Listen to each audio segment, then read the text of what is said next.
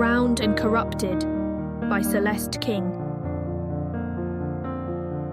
Chapter 1. Bremi. Voig is so beautiful this time of year. I turn at the sound of laughter, and my long hair floats behind me. The sunlight dances off my platinum tresses as I turn to see Rena, my friend. She walks up to me, her eyes sparkling with happiness, and I lean down to hug her. The gardens are so beautiful this time of year, Rena says, and her words echo almost exactly what I was thinking mere minutes ago. Well, your father is the head groundskeeper, so, of course, the gardens are looking beautiful, I tell her as we walk towards the house I grew up in. Rena smiles unaffectedly. Her father is a talented Zagfair who has always managed to manipulate the gardens to reflect what my mother and father want. My parents aren't gaudy or extravagant with their wealth, even though they're part of the royal family of Voig, Kral and Amelie Ishiraya. The first dark elf and human pair, at least publicly. I'm lucky, I know, to have grown up with such a loving family. Like how my mother, instead of ordering Rena's father to plant the most exotic blooms, asks him to keep things simple so their resources can go to their servants, their people. But that still doesn't change the life I grew up with, the pressure. I swallow back the emotion building as I enter the living room on the ground floor behind Rena, and we pass the enormous mirrored wall as we walk towards the library. I pause for a minute and listen to Rena's chatter as she disappears into the library, and I look at myself in the mirrored wall. A young woman who I am not quite familiar with, but who I grew up with, stares back at me. A young woman with long, bright blonde hair and pale grey skin. A young woman with bright blue eyes and a tall, slender frame. "I'm coming!" I call distractedly to Rena, who peers at me from around the library door. I wait until she disappears before I take a moment to get reacquainted with myself. It seems I grew up overnight. I mean, I knew I was growing up. I knew I was becoming an adult. But it happened so quickly. There was virtually no time between my childhood and young adulthood. Now, when I pass mirrors or reflective surfaces, I turn and look at myself, and I expect to see a child, an adolescent. Get used to it, I think to myself almost harshly. And then, as I shoulder this new burden of age and adulthood, I go to join Rena in the library. Rena and I have been friends since we were both children. Luckily for me, my parents did not insist on me spending all my time with other noble children. "Are you ready for today's lesson?" Rena asked me excitedly, and I cannot help but smile at her enthusiasm. "I don't know." My voice is wry. "I think I'm still quite exhausted from yesterday." Rena pouts and rolls her eyes. "We barely did anything yesterday, and besides, the more you practice, the less tiring it will be." I know she's right, and I also know that I need to practice using my magic as much as possible. This is part of that burden of adulthood, I think grimly to myself. Rena opens the large floor-length windows that line the library walls, and I inhale deeply as fresh, sweet air flows into the room. I know that in a way, Rena lives vicariously through me. All dark elves have magic abilities, even Zagfers, but she can only wield a very low level of magic. Unlike me. My father is the most powerful dark elf, they say. As a child, he had to have his emotions sealed away to protect himself and everyone else. But that all changed when he met my mother. I inhale again and summon the elements to me. I shudder slightly at the rush of power that wells up inside me, and when I exhale, I do so in the direction of the fireplace. Rena squeals and claps her hands when a fire bursts into life in the fireplace, even though there wasn't even a piece of wood in the grate a second ago. Starting the fire is just a warm-up, and we move on to more difficult tasks as the afternoon progresses. "Your tutors are going to be so happy about the progress you've made," she gushes, and I cannot suppress my smile at the unadulterated joy on her face. The thing I love most about Rena is that she doesn't feel any animosity towards me for being royal or wielding more powerful magic than her. Instead, she's just happy for me. They aren't going to be too happy about the fact that I've just focused on elemental magic, I tell her, although that is what we've spent so much time focusing on. We can start on the arcane tomorrow, she reassures. The afternoon passes sweetly, slowly, and ends with Rena and I sitting on the floor with a feast of sandwiches and pastries spread out in front of us. Practicing my magic always exhausts me, and right now there is a pit in my stomach from all the exertion, so I shovel the delicious food down until I lean back, finally full. We should take a walk, Rena says slightly sleepily. I will need to get back to my duties soon. I need to get some fresh air before I go back to the kitchens. I nod in agreement. I also need the fresh air. I'll probably be spending the rest of the night poring over old texts. My tutors are nothing if not thorough in my training, and seem to want me to learn every language, every form of magic, and every fighting style. We walk languidly onto the terrace, and then down the steps. I see them then. My parents, Kral, and Amelie, the Archduke and his wife. To everyone else they are a symbol, either for better or worse. They mean something. To me, they are just my parents, and something I aspire to. I want a love like theirs. But sometimes, I don't know if the gods have planned it for me. They stand at the far end of the gardens, underneath a bough of flowers that is always in bloom. They are in a half embrace, and the scene looks like something out of a fairy tale. My mother wears a long pale blue gown, and her hair is piled on top of her head. My father is bent towards her, wearing his typical tunic and pants. Both pieces are embroidered with a fine thread, the colours the only thing showing his royal status. He's never been one to flaunt it, just his love with my mother. They are surrounded by bushes of rosed herbs, and the colour of the purple-blue flowers is bright and almost harsh in contrast to them. I pull Rena to the side quickly before they can see either of us. My parents are quite aware that if Rena is around, I am close by, and vice versa.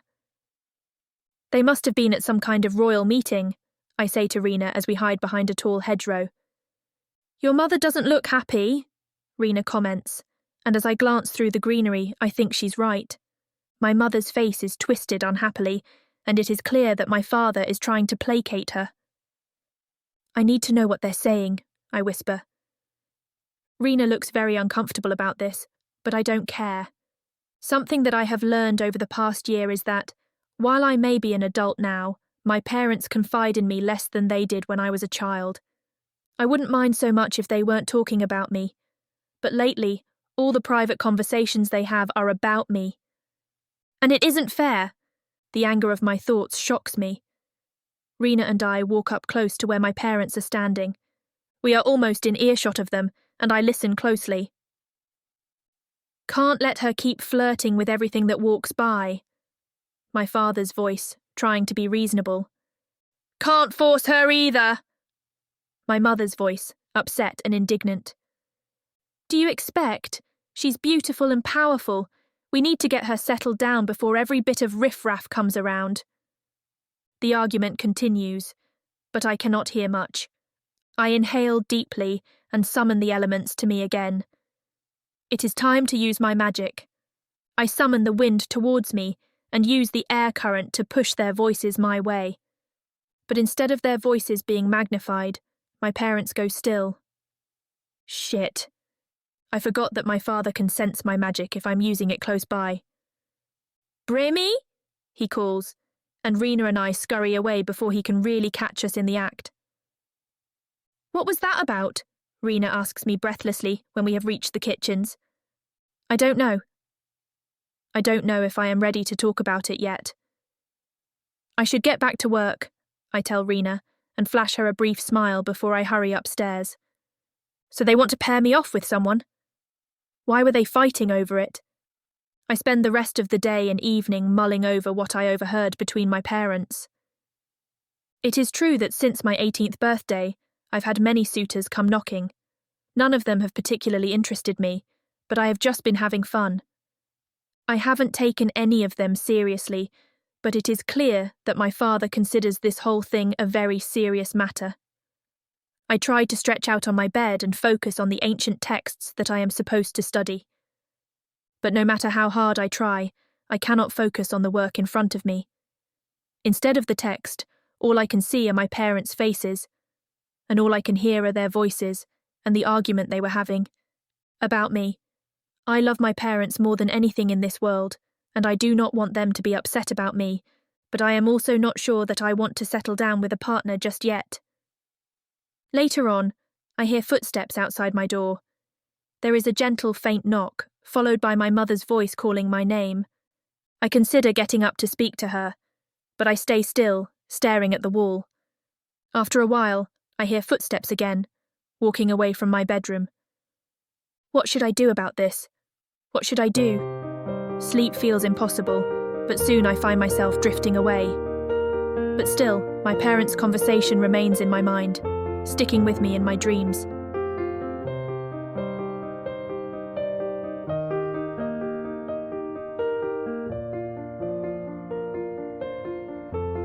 Chapter 2.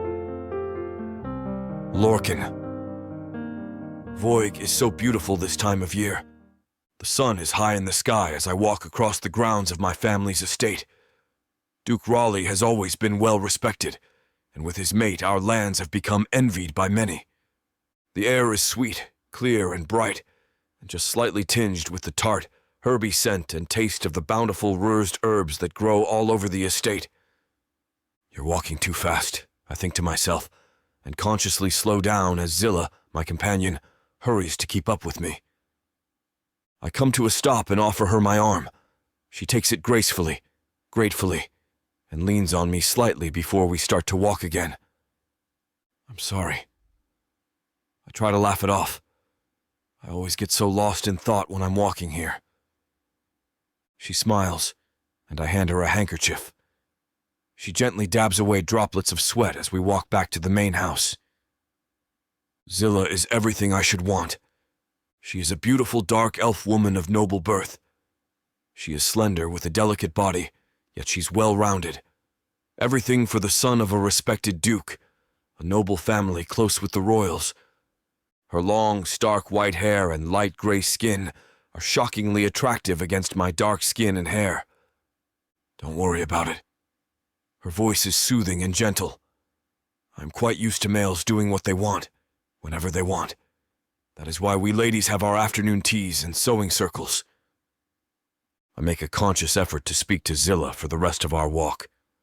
We exchange childhood stories and laugh about the antics of our younger siblings. We continue to talk until we reach the gates of the estate, where her carriage waits for her. She looks at the carriage reluctantly and then looks back at me. I lean down, almost compulsively, and brush a gentle kiss onto her cheek. Then I take her hand and kiss the back of her palm. Zilla lets out a little gasp, and I suppress a smile as I bow neatly before her. Will I see you again? I know that she does not want to ask this question. She does not want to seem desperate. But I also have not made any indication that I want to see her again. I take both her hands in mine and look at her as earnestly as I can, even though everything inside me is screaming for me to make her leave. I'll send for you soon. There is still hesitation and what I can only describe as disappointment in her eyes. But she smiles and nods before walking gracefully away. Her skirts, expensively and privately designed, swing behind her. I do not wait for her to leave. Instead, I turn and hurry back to the house.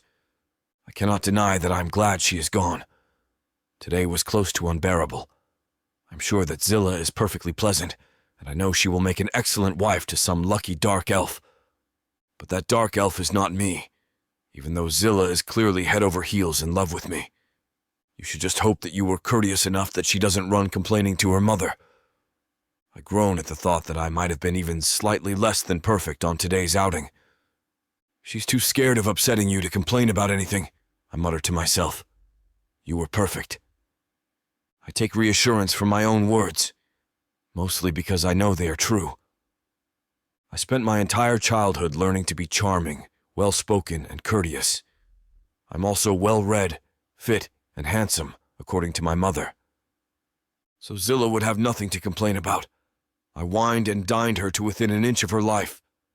You're so predictable, a dry, wry voice speaks from behind one of the bookshelves. I flop down into one of the comfortable chairs in the library. My sister Lily saunters out from behind the shelf containing all the dark elf fairy tales, with a broad, wicked smile on her face. I don't want to hear it. My voice is rough, and I swallow a yawn. But you're going to hear it, she says. Lily's voice is smug and cheerful at the same time. It was actually painful to watch you two together. She lets out a laugh and twirls around elegantly before sitting down neatly in the chair opposite me. Lily looks lovely, as she always does. My sister might be snarky, abrasive, and petulant sometimes, especially when she doesn't get her way, but she is always well put together. Right now she is wearing a printed blue floral dress, and a white band is wrapped around the crown of her dark hair. She is everything that Mother wants. I cannot help but think moodily to myself. Well-mannered in public. Too distant for any suitor to come close to. Our parents have nothing to worry about. Lily won't get into trouble. I cannot stand the thought of going on another date with someone like Zilla. I've flirted with and swooned so many women, but there's always an issue. Something about them drives me away. My sister continues then. When are you going to stop leading these women on, especially if you're so clearly not interested in them? If Lily could see you weren't interested in Zilla, then Zilla definitely knows. Unless she's a complete and utter idiot, which she might be. It's none of your business, Lily. Why don't you go find someone else to bother? Usually, I would have the energy to argue with my sister. We've spent our entire lives arguing, so it is a routine that I can fall into quite easily. But after today's date with Zilla, I do not have the energy. All I really want to do is sit and stare at the walls and brood. Lily seems to sense my apathy and disappears without a word. As she leaves, I have to concede that my sister is right. I do have to stop leading my dates on. Having to lie continuously is exhausting, and I know that my parents are starting to become a bit tetchy about it all. My father wants me to grow up and take on my responsibilities now, and my mother wants to be able to plan a massive mating ceremony. I know that if I just chose one, everyone would be happy.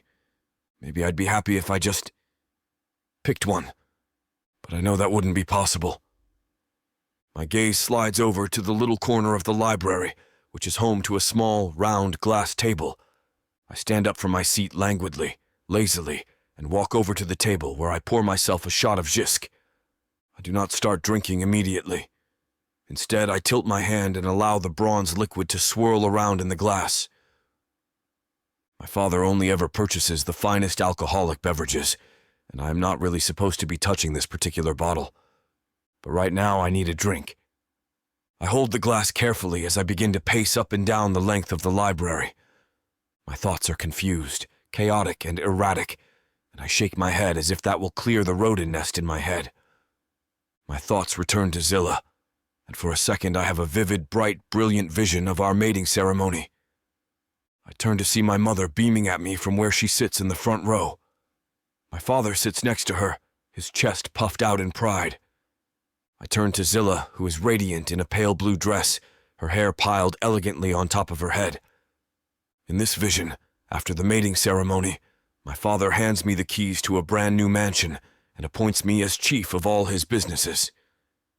The vision fades quickly, though it leaves a sour taste in my mouth. I lift the glass to my mouth and swallow the Zisk in one burning gulp. Warmth ripples across my skin, and I pour myself another shot of Zisk. This time, I savor the taste of the liquid. I roll it around in my mouth and shudder at the brisk, smooth, biting taste of the Zisk. You should thank the gods that father doesn't skimp on his liquor. At least you can get drunk off the good stuff. After I have a few drinks, I wander over to the doors that lead out to the garden. The day has grown older, and the sun is lower in the sky. The air is crisper and colder, but still sweet.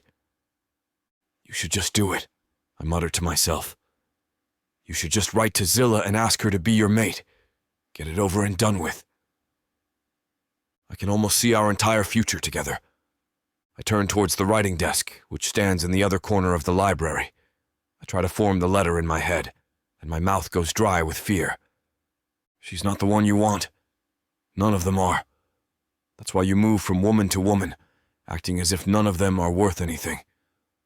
I close my eyes briefly as an image obscures my vision, an image I do not want to see, an image of long, bright hair falling gracefully down a slender back. I open my eyes and smile to myself. I cannot imagine settling down with Zilla or any of the other desperate women who want my hand in marriage. But there is someone I could imagine myself with, someone I could see myself with for the rest of my life, someone I've always had feelings for. But that will never happen. Will it? I tell myself. Instead of going to the writing desk, I walk over to the table with the Jisk. And soon enough, all thoughts of Zilla slip my mind.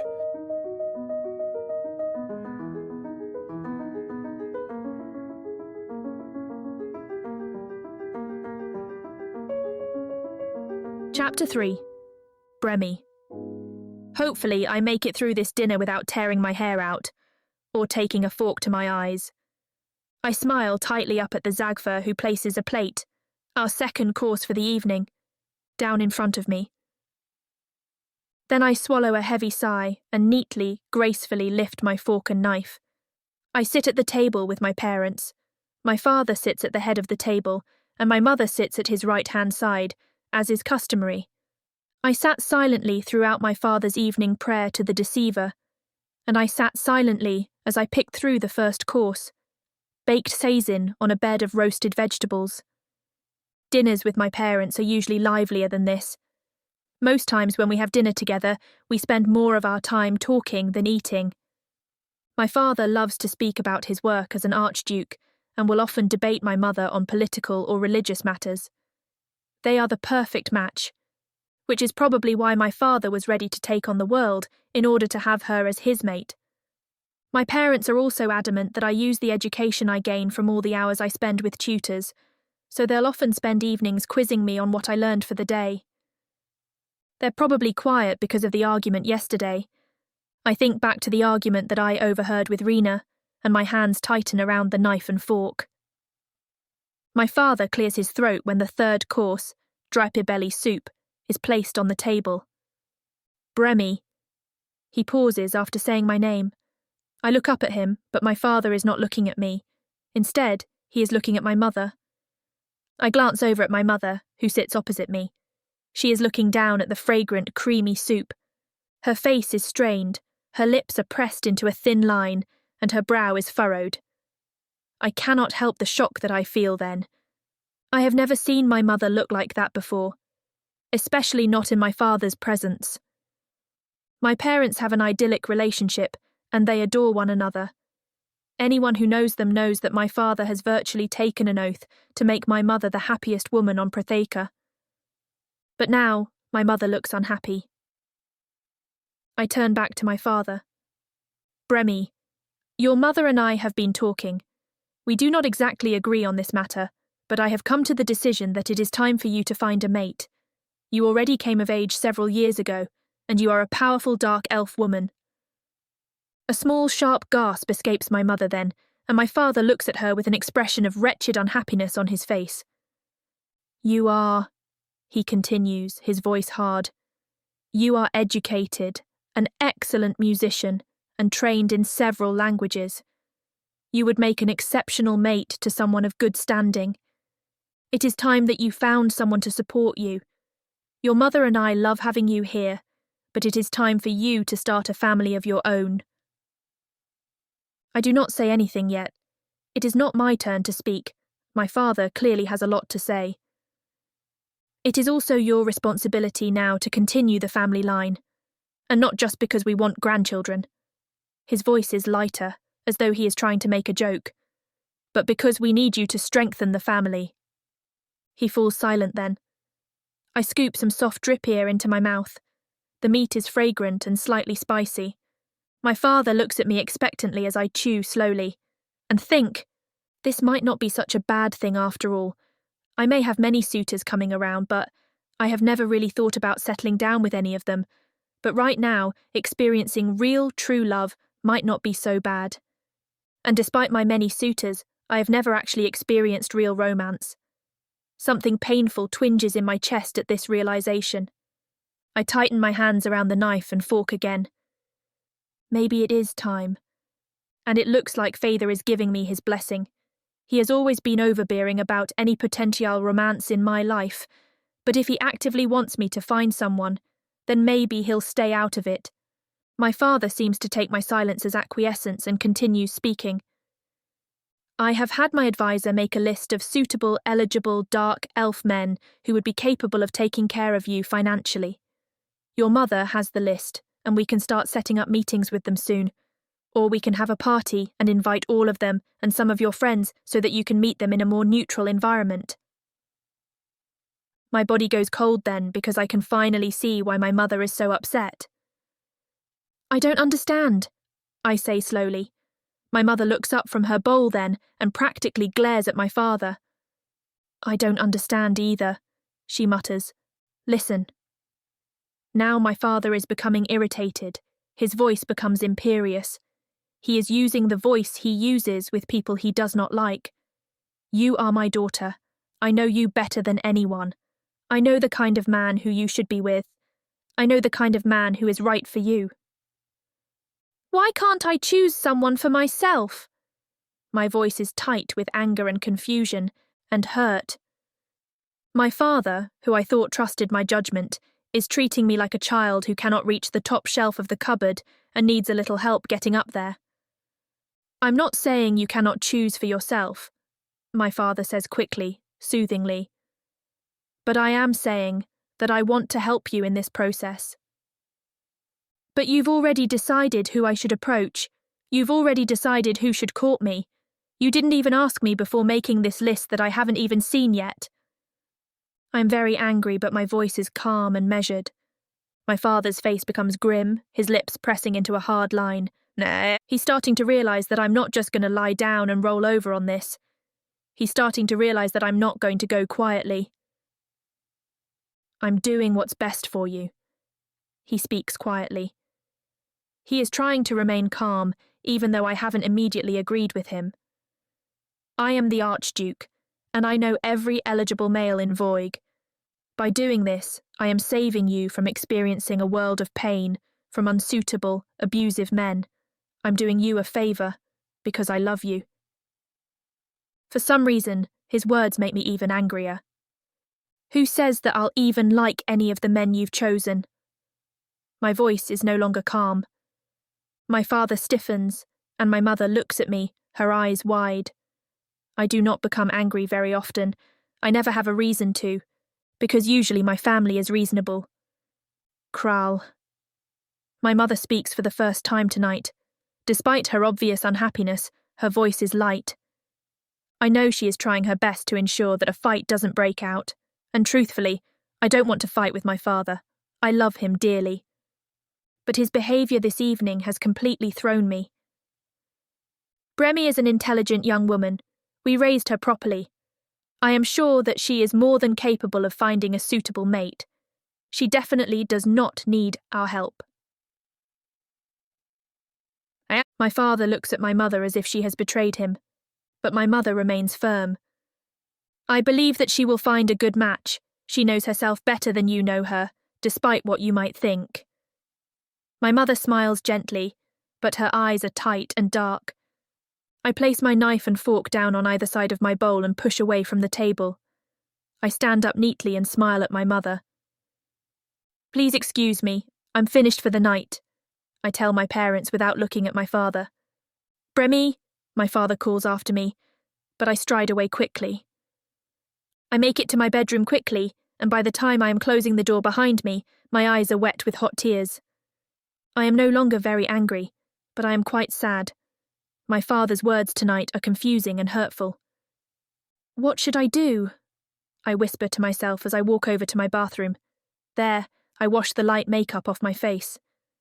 Once I have finished my evening ablutions and have put on my pyjamas, I crawl into bed and lay on my side. Truthfully, I do not know what to make of the whole situation. I hate the feeling that my father does not trust me. My parents have always treated me like their equal. Even when I was a child, they treated me with grace and respect. They also invested in my education so that I could be their intellectual equal.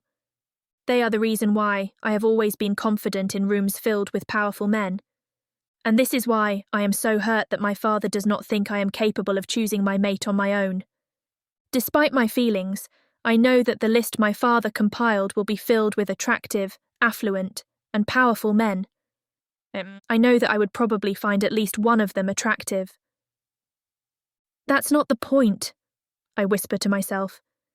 The point is that he has taken my choice away. And I don't know how to forgive him for that.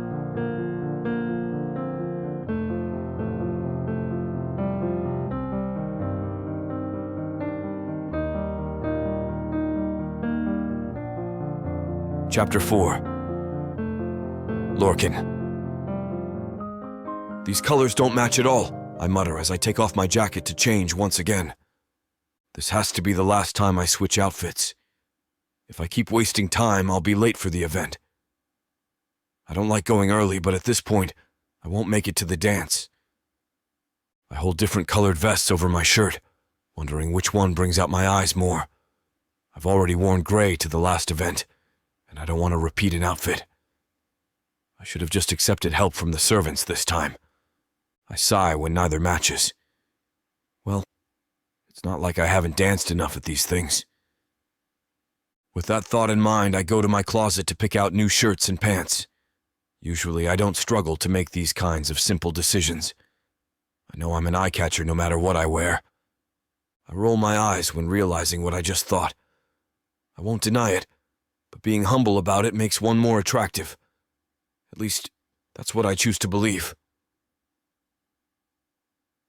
I reach for a black shirt, opting for a darker outfit tonight. Maybe some purple or navy blue accents would look pleasing. Black always looks formal and mysterious. Even though Bremy has mentioned that pale colors look best on me, I remember as I button down the shirt. Looking at myself in the mirror, I realize that I can't wear black pants anymore. If I wear it with a black jacket, I'll look like I'm in mourning. With a sigh, I change my pants to a wine-colored pair. I chuckle once I've changed my clothes. Finally, I have something I'm satisfied with. With the matching jacket, I won't lose the mysterious allure I'm going for. All that stress for nothing when I always know what to pull off. But I suppose since I heard Bremy and her family will attend, I got in over my head about it. She always looks effortless at these things, even though she doesn't particularly enjoy them. I smirk. It doesn't stop her from taking away the spotlight from me. It's unsurprising, though. Bremy is beautiful, and no one can deny that. The ladies I often have on my arm like to comment on her appearance. I try to hold back on my praise for her, or otherwise, there'll be a snarky fight. Not that Bremy won't be able to hold her own. That power of hers is amazing. I also try to keep comments on her beauty to myself. The last thing I need is for my words to reach Bremy's ears. I don't need my family to know about my attraction towards her either. It's easier for everyone if it's kept secret. I fix my sleeves before I put the cufflinks on. It doesn't matter what color my suit is, my cufflinks are always the same. The sapphire matches my eyes perfectly, and I distinctly remember Bremy mentioning liking the combination before. Lily calls me a liar, but what does she know? She's still a child in my eyes. A child that likes to talk a little too much, I mumble. Once done with the cuffs, I look at my appearance. I'm quite pleased with my reflection, but I feel something else is missing. Of course, I need the shoes and tie, but my head feels rather empty. Should I wear earrings for tonight? Do I even have sapphires? I ask my reflection. I still have to figure out what to do with my hair. Tidy makes me look gallant and formal. Untidy gives me a playful and villainous look. Another sigh. I'm doing too much to myself. Who knows if Bremy will even notice my appearance? My charm and beauty never seemed to affect her before. I guess that's the result of growing up together. Always being around each other desensitized her to my looks. It's not fair. Be that as it may, there's one thing I was always certain of in our friendship. There's always been an attraction between us, deeper than a physical one. That's another undeniable result of growing up with her. It's evident with our glances, her playful smirks, and the lingering touches when we're laughing together. Not to mention the odd quiet times between us when the air feels stiff and heavy. The space between us that should be filled with words that need to be said. Despite that, neither of us acted on that attraction. I don't know why I never did. Perhaps because she's my childhood friend is why I couldn't. I'm not too sure exactly, but my playboy reputation certainly dwindles my chances to try now. As long as she's a part of my life, I can enjoy her from afar, I decide. Besides, I don't have to worry about Bremy getting married to a pompous snob. To my knowledge, she's never had a romantic relationship before. It's both relieving and surprising to me. Underlying her powerful magic and confident stature, there's a bit of innocence that I love. I can also count on her overprotective father, Kral. He won't let just anyone near his daughter. Even if it's not me, then at least it's nobody else. What selfish and dark thoughts, Lorcan, I say out loud. What selfish and dark thoughts? Lily's voice sneaks in. You're even worse than I thought. Startled, I turn around to see her standing at my doorway. Her mischievous smirk is in all its glory while she leans on the door. I roll my eyes, already knowing her intentions for coming here. I grab a brush from a small table and comb my hair. I ignore her knowing smile from the mirror. Her stare's as intense as mine, and I can't help but acknowledge her annoying presence. What do you want, Lily? Aren't you supposed to be getting ready for tonight? I grumble as I go back to brushing. She scoffs and waltzes inside. I'm already ready in case you haven't noticed. I glance at her blue dress that I know for a fact she wore to the previous event. Where's the red dress I gifted you? It wasn't cheap, you know. It also didn't fit me. I was going to wear it tonight, but I forgot it needed alterations, she says with a shoo of her hand. You have other dresses than the one you're wearing. You know how the nobility doesn't hold back with their comments. She shrugs. I don't care. I'm only going as a formality anyway. Whatever you want. I slick my hair back and pull out a single strand to frame my face. I shake my head and tousle my hair to go with the messy look. I part it on the side to still have some loose pieces over my face. Lily stares at me curiously in the mirror. She tries to stifle laughter. I can tell the corners of her mouth are twitching to make fun of me. What? I snap. Nothing. I've just never seen you fuss over your appearance so much before. She muses. Look at you messing around with your hair. It even looks like you bathed. What are you talking about? I always like to look presentable, unlike you. She rolls her eyes. I told you that my new dress is being altered. And no, you don't always get like this. I can tell you've tried on a couple of outfits already. Her voice trails off as she takes notice of the mess in my closet. Belts hang from the mirror, and drawers are halfway opened. She glances at me, eyeing me suspiciously. Then her mouth breaks into a wide grin. You're trying to impress someone, aren't you? She asks, nearly giggling. I scoff, trying to remain cool. Sure, that's what I'm doing. I look good in everything I wear. She gags. Can you not be an egotistical maniac for once? I'm just telling the truth. She starts to playfully poke me around the waist.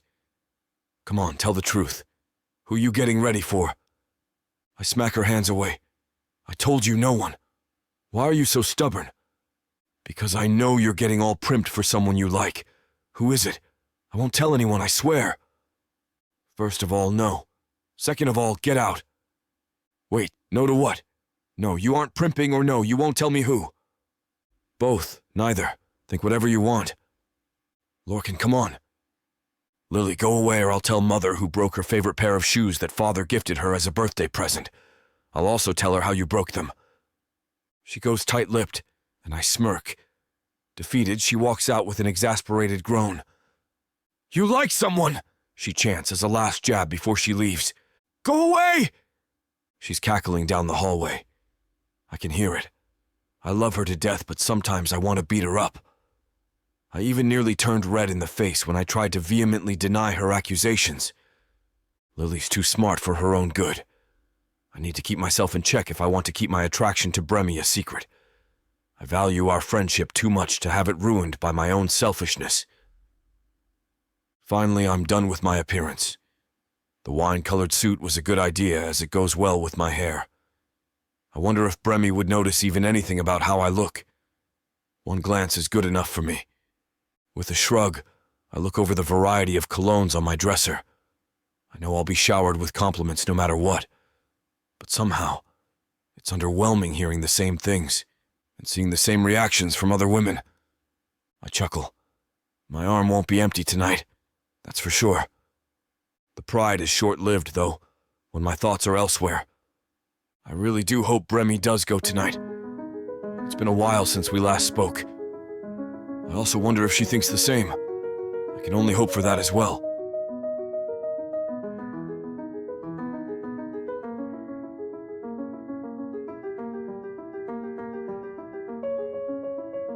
Chapter 5. Bremy. I think I'll put some braids in my hair, I comment to myself as I start to separate my hair into pieces.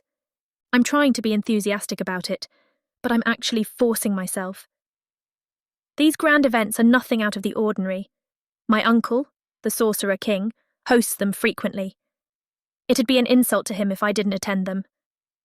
Most of Voig's Kuzuth will be there, including one of the suitors my father wants me to speak to and hang out with.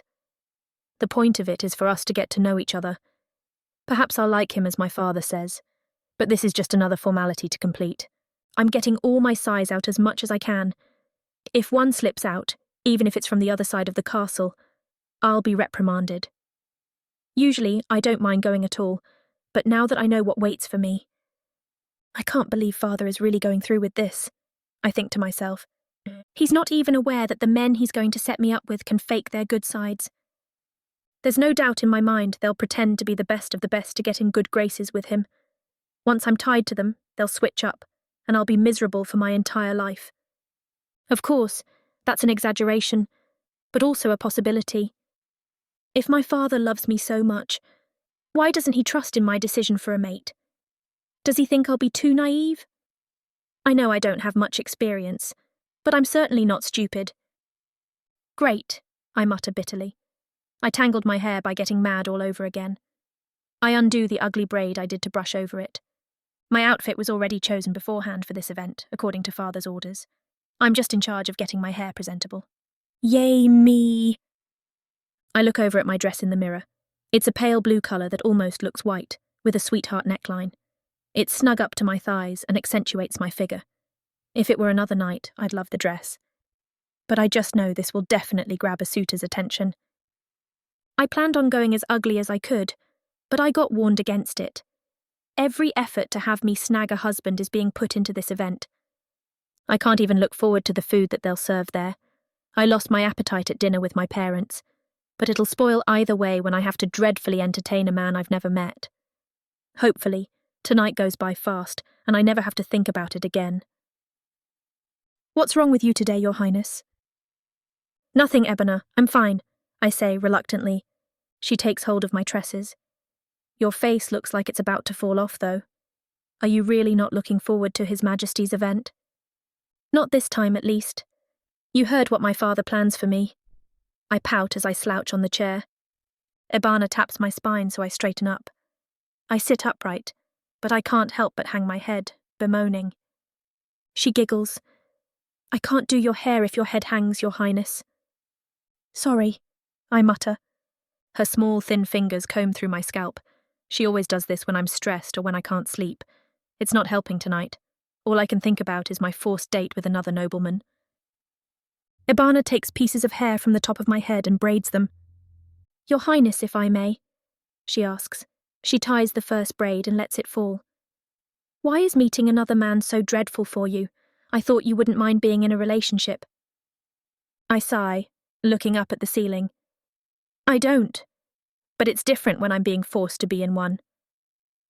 Well, arranged marriages aren't that uncommon in Voig. I know they aren't. But how could my father even think that I would want something like that? He married my mother out of love, for God's sake.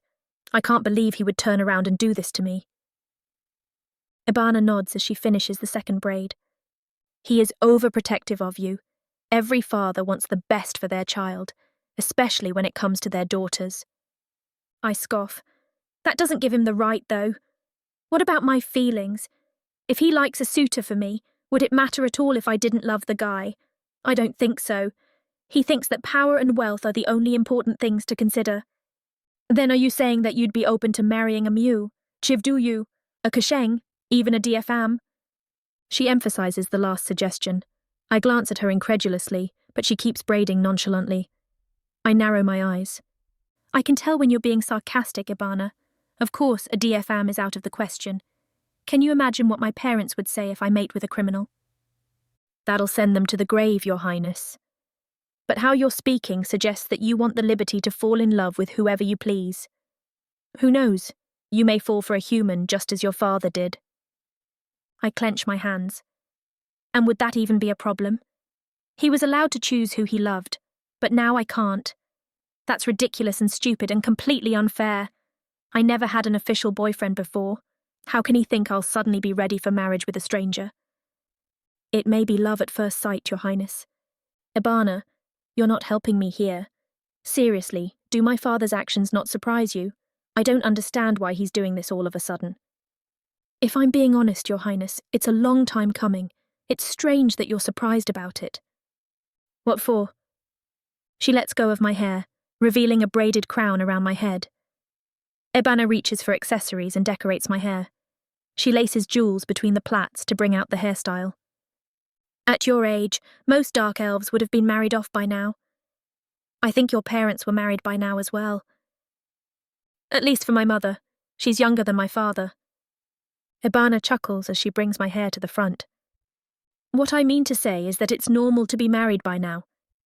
Especially in your shoes, considering your position. You come from such an important family lineage. It makes sense that the master is anxious to see you with someone worthy as soon as possible. I let out an exasperated sigh, unable to refute her words. I hate that she makes sense. The joining of two powerful houses would bring great benefits to both families, but for the life of me, I can't see it as being of as much importance as the other nobles do. We'll have more money, so what? What if I hate my husband? What if he cheats on me? Too many risks and possibilities can happen with this stupid arrangement. Don't think too hard about it. I'm sure his experience in being with Madame is why he's feeling so anxious about it. In what way? He's a Dark Elf and she's a human, Your Highness. He had to go against Dark Elf society to be with her. I sigh, already having heard this story many times before. I don't see how that's relevant. Perhaps the master doesn't want you to go through any hardship like they did. By choosing someone he deems fit as your husband, you won't have to suffer heartbreak or ridicule. That's just wishful thinking. The suitors may hide their true selves at first to appear pleasant in front of my father. She shrugs. I just don't want you to overthink it. Yes, I know, thank you either way. Of course, Your Highness. I'm always here for you if you need me. Despite everything that Ibana said, I still can't agree with my father. I should be the one to choose my mate, not him. It's my life, and I'm the one that decides what I want out of it. But he's quick to prevent me from doing so. He already has someone in mind for me to spend the evening with. I don't even know his name. At least, not that I remember. I'm already dreading the formality I'll have to use when meeting a suitor. I'll have to dance at least once with him. I don't doubt for a second that he'll want to go somewhere alone to get some privacy. My skin feels like blistering just at the mere thought of it. I swear if he tries to pull something on me, he's gone. I'll obliterate him without a second thought. Ibana finishes with my hair after applying some oil. I look even better than most nights like this. I'm trying to repel men, and this won't help at all. I sigh deeply, ignoring Ibana's glances. I have to find a way to get out of this arrangement. What if I force myself to vomit all over his shoes? Then he won't find me so appealing. No, father will see right through it. He'll just quickly arrange for another meeting. What if I just meet the man and after one dance I excuse myself? I'll send a letter with my apologies that I suddenly felt unwell. I'll drag it on until he gets bored of the same lame excuse. What if father intercepts my letters? He'll have him visit me, just to punish me for pretending. Then again, acting sick won't fool anyone anyway. I'm able to heal myself with just the snap of my fingers for most common ailments. I just need to come up with a different way to undermine my father a little. Then a light goes off in my head. He didn't specifically say I have to spend time with the suitor tonight, nor did he say for how long. What if I do spend the night hanging out with someone, but it's not the person he chose?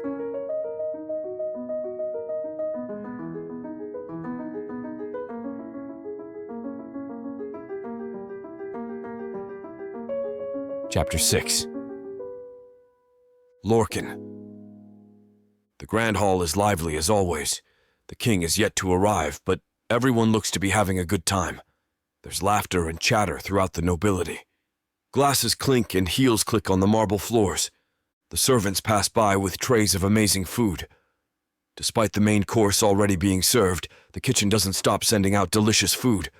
I haven't eaten as I haven't built up an appetite yet. I keep to myself in the shadows, watching the grand event pass by my eyes. It's like any other event hosted at the palace. There's nothing different unless the king announces it. My only interest in coming tonight has yet to appear. I swirl the wine in my hand. The taste is dry and bitter when it's supposed to be sweet and bubbly. How can I throw this away without anyone seeing? I mutter as I search for a plant. With no plant in sight, I simply chug the glass. I try not to make a sour face when the wine passes my throat. At least the alcohol makes me feel lighter. It's a little less boring than standing around and watching. Duke Lorcan, how are you this evening? Count Arzor approaches me. I bow my head in respect. Fine, thank you very much. How about yourself, Count? Fine as well. I see you don't come with company tonight. I chuckle. It seems that way. Have yourself a great evening. He nods at my dismissal and walks away. I don't really like talking to that guy. I can tell he always has something snarky to say. He looks like the type to start rumors out of nothing. But I have to keep quiet because my father tends to do business with him.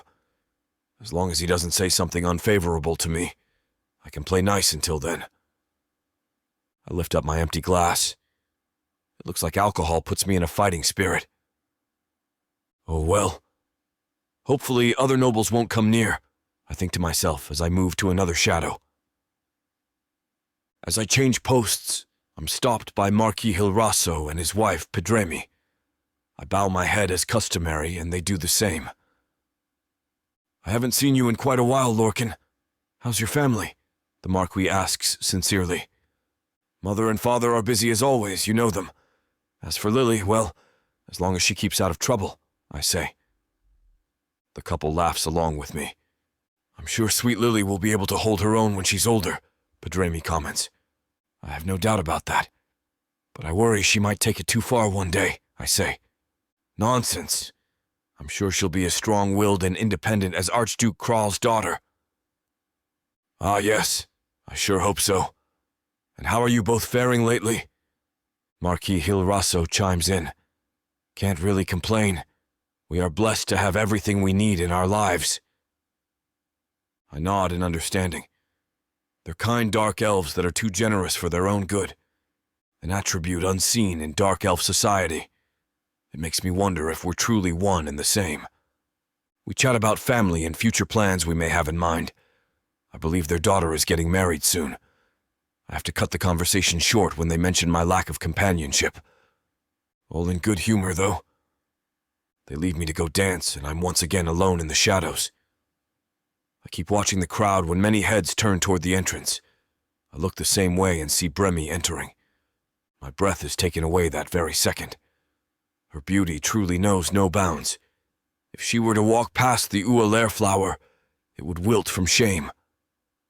The only plant that is supposed to grant eternity wouldn't last a second in Bremi's presence. The crowd covers my line of view of her. I think about approaching her, but I'm quickly frozen in place when she comes into full view. She's with someone tonight, it seems. I don't recognize the man she's with. He can't be remotely better looking than me. He's dressed too gaudy to be next to her. What is this? Bremi's not one to be socializing with other men so freely. Did her father have something to do with this? Did he actually allow her to be accompanied tonight? I guess she won't have time to talk with me at all. I frown. With a reluctant sigh, I give up any intent to approach her. There's not much I can do about it. I swipe another glass from a servant's tray and drink it whole to distract myself. Yet my eyes keep following her around the hall. She's gotten even more attractive since the last time I saw her. I didn't think it'd be possible, but here she is, gaining glances and whispers from others. Her long, silky hair is styled up into an intricate updo, a crown of braids. My eyes follow along the delicate lines of her curves. She's graceful in the way she walks even when she's not dancing. The man she's with looks like he has 2 left feet. I try to avert my gaze, but they're sealed on her beautiful face. Her bright blue eyes are everywhere but his, which I'm glad for. Still, she has yet to notice me standing by myself. Acting like this already has Lily's voice in my ear. I can hear her laughing at me. I don't doubt she already is from a different corner of the place. I just can't help but feel a bit possessive of Bremy. They start to dance, and I finally look away. A small ember flickers inside of me when I see his hand linger on her waist. I go in the opposite direction so she won't see me. As I walk away, my eyes fall on a cute dark elf girl. She chats with 2 other women, holding her fan up to her face. She wears a dark blue dress with her hair in curls. Her eyes are wide and bright, perfect for tonight's entertainment. She notices me approaching her and sends her friends away. I offer my hand, and when she gives me hers, I place a soft kiss on top of it. "Good evening, my lady. May I know what your name is?" I ask, turning my voice silky. She grins and curtsies. "I'm Soli from House of Arte. I've heard about you, Duke Lorcan." I raise an eyebrow. "Do you? I hope only good things." She giggles flirtatiously. "Perhaps. Will you be asking me to dance?" "Actually, I was thinking perhaps you'd like to accompany me somewhere more private. The palace does have the loveliest garden in Protheka." She squeezes my hand. "It'd be my pleasure." I escort her towards the gardens, giving one last glance towards Bremy and her companion. I can't find her anywhere in the crowd anymore. With that, we escape the loud music and idle chatter. The main garden's silence brings an odd calm to me. Here I won't be distracted by the fact that another man has his hands all over Bremy. I'm the only man she's ever held hands with. Sure, that's when we were kids, but the significance lingers with me. We stroll around under the moonlight. The noise from inside slowly fades away, and it's just the 2 of us. I glance at Soli. She's attractive, but tonight I feel indifferent. "So," she begins to say. She fans herself and sighs. "I never thought I'd get the opportunity to meet with you, Duke Lorcan." "Is that so?" "Yes, very much so. I'm sure you're aware of the rumors about you." I chuckle lightheartedly. "Of course I am, but I don't think rumors should define my character. Even though those rumors are absolutely true, I don't doubt that they've reached Bremy's ears too. I wonder if that's marred her opinion of me in any way. Not that it should really matter." We walk past a fountain. The water gives off a chill, and I notice Soli shivers. I'd offer my jacket to her, but I spent a lot of time picking it out for tonight. "It's a beautiful night, isn't it?" she comments. "Yes, it appears so." Yes, yes." The mood I set inside has completely vanished.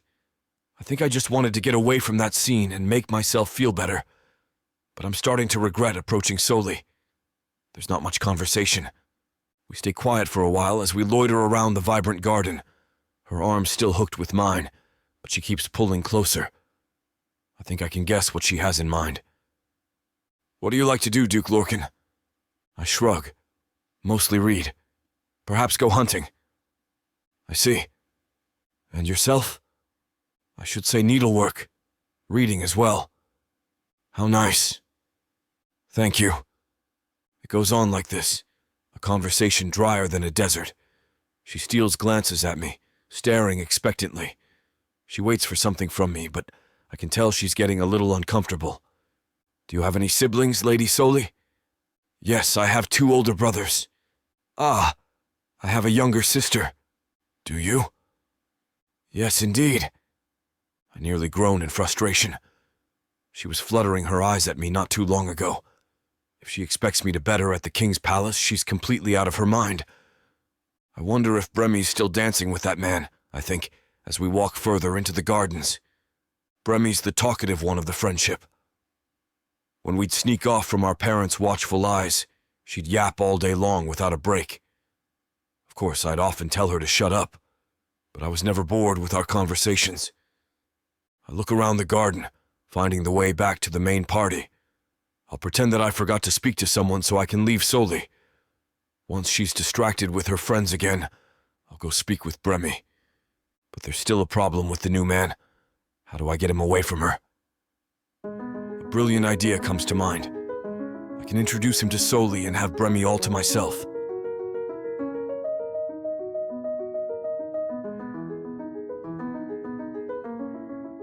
Chapter 7. Bremmy. You look wonderful, Your Highness, Dalru says for the 5th time since we arrived. I force another smile. Thank you, you are too kind. I'm just being honest. I find myself quite lucky that Archduke Krall picked me among the many suitors you have. Ah, yes, well, I don't have many suitors. I try so hard not to roll my eyes, but from the second I met him, he's been unbearable. How is it possible to compliment me with such a stony expression? It's almost like someone's forcing him to say these things to me. They don't sound genuine at all. My fists are clenched the entire time. The other dark elves look over at us a little too long. I know the other nobles have an opinion or two about my relationship status. Seeing me in arms with Dalru will give them something to gossip about. We greet the others as a basic formality. I look around to see if I recognize anyone here. My eyes quickly fall on Lorcan talking to Marquis Hilraso and his wife. At least someone familiar is nearby, just in case. Are you looking for someone? Dalru asks, tugging my arm. No, I thought I saw an old friend of mine. I was mistaken, I lie. Good. I was afraid you were getting bored of me already. I fake a laugh. How can that possibly be? We just met. That's exactly why I want to leave already. It's not his fault that I want nothing to do with him. Aside from his weird clinginess and the way he ogles me, I already caught him looking at my chest twice. Gods, why did my parents pick this damn dress? I curse on the inside. The event's lively and bustling as always. I don't know if my uncle has a reason for this event, but it doesn't stop him from going all out. I look over at the long tables filled with a variety of dishes and desserts. My mouth waters when I notice my favourite cake settled between an assortment of cheeses. I want a piece so bad, but I don't want to eat in front of this man. Have you eaten, Duke Dalru? I ask. No, I don't have much of an appetite. Really? Is there a reason for that? He shrugs. Not that I know of. My face freezes in a fake smile. I'm struggling to keep the conversation alive. I'm only doing this because my father's making me. He has no excuse to be this cold if he accepted my father's proposal. Do you dance? He smiles for the first time. Yes, I do actually. But he doesn't respond further than that. I stare at him, egging for another answer. Would you like to dance? I ask with nearly gritted teeth. His eyes open wide. Oh, you dance. This is so ridiculous I can almost laugh. I wonder if this is what Ibana had in mind for me. This is the kind of man they want me to marry? Endless days of unbearably awkward silence. I swallow hard. Yes, I do. Would you like to dance? I repeat. It'd be an honour. I only offered, because standing around in silence sounds worse. When he isn't looking, I turn over to where Lorcan stands, only to find him gone. With a sigh from the inside, I walk alongside Duke Dalru. The dance is a fast-paced waltz. At least this will make the time go by fast. Although I'm kind of dreading being in closer proximity to him. He takes my hand and pulls me towards him. I'm caught off guard at first, but then he places his hand on my waist, dangerously close to my arse. Duke Dalru, your hand, I tell him. He tilts his head. I'm quite taller than you, aren't I? If I place my hand higher, it'll be uncomfortable for me. What the fuck? Goodness, I've never even thought of that word before. But how does that make any sense? I have to bite my lower lip to avoid lashing out at him. He isn't directly touching my arse, but this is too much for me. Then the music begins. The other nobles exchange smiles with me, and I have to fight through. I also have to keep my image for my parents' sake. Not to mention the scolding I'd get from my uncle if I had a sour expression. Not that he doesn't have his own problems having to marry my cousins off. You dance quite well, I exaggerate to Delru. Thank you. You are not so bad yourself, Your Highness. I must say you look radiant when you move, he says as he twirls me. Oh, thank you, Your Grace. Although I must say that perhaps it is too tight to dance this way. I nearly stop right then and there. Huh? What do you mean, Duke Dalru? Your dress. It's lifting. I don't want to say this, but if I see more of your skin, it'll be difficult to hold back. He smirks at his little confession. I use every fibre of my being to control my facial expressions. I want to cringe and gag. His near-white eyes only make him look more perverted. I think I fail to hide my disgust because his smile falls flat. Do you want to keep going? He asks, a little too demanding. I'm about to completely reject his offer, but I notice my parents at the very back of the room. My father gives me a warning look while my mother shakes her head in defeat. I look back at Dalru and bite the inside of my cheek. Yes, let's do one more song, I say. Very well. We dance the next waltz in complete silence. However, that doesn't stop him from looking directly at me. I have to avert my eyes, just so it won't be so uncomfortable. Duke Dalru, where did you learn to dance? I ask, trying to direct his attention to something else. I'm assuming the same as you. Well, I'm sure the way they teach males is different. I don't think so, Your Highness, he curtly says. I'm screaming on the inside. Surely they must have taught him how to socialize with women. I can't put up with this any longer than I already am. I look over at my father, pleading with him through my expression. He's having none of it, and gives me another warning glance. After, he takes my mother away while keeping his impending stare on me. The music finally stops, and we bow at each other. He offers me his arm, and I reluctantly take it. I look around the crowd to find an excuse to separate myself from him.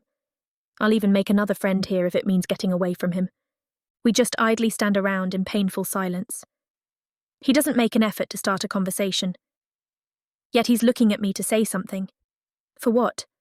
I don't know, and I don't care. I really can't take it. I have to leave this man, I think to myself as I look for an excuse to slip away.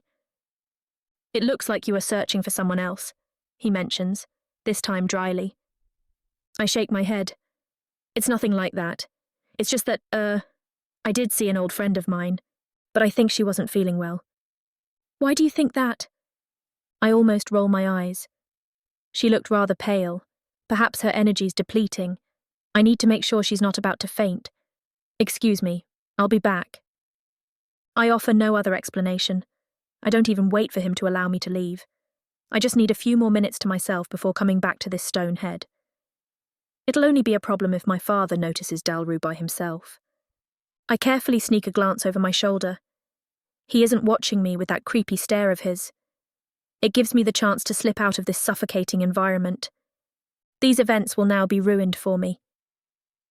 My father plans on matching me up for every single one of them from now on. The fresh air when I step outside allows me to breathe comfortably. I was starting to get overwhelmed in there, not to mention the added stress of my father watching my every move. I sigh as I meander around the gardens, enjoying the solace. I even adjust my dress so my chest will be a little more covered. This is the last time that I will wear a dress that shows this much cleavage. I sit down on the fountain, splashing my face with the cool water. I didn't realize I was starting to sweat. This is the first outing with a damn suitor, and it's already affecting my body like this. I won't last at this rate. If my father thinks I'm marrying one of his choices, he's going to be greatly disappointed. I frown as I rub my feet. My heels feel too small now. That's my cue to go home already. But I know another argument will wait for me as soon as I step inside. I might as well enjoy some time in the garden, I say to myself. I walk further in, enjoying the beautiful flowers. I remember my uncle saying he had the Eulaire flower hidden somewhere in here. As a kid, I'd go looking for it. But now I know that was just a lie. My childhood's full of happy memories. Then I had to grow up and now I have to marry someone. What kind of deal is that? I keep walking until I bump into a couple hiding from the party as well. However, one of them is Lorcan. Another woman trails her hands over his arms. So did you just bring me out here to talk? She says flirtatiously until she notices me. Lorcan looks over at me, surprised. My cheeks flush, and I quickly look away. I stutter. Sorry, I didn't mean to interrupt. I was just... You know what? I'll just go. I make moves to quickly leave, but I hear my name suddenly. Bremy, wait!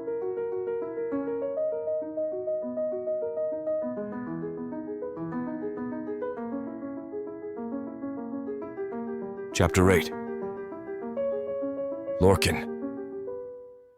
Oh, Bremy. Thank the gods for Bremy. Where are you going? I ask, holding out a hand after calling out her name. I perk a brow, gently shrugging off Soli's hands that linger far too long on my arm. Come here and stay a while. Bremy furrows her brows, bright eyes flickering between myself and Soli. To my side, Soli stiffens considerably and drops her hands from my arm. Why'd you ask her to stay? Soli whispers, but I shush her and shake my head. Thinking quickly, I turn to face Soli and flash her a bright smile. Do you think you can go inside and bring me a drink? My throat's dry. Soli's eyes narrow, but she presses her lips together and nods. She doesn't send us a kind look as she departs, but by this point, I'm too eager to care. Bremmy's here, and that's all that matters.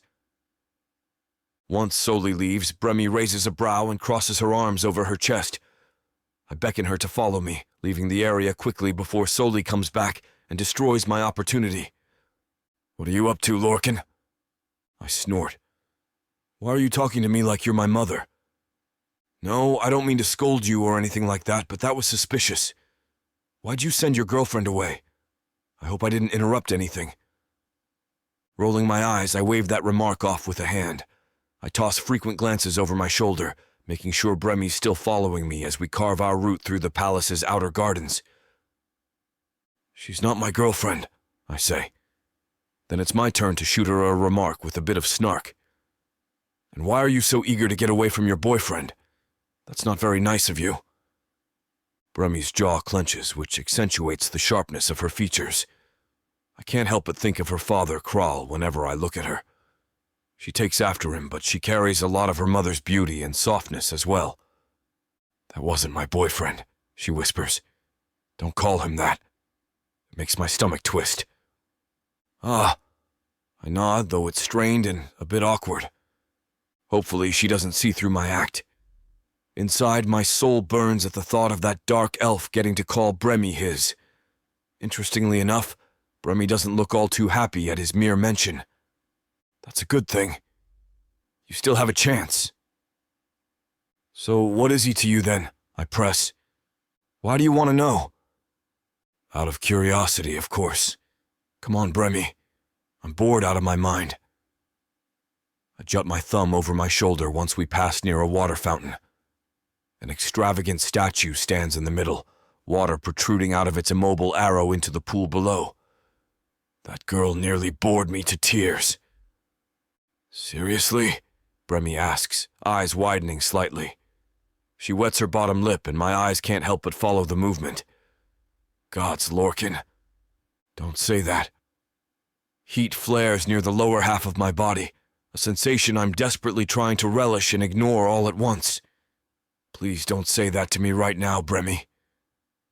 My father made me spend time with him, she says, trailing her tongue over her teeth before continuing. I didn't want to, but I did it to make him happy. Why's Kral forcing you to spend time with random men? With no one else around, I don't have to use her father's title. And why isn't he asking me to spend time with Bremy? Kral knows me, doesn't he? Is he torturing you on purpose? Bremy laughs. It seems like it, huh? No. He thinks he's helping me. A small sigh escapes her lips as her arms droop to her sides. He wants me to marry someone, so he's been presenting me with suitors to choose from. I tilt my head slightly. On the outside, I'm sure I look inquisitive. On the inside, that flare of jealousy is back and raging furiously. It starts in my heart before traveling outwards, lighting my whole body aflame. Still, Bremy continues on with a small smile. My father has plans of his own that he wants to see through. You know how he is. It's hard to knock an idea out of his head once he's settled on it. I get it. So you've abandoned your husband-to-be. I smirk at the playful glare she sends my way. And you've decided to spend your time with me instead. Bremy shrugs. I wasn't intending to do that. Yet here you are. I stand with my arms behind my back, bowing slightly. She's the Sorcerer-King's niece, after all. I guess I can understand where you're coming from. My parents would like for me to settle down as well, but by no means would I let them marry me off to some dark elf girl I hardly like. So why do you find yourself with a new girl in your arms every other day, Lorcan? Bremy asks. That catches me off guard completely. My mouth hangs open slightly, which makes Bremy laugh aloud. It's a genuine question, she exclaims, holding her hands up. Our Kuzuth circles are gossip mills. You know that pretty well. I didn't know I was the center of conversation, I reply in a low voice, somewhat intrigued by the fact that Bremy's bringing this up in the first place. I'm still trying to find the right girl for me. As the saying goes, you must try the milk before buying the Torah. Except that means you must have tried all the milk on Protheka by now. Bremy laughs at me as I shrug her off, but in reality I enjoy the way she feels comfortable enough to make jokes with me. We continue making our way through the palace's gardens, and I allow Bremy to guide me this time around. She must know her uncle's grounds better than I do, after all. For a moment I think back on my conversation with Soli. Then I start thinking about all the other girls I've spent time with, or rather, wasted time on. None of them could do this to me. None of them could make me comfortable enough in my own skin to forget that the rest of the world existed. Right now, the only thing that matters is Bremy and me. The two of us under this moonlight, exchanging jokes and stories like the friends we've always been. But therein lies the issue. I don't want to be Bremy's friend. I want so much more. So is this your plan for the rest of the night? I ask. Are you going to spend it with me? When you say it like that, it sounds nefarious, she replies, pushing herself off the wall. She glances around before continuing. I'm willing to do anything that gets me away from that damn party. I'll deal with my father later. I'm sure the men he's chosen for you aren't that bad. What? Do they reek like Iku shit or something? Lorcan, she says firmly as a way to scold me. The smile on her face tells me she doesn't mean it. He didn't smell. He was just boring. He wasn't the one for me, and I think the both of us could tell. Gods, I don't even know the name of the man your father paired you up with. He must not be that important. Bremy and I pause at a pair of doors. Opening them would surely lead us back into the party where there's dancing, food, and drinks to last until the sun rises again. I don't want to go back there. From the look on Bremy's face, I can tell she's feeling the same. Let's avoid the party for the rest of the night, I blurt out, reaching out for her hand. If that's what you want, then by all means. She looks down at my hand before meeting my gaze. Are you seriously trying to miss out on the rest of the party because of me? My uncle spends a lot of time and money on these events. I'm sure your uncle will forgive me one day for my slight. My fingers curl, beckoning her towards me. As long as your father lets me live. He won't be happy when he hears how I've saved you from that abomination of a dark elf. Lorcan, don't be mean. You don't mean that. I retract my hand, realizing that her hesitance is too great to coax her through right now. Instead, I nod in the other direction where the gardens remain. Shall we? Bremy gazes at the doors, clenching and unclenching her fists for a few seconds. When she takes her next steps, I fully expect her to open those doors and rejoin the party. But no. Instead, she takes them towards me. Relief washes over my whole body, enough to make me feel a deep sense of calm. She chose me, over her father's wishes, over what her parents expect her to do. Something about that makes me feel special, as if I could face the king himself, and gloat that his niece would rather have me over his silly little party. That'll be a thought that remains perpetually inside my head. I'd like to keep my limbs on my torso and my head on my neck. "Let's go," she remarks, pushing past my smiling frame and leading the way. Ducking my head, I follow after her. I press my lips into a thin line, doing my best to hide my smile. It's not working, though. My night was saved, and I have no one else but Bremy to thank. "I didn't think you were actually going to say yes," I admit once we're bumping shoulders. I match her powerful strides easily. "You have a lot of gall, Bremy." "Maybe you should learn a bit more about me," she replies. "Because if you do, you'll know that I'm not one to be bossed around by anyone, not even my father."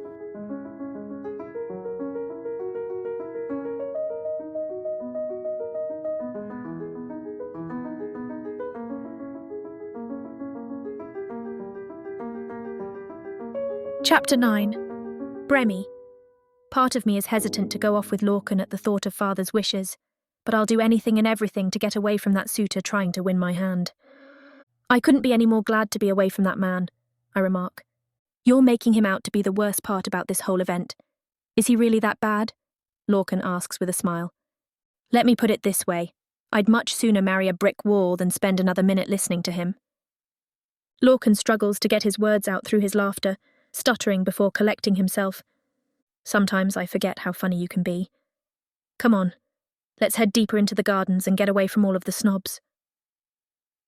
We come to a small set of stairs leading to a higher level. I set foot on the bottommost step when Lorcan unexpectedly extends an arm out for me to hold. I take it by instinct and think about how nice of a gesture it is as he takes me up. "Thank you," I say, suddenly aware of just how nervous I am. "My pleasure," he declares with bravado. It has only been 5 minutes with Lorcan, and I'm already enjoying the night so much more, so it's a mystery to me why I'm as jittery as I am. He raises an eyebrow and hums when he catches me rubbing my arms, stopping in place. "Are you all right, Bremy?"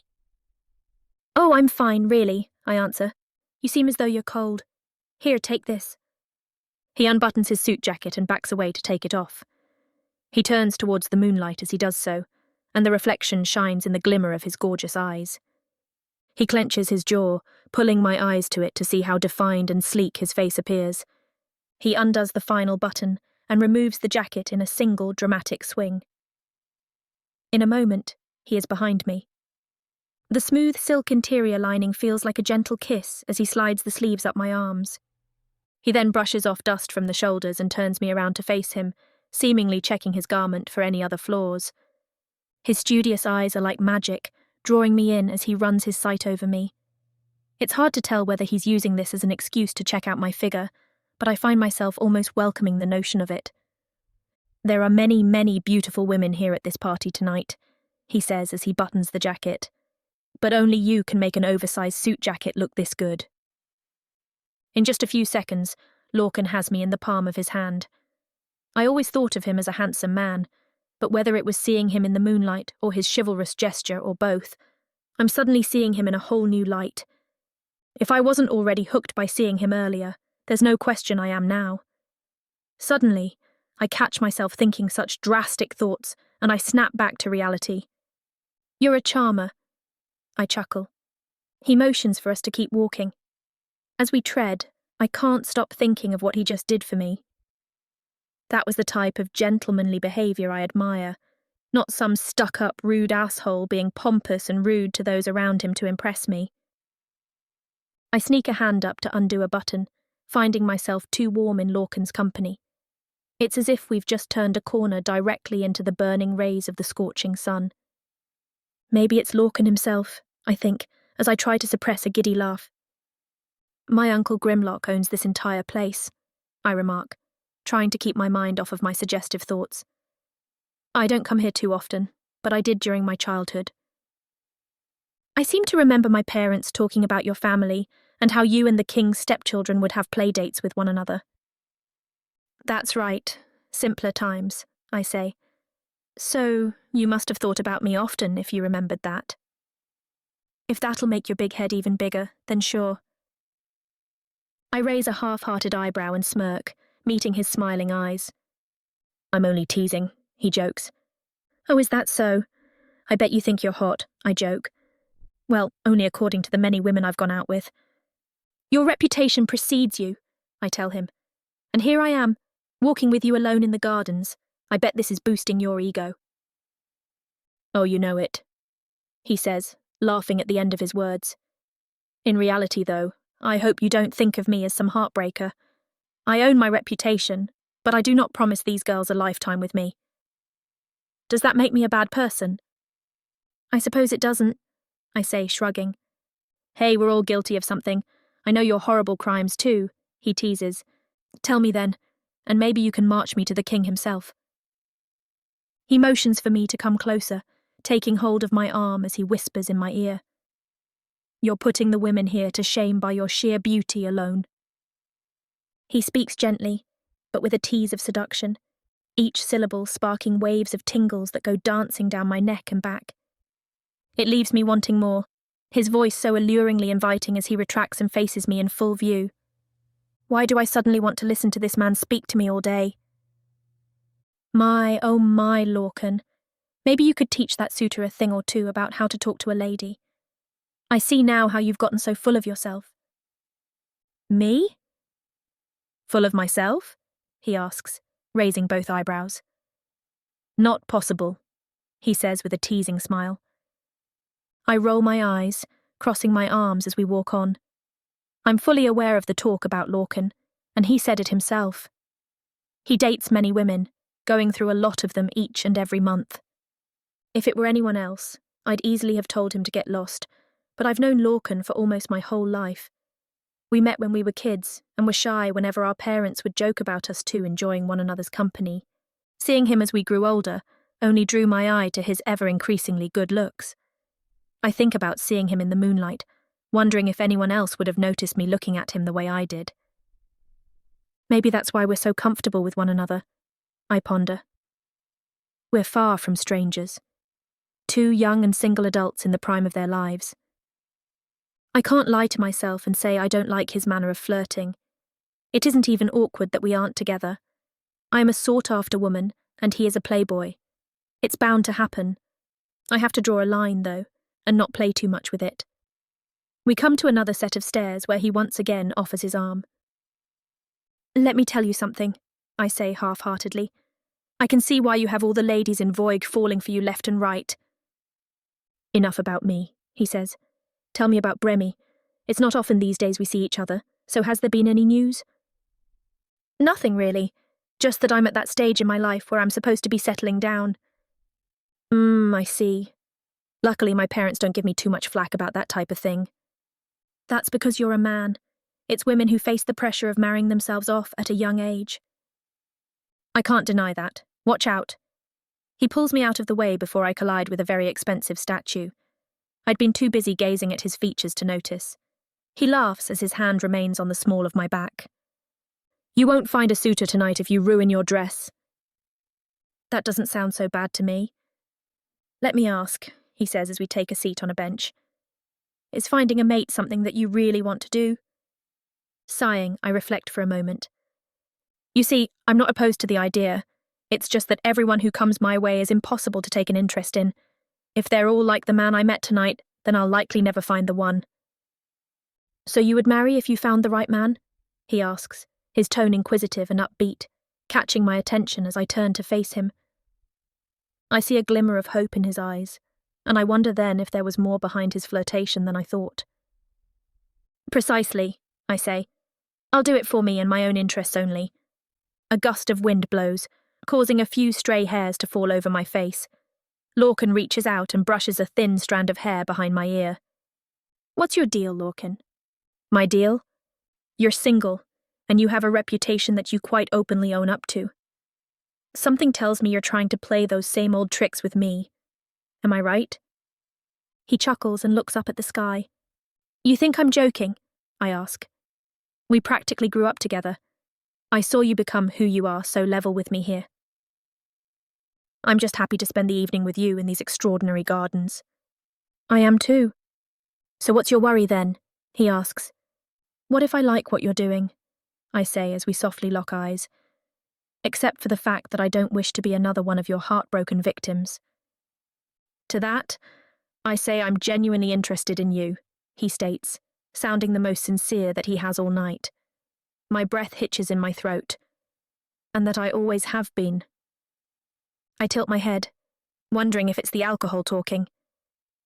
And no, it's not the drinks. I've only had a cup or two, he remarks, causing me to smile and blush.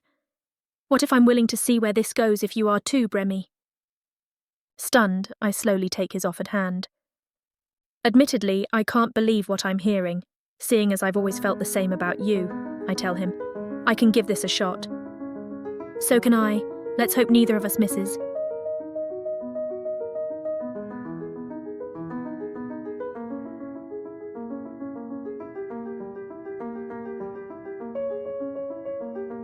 Chapter 10. Lorcan. So it happened.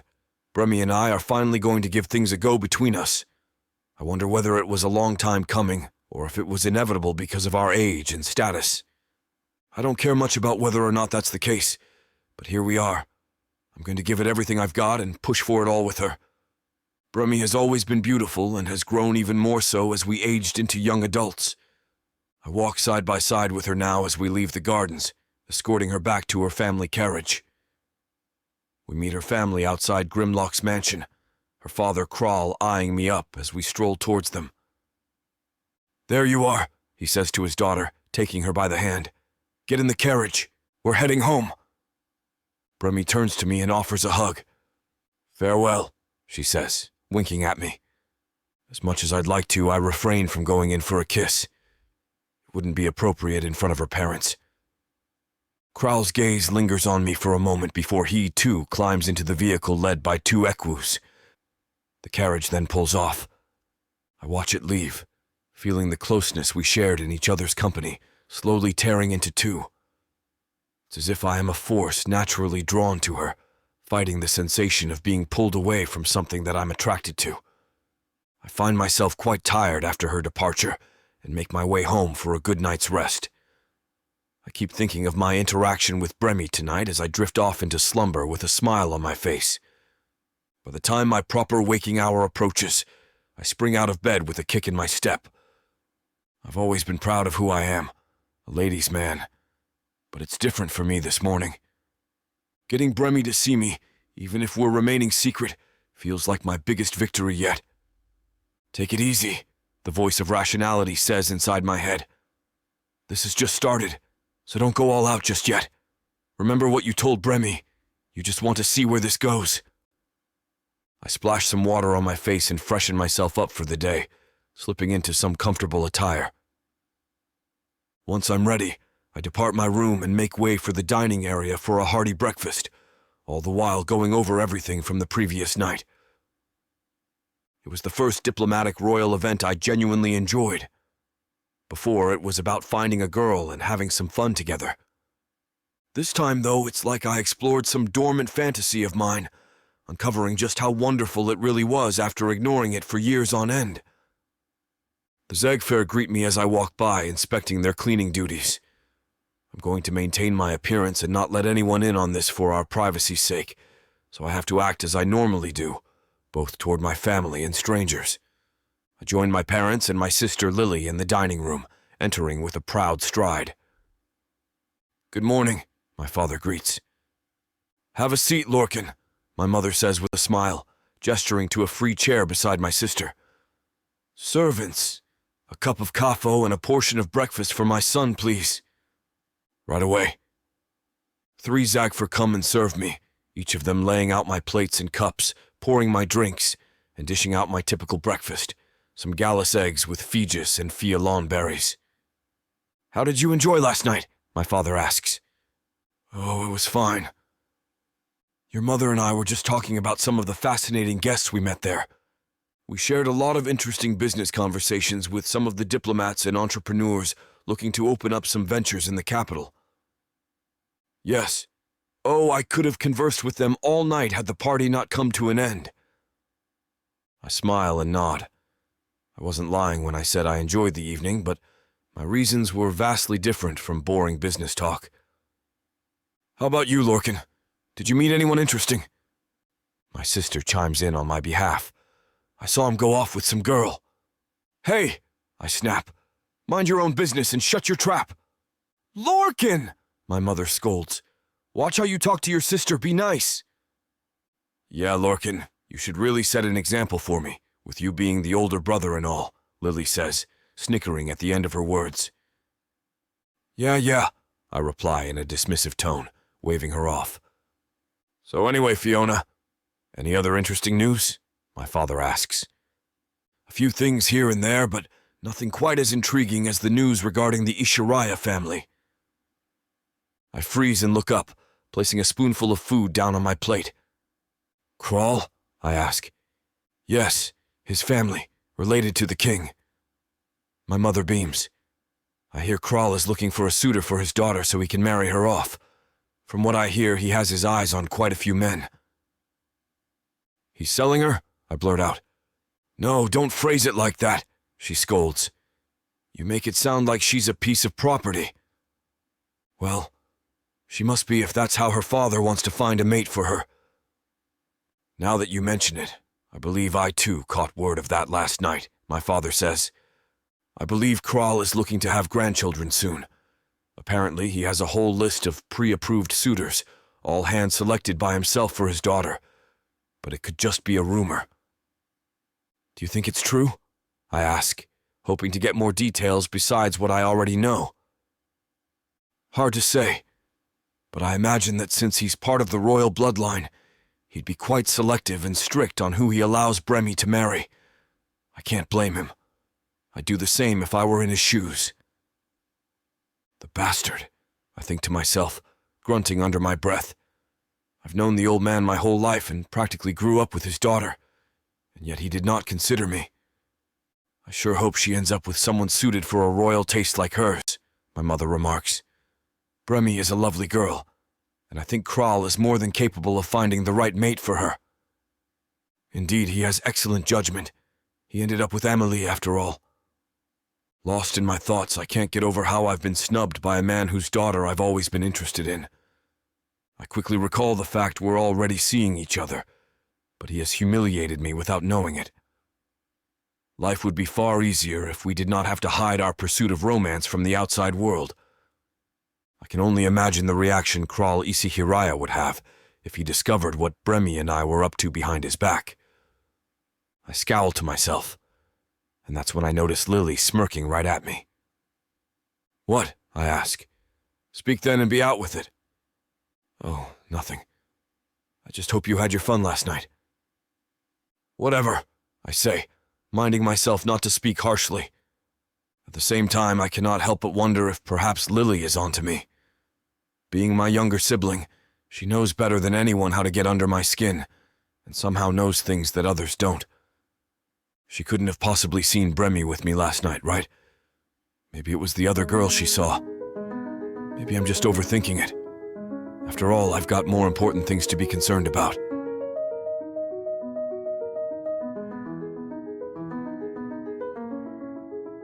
Chapter 11. Bremy. I wake up from the best night's sleep I've possibly had in my entire life. Never have I felt so wonderful as I sit up in bed and extend my arms out in a glorious stretch. All the way home last night, I could not stop thinking about Lorcan and our interaction from last night. The gods were so gracious to have my dreams essentially be a replay of the entire scenario. Nothing changed, but it was amazing because I got to experience those same feelings twice. Better yet, I actually enjoyed that kind of event for once, I mutter, chuckling to myself, knowing that it was because of my company. Lorcan seemed so incredibly sincere about it all too, like he wasn't just trying to get in between my legs. Maybe one day we can do that. I'm confident in my affirmation that he's being truthful. At that moment, a breeze of fresh air blows in through my open window. It reminds me of Lorcan, and how he is so wonderfully different from that other man I met last night, whose name I have already forgotten. That's how low I thought of him. I know for a fact that Lorcan is far better than any suitor my father can conjure up. I only wonder how he would react if he found out about our secret arrangement. I think of his stupid list and remember that Lorcan's name isn't on it. He is fully aware of Lorcan's existence, so to noticeably exclude him had to have been done for a reason. I best keep this a secret for the time being, but perhaps there is something else I can try with my father. Something to win him over to the idea. Rising from the bed, I get ready for the day, starting by checking myself in the mirror. I'm more conscious of my appearance now that Lorcan and I are going to be together. I've got to keep myself looking as good as this, I think to myself, checking my skin and figure. Slipping into a hot bath, I relax and soak my body as I mull over what the immediate future is going to look like. Secret dates, not being able to hold hands, no kissing in public. Not exactly ideal, but at least I won't be wasting time with another one of my father's boring selections. Where does he find such dull choices? I scoff at the thought of having a choice when it comes to my father, wondering if that is something he is ever going to allow. I love him but hate how he always thinks he knows what's best for me, as if some middle-aged man is going to have a young human-elf hybrid's heart in his best interests. Still, I should not think of him so villainously. The future is not yet stable, but I know I'll have to put up with it for now if I want a secure relationship with Lorcan, should that come about. I certainly want it to. After getting dressed, I head downstairs to join my family for breakfast. I stroll into the dining room with my head held high, taking a seat at the table where my father and mother are waiting for me. My father looks up from his reports, holding a cup of caffo in hand. "Good morning, Bremmy," he greets with a smile, a sentiment that my mother echoes. "Good morning," I say. "How did you enjoy last night?" "Oh, it was very splendid," he remarks. "How about you? How was that gentleman I picked out for you?" My grimace says it all. "Well, I wanted to talk to you about that whole situation." "Did he do something to you?" he asks, raising an eyebrow. "No, I meant regarding the whole seeking a mate issue. I've been thinking about things, you see." He pushes his reports aside. My mother watches with an eager eye, blowing gently on her tea. "I don't want anything to do with that man from last night, of course, but... well, I have plenty of others for you to choose from.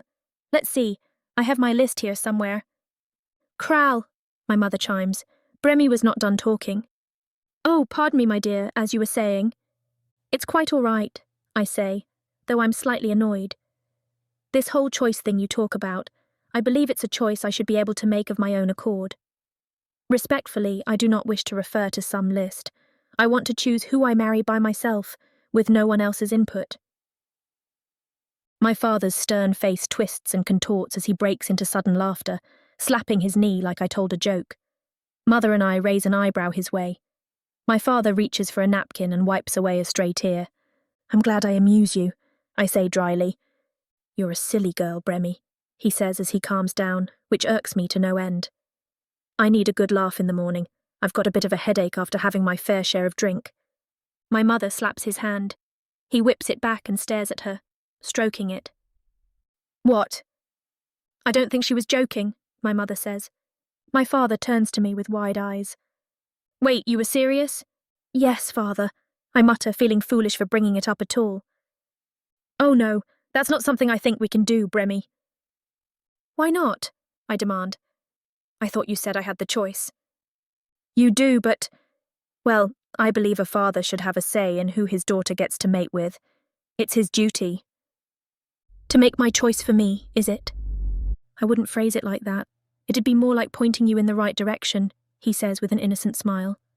"Saying I can't make a choice completely by myself isn't pointing me in the right direction. It's controlling."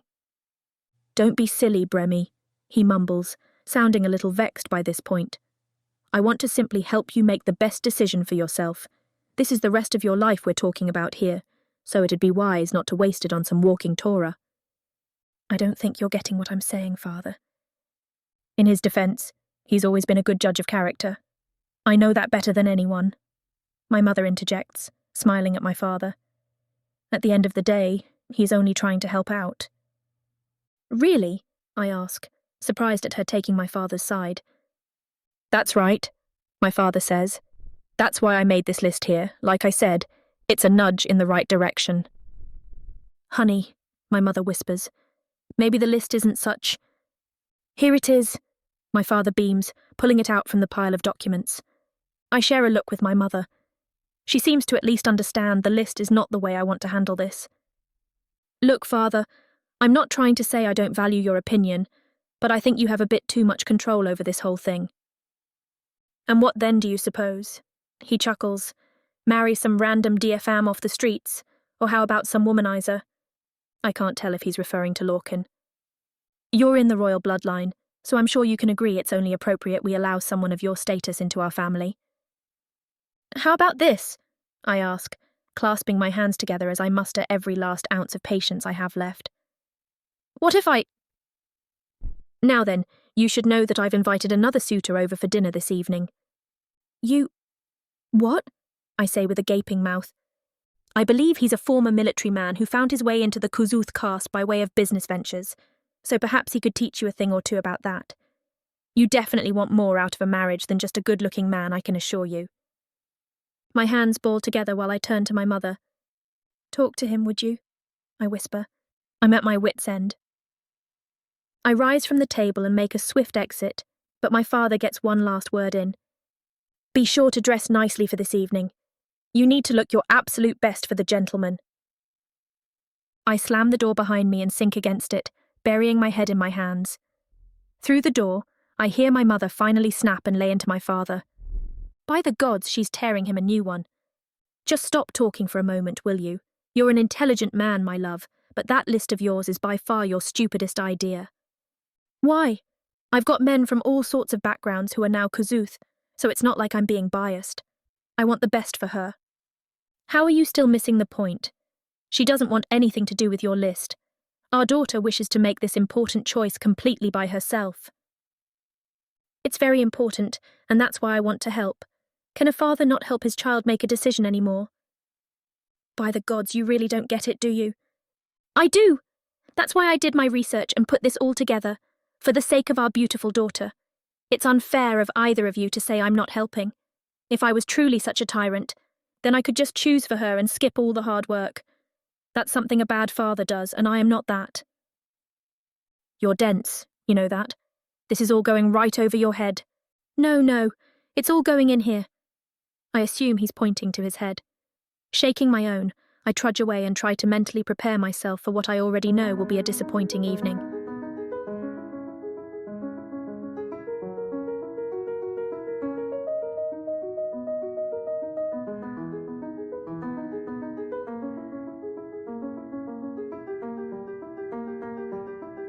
Chapter 12. Lorcan. On a day like today, I'd have typically journeyed around Voig with a random girl around my arm. Things have changed now, though, and so I went through my usual business on my own, all the while thinking about the girl I wish was here now. I find myself missing someone for the first time ever, opening my body and mind up to strange feelings and sensations, mostly the desire to see her again. Perhaps I ought to pull out some old tricks and show up at her house unannounced, I say to myself. After a moment, I shake my head. No, perhaps not. I'd likely run into Kral, and he is the last person I want to see right now. Even the mere thought of her father is enough to irritate me. I mean, why would he not consider me? He saw me grow up with his daughter, the old fool. Bah, no use fixating on it. It's not like the list matters. I already have her in the palm of my hand. Still, I cannot deny that I wish to see Bremi nonetheless. I bring my focus back to her and her only, for the thought of the girl numbs any presence of Kral in my mind. There's got to be some type of arrangement we can make to see each other again, and sooner rather than later. Something that won't be quite so suspicious. The last thing I need is the king's brother knocking on my door.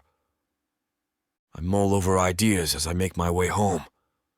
I amble in the front door just in time for an early dinner with my family. A servant beckons me towards the dining room, where they're already waiting for me.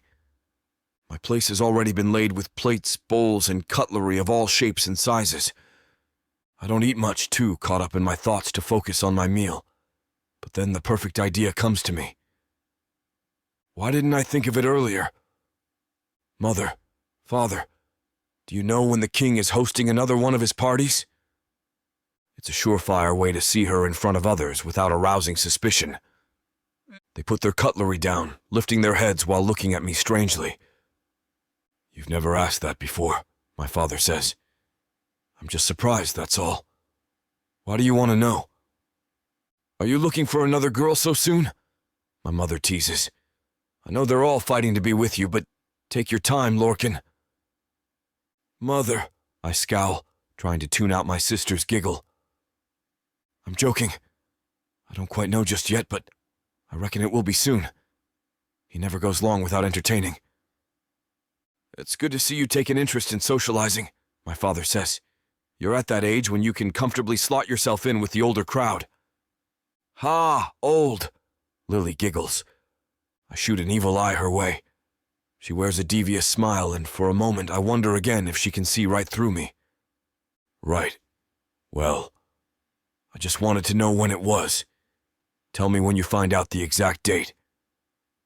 After dinner, I excuse myself from the dining room and retreat to the study. How soon is very soon? I don't want to wait long before I see Bremy again, so maybe there's another way we can meet up. Lily enters the study, immediately breaking my chain of thought. "What are you doing?" she asks in that annoying, upbeat tone of hers. "Nothing. Just thinking. Please leave me alone." "Thinking, huh? About that girl you were hanging out with last night?" "By the gods, don't you listen? I'm going to my room. Do not follow me." "You're no fun," she whines. I lock my bedroom door behind me to ensure no further interruptions. There, I finally find the peace and quiet I need to dissect my thoughts. There's so much on my mind. I need to slow down, I tell myself, pinching the bridge of my nose. There's the matter of when I can meet Bremy that needs solving. Why does it seem so much harder than it should be? I hear the flapping of wings flying by my window, bringing to me an idea. "Ah!" I exclaim, snapping my thumbs. "Perhaps I can send her a message by way of Karasu." I'm almost set on the idea when a fatal flaw suddenly comes to mind. Wait, the messages might get intercepted considering it's to a member of the royal family. I can't do that then. Damn it! I slam a fist down on the table. Is this what longing feels like? I can't say I've ever felt it for anyone before. There comes a knock on my door, followed by the twisting of the handle. Through it, I hear the muffled grunt of my sister as she tries to get inside. "What do you want, Lily?" "I just want to talk. Is that a crime?" she asks. "Right now it is. I told you to leave me alone. Please, I'm not feeling great." "Well, Mother and Father noticed you didn't eat very much at dinner and want to know if you need anything." "How about some peace and quiet?" "Whatever." She stomps away, and angrily by the sounds of it. Sighing, I lay my head down on the desk, finding my peaceful place in my mind. I see Bremy's beautiful face.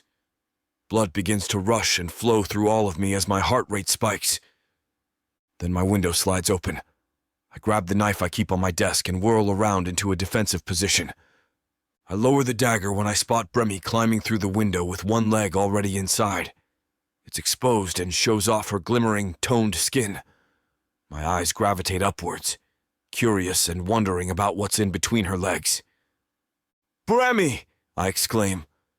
She looks around my room, now fully inside. "Glad I remembered which one was yours. It's been a couple of years." I laugh. "Well, it's good to see you. Perfect timing, too. I was just wondering when we'd meet up again." She turns and closes the windows behind her, checking the roads first. "Me too," she replies. Then she reduces her volume. "Should I keep my voice down?" "My family is home right now, but we don't have to whisper by any means. I had my walls soundproofed with magic." "Why?" she asks. "Well," I mutter, rubbing the back of my neck. "I think you know why." "I can't believe you," she teases. "You cad! Anyway, you look stunning, even more so than you did last night." She wears a silk red dress with a slit running up its side. One of the straps falls down her shoulder, teasingly so. It's remarkably overdressed for sneaking into someone's bedroom, the sort of thing someone would wear for a fancy date out, but I decide not to comment on it. If she dressed up for me, I'll just embarrass her by mentioning it. If she's dressed for one of her suitors, I'd rather not know. Thank you, she giggles. Coming closer, she marvels at my room. It's been so long since I've been here. I can't believe it. I too can't believe it. I can't believe she's standing right in front of me. It's as if the gods heard me and decided to bestow upon me a sweet blessing. I grab a blanket and throw it around her when she shivers. Are you all right? I'm fine. I'm just in shock. You're fine and in shock at the same time? I chuckle. How so? Well, I think you're the audacious one who would normally pull the crazy stunts, yet here I am being the bold one by climbing in through your window. I guess you really missed me, huh? I tease. A look of concern comes over her face, and she suddenly turns away. Hey, what is it? Did I say something wrong? No, it's just... Well, I'm sorry for dropping in on you out of nowhere. Did something happen at home? Yeah, sort of. She sighs. Nothing bad happened exactly. I just had to get out of there and find a place to stay for the time being. You don't need to apologize. I'm more than glad that you showed up. I know, but I feel so bad for it. Just give me a minute to settle in, and I'll tell you everything. I don't know what I've just gotten myself into, but I got what I wished for in seeing Bremi. I swear to myself there and then that I'm going to help her in any way I can.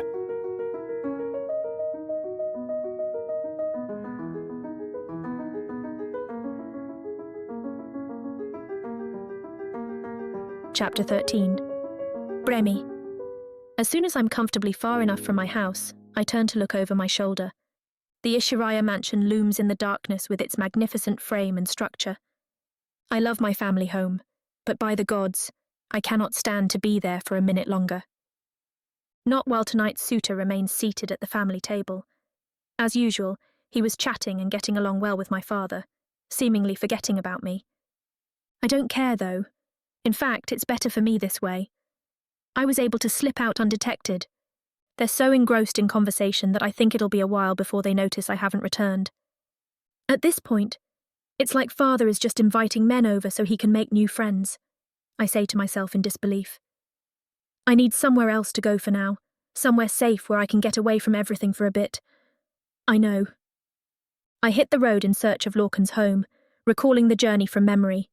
In my haste to escape, I forgot to grab a cloak, but luckily the weather is warm tonight. It doesn't take long to reach Lorcan's place. I had taken a few wrong turns here and there.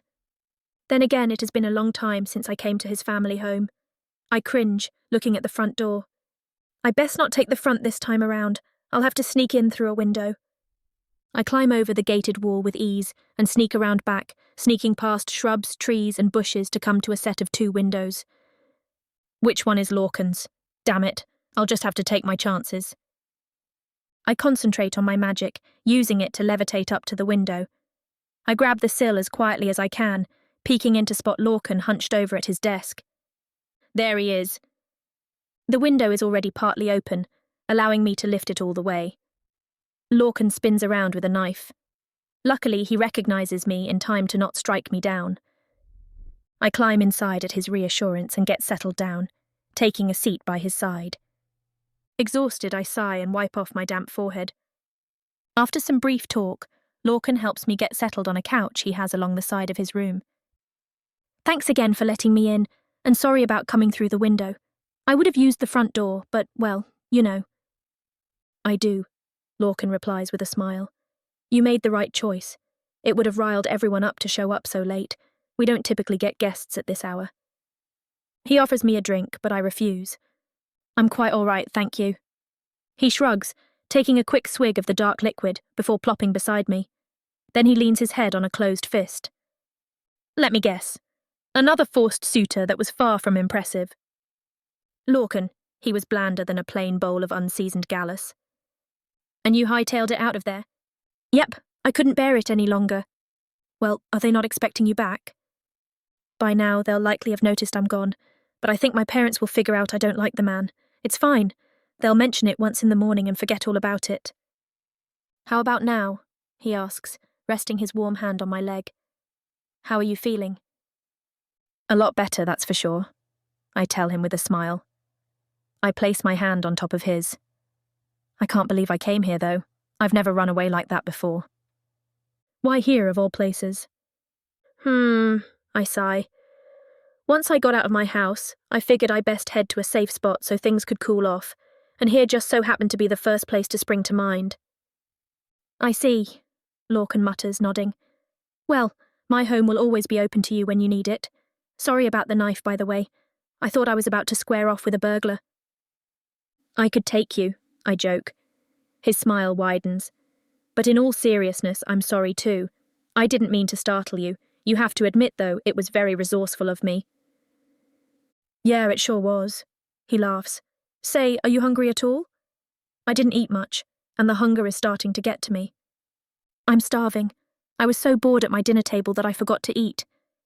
Stay here for a moment. Lorcan rises and makes his way to the door, grabbing a bell on the way. He opens it ever so slightly and rings the bell, summoning a servant. The two exchange a few words. All the while, Lorcan keeps the door cracked, which I guess is to keep me hidden from the servant's view. Yes, master, right away. Thank you. Lorcan closes the door and returns to me. I told the servant that I wasn't feeling well, and he could just leave the food at the door when it's ready. Nice thinking. What's on the menu? I asked for, well, just about any leftovers we've got.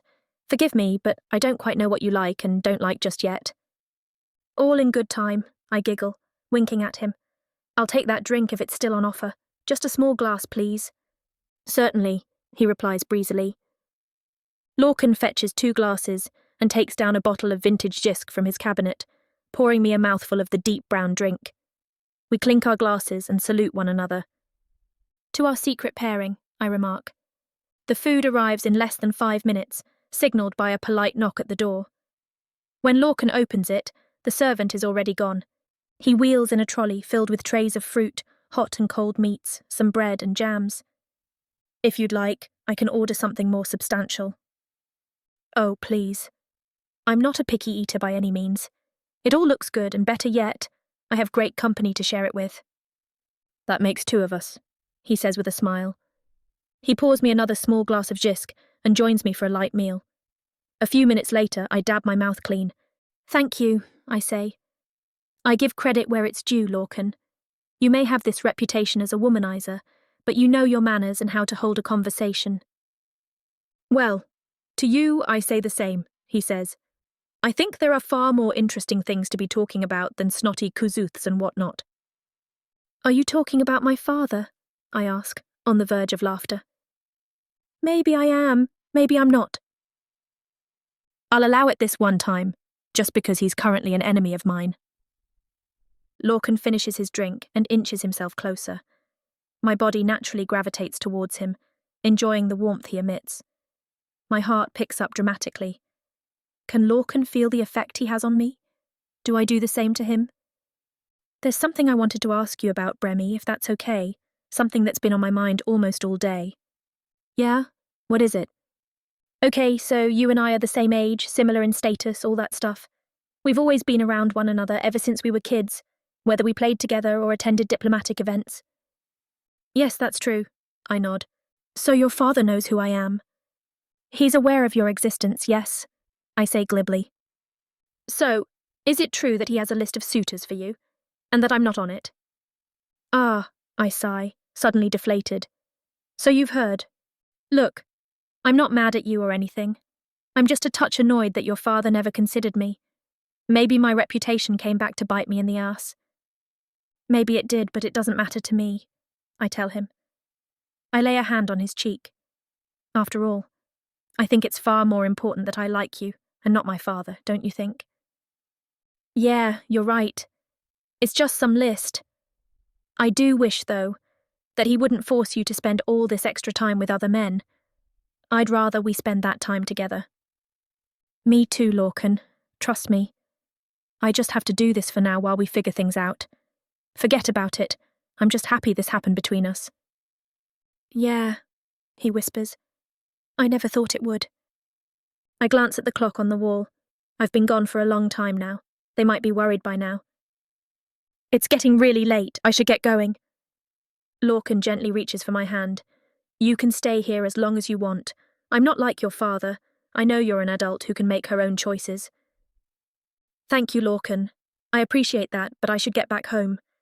All I have for an excuse is that I went for a walk. If I'm gone any longer, then my excuse might seem a bit thin. Damn it, I don't want to leave, I think to myself, as I gaze into Lorcan's eyes. I know he wants me to stay, and I'd love to, but it's a chance I cannot take. We look at each other for a few seconds more, a time that stretches as though we're both frozen here. Eventually, I force myself to turn away. Thanks for tonight. It's the second night in a row that you made better, I say, my hands on the window.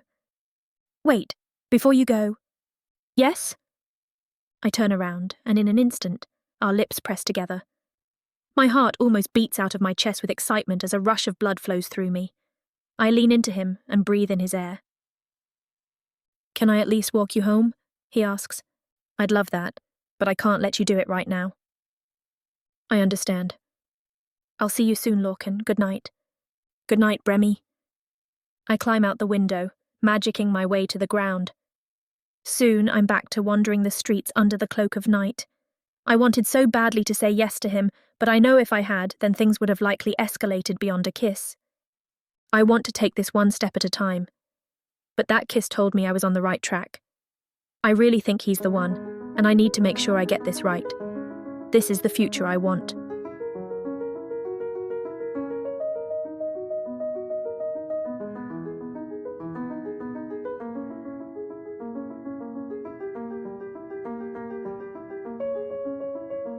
Chapter 14.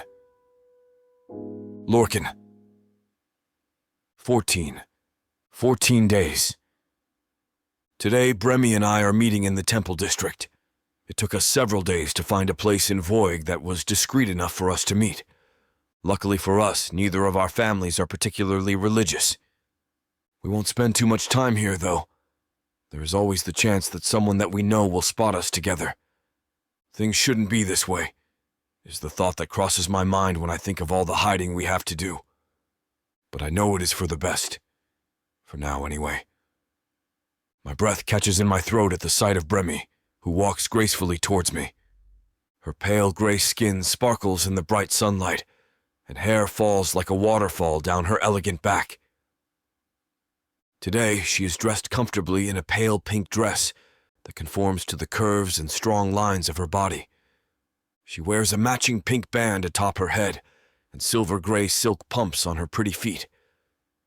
I bow neatly in front of her, my hand on my chest. But then, as if the movement is completely out of my control, I place my arm around her waist. I can't control myself around you, is what I want to say to her. I need to touch you. Her lips, full and soft, are parted as she looks up at me with her sparkling blue eyes. She doesn't push me or pull away as I lean down and brush a gentle kiss on her cheek. We walk through the temple district until we find a small temple dedicated to the guide. The temple and the small grounds around the temple are nearly abandoned. Bremy carries a basket, and I spread out the blanket that she instructed me to bring. We sit quietly in the shade of a massive typhit tree, surrounded by large, overgrown bushes, out of sight of everyone. I cannot be away from home for too long, Bremy says as she hands me a sandwich. My parents are starting to become suspicious. I won't keep you too long, I say, my voice gentle. I drink in the sight of her as we eat. I know now that I will never get enough of looking at her. Never. 14 days. It has been 14 days or 2 weeks since I saw Bremy at that fateful party and made my interest in her known. 14 days since I found out she returned my affections. My world has changed so much in a mere fortnight, and I know I will never be able to go back. A little time passes. 16 days. Today, Bremy and I are venturing towards the outskirts of Voig. We're going to meet in the market district. My pulse is slightly unsteady in my wrists as I wait for her, because today's excursion is a lot riskier than anything we have done so far. Everyone, no matter what class they belong to, visits the market district weekly. But my hair is pulled away from my face, and I have spelled my eyes to be black instead of blue.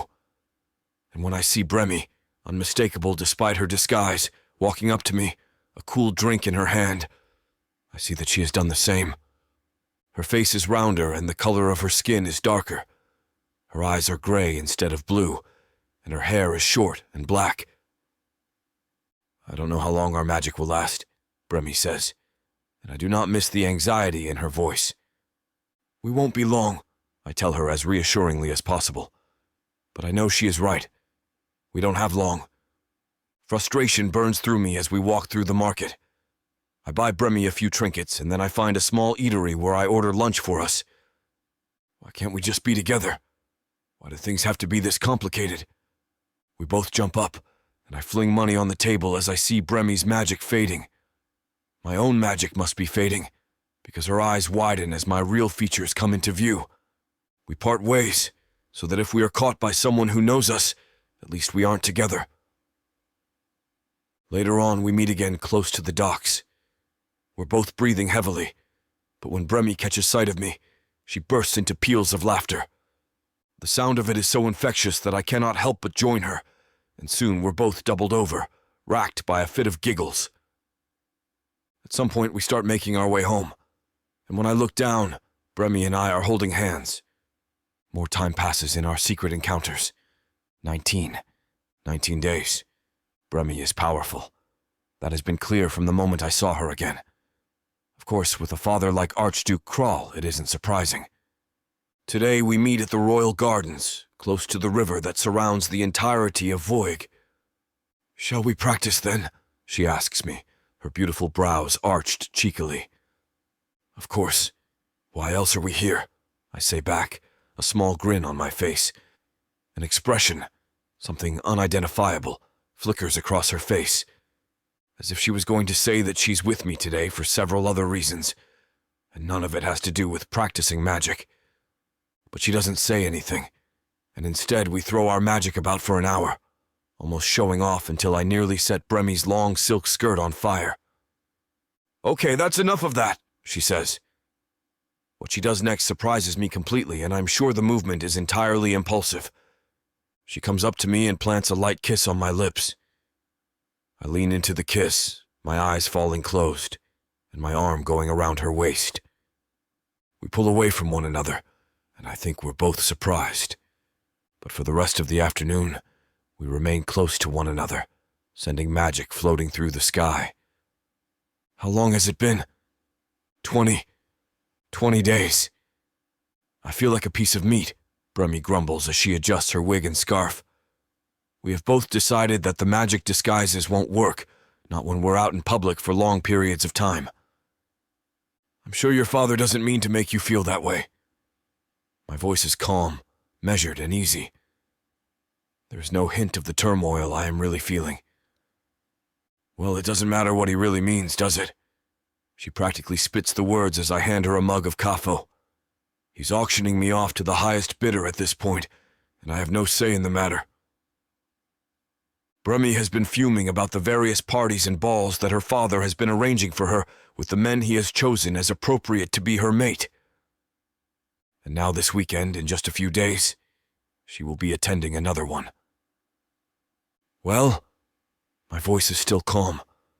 I'm trying to be reasonable no matter how unreasonable I feel. He just thinks that he is doing what is best. Sure. Bremy's voice is wry and sarcastic. Sure, he thinks he knows what is best. This time I am meeting a young Kuzuth Dark Elf.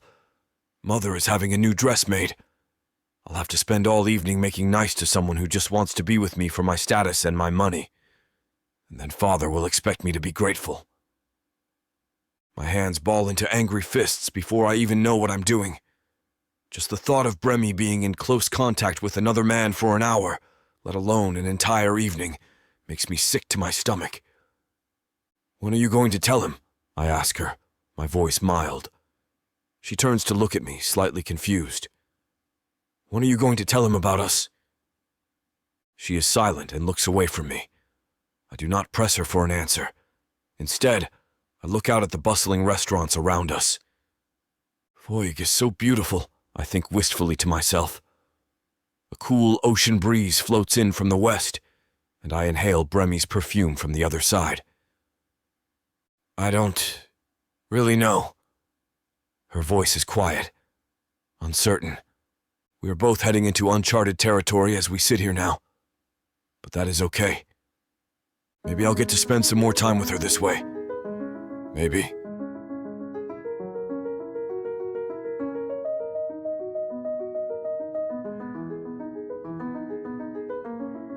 Chapter 15. Bremi. It's another late night tonight, but I don't have any plans with Lorcan. I said that we should put a pause on our meetups for now. If we get too comfortable, we might get exposed sooner than I planned. I can't pretend I didn't notice the disappointment on his face. I don't like keeping what we have a secret, but it's unavoidable. Even though we spent the last few days together, I miss him already. I sit by my open window, staring out at the distant lights of Voig. The soft breeze caresses my locks. It feels the same way as when I sneak out with Lorcan. Right about now, we'd be sneaking through the market. "Everything all right, Your Highness?" Ibana asks from my bathroom after I sigh. She's organising all my oils and soaps for a hot bath. I rest my chin on my hand, thinking about all the problems I have to deal with. Ibana walks out and joins me by the window. "What's got you thinking so deeply?" she asks, as she runs her finger through my hair. I shrug my shoulders. "You know, just about everything in my life. Why is love so difficult?" She chuckles. That's just how things are sometimes. I understand that completely. But it shouldn't be this difficult because of my own father. There's absolutely no convincing that man. Not even my mother can get through his thick head. Which is surprising because he was willing to go to war for her. But his daughter can't have a boyfriend she chooses. What a scam.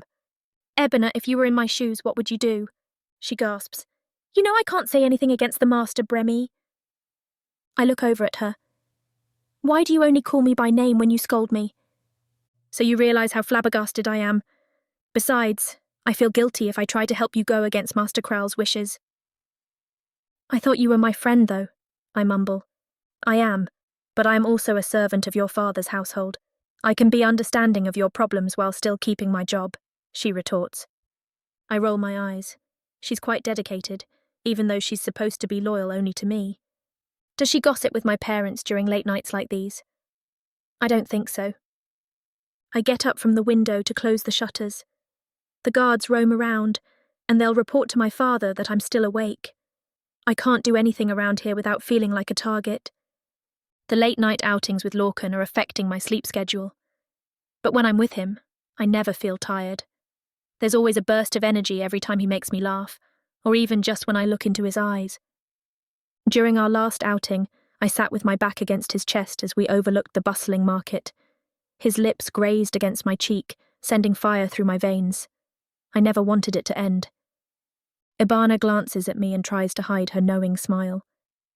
"You look like you want to talk about something," she muses as she picks up a hairbrush. I shrug, knowing I have to keep my secret, even from Ibana. "You know how it is with my father." I sit on the bench in front of my bed. She brings a chair closer to brush my hair comfortably. It's one of my favourite pastimes with Ibana, playing with each other's hair as we talk deep into the night. Then I'd be relaxed enough to spend the rest of it in the bathtub. There are times when I accidentally fall asleep in the water. I've given Ibana a few heart attacks because of this. The bristles of the brush sink in my scalp. The soft motions quickly lull me and distract me from the stress. It helps me think clearly about what I can or can't do about my problems. I wish I could talk to Ibana, but I don't dare. She's too loyal to my father. Still, I relax as she brushes my hair. I'm still relaxed when Rena sneaks into my room later that night after she's done cleaning the kitchen. "Anything new?" she asks in a low voice, hungry for the latest gossip. She knows all about Lorcan. She's the only one who does. I sigh. No, I'd say it's all old. Just the same old problems surrounding Lorcan. I mean, not him. He's practically perfect. But you know. "Oh, sure. I can imagine what they are already. It's no secret around the mansion that you and your father are butting heads." "It's not just butting heads, though. Pretending to go along with his plans is getting harder and harder.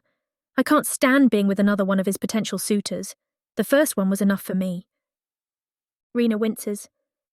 About Duke Dalru. I heard he sent another letter to you this morning. I whip my head around. Another one, even though he hasn't got a single response yet. He's quite persistent. I hear your father favours him. That's the gossip anyway, Rena says. Are you serious? When did you hear this? This morning some of the Zagfa were placing wagers on it. Don't get them in trouble. I know it's a bit cruel of them, but they need something to do. The general consensus is that your father has picked him, but some say that doesn't mean anything. Apparently your mother isn't keen on Duke Dalru being your future husband. I turn my whole body around and grab Rena's shoulders. I am not getting tied down to a perverted statue of a man, I groan. Gods, please not him. I don't want any kind of suitor, but especially not him. I slump onto my bed dramatically, and Rena follows close behind, sitting next to me. I could just cry just thinking about it. It makes me even more desperate and needy about my hidden relationship with Lorcan. When I think about my future, all I see is him by my side. Lorcan wants me to tell my father about us. Did I tell you that? I say to Rena, bringing my knees up to my chest. Is that why you're not with him tonight? He's upset that you won't tell your father? He didn't say anything about being upset, but I can tell he is. I'd also be upset if I were him. I mean, all the time we spent together has been wonderful, of course, but I wouldn't want to be kept secret for much longer. But I bury my head in my knees. But he knows my father wants to marry me off to someone else. It's not something I can fix overnight, but I don't want him to think I don't care about him because of that. I don't want to put too much distance between us either. That'll send him the wrong message. I just need some time to come up with a viable plan, one that doesn't include us running away to another kingdom. But it's hard not to get tempted by the option. Lorcan brings out the best of me. He always did since we were children. I'm allowed to have fun and be silly without feeling embarrassed. Not to mention the deep-rooted trust we have in each other. I really, really like Lorcan, Rena. I know he feels the same way about me, but my father would never allow it. I can already imagine his disapproving face. I can see it all now. He won't even glance at Lorcan once he completely rejects him. I wouldn't doubt that he'd arrange my wedding the next day with the suitor he likes the most. Gods, it could also be Dalru too, I think to myself as I shiver. I clench my fists. What makes him think the suitors he chooses are any good for me? I doubt he investigates their personalities properly. He sure didn't do that with Dalru. Well, I doubt he's picking them for their personality. You're the one who has to live with that, not him, Rena notes. I frown. Exactly. That's why it's none of his concern. Lorcan is way better than all these jerks he sets me up with so far.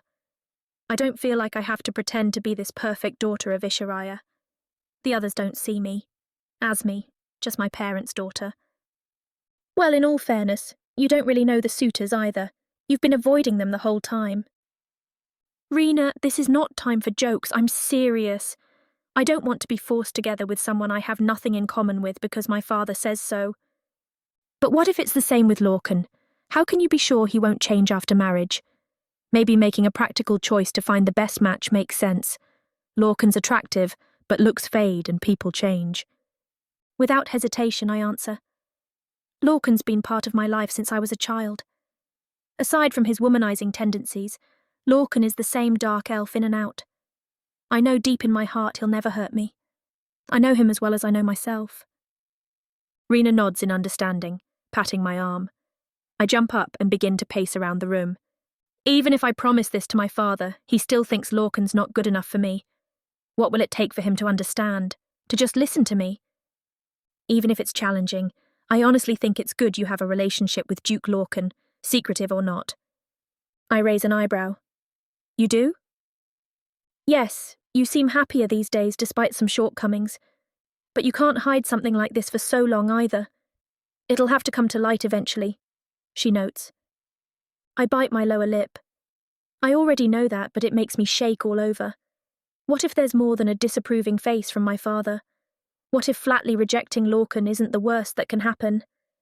I don't want to think my father's capable of awful things, but I can't be too sure anymore. I never expected for him to arrange a marriage for me before. What else am I not expecting? Every possible scenario goes through my mind. What if my father scares Lorcan off?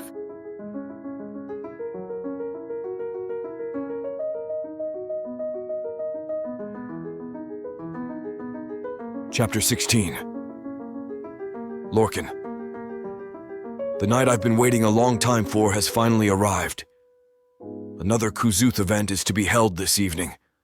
I'm more than thrilled to be attending it, much to the amusement of my parents.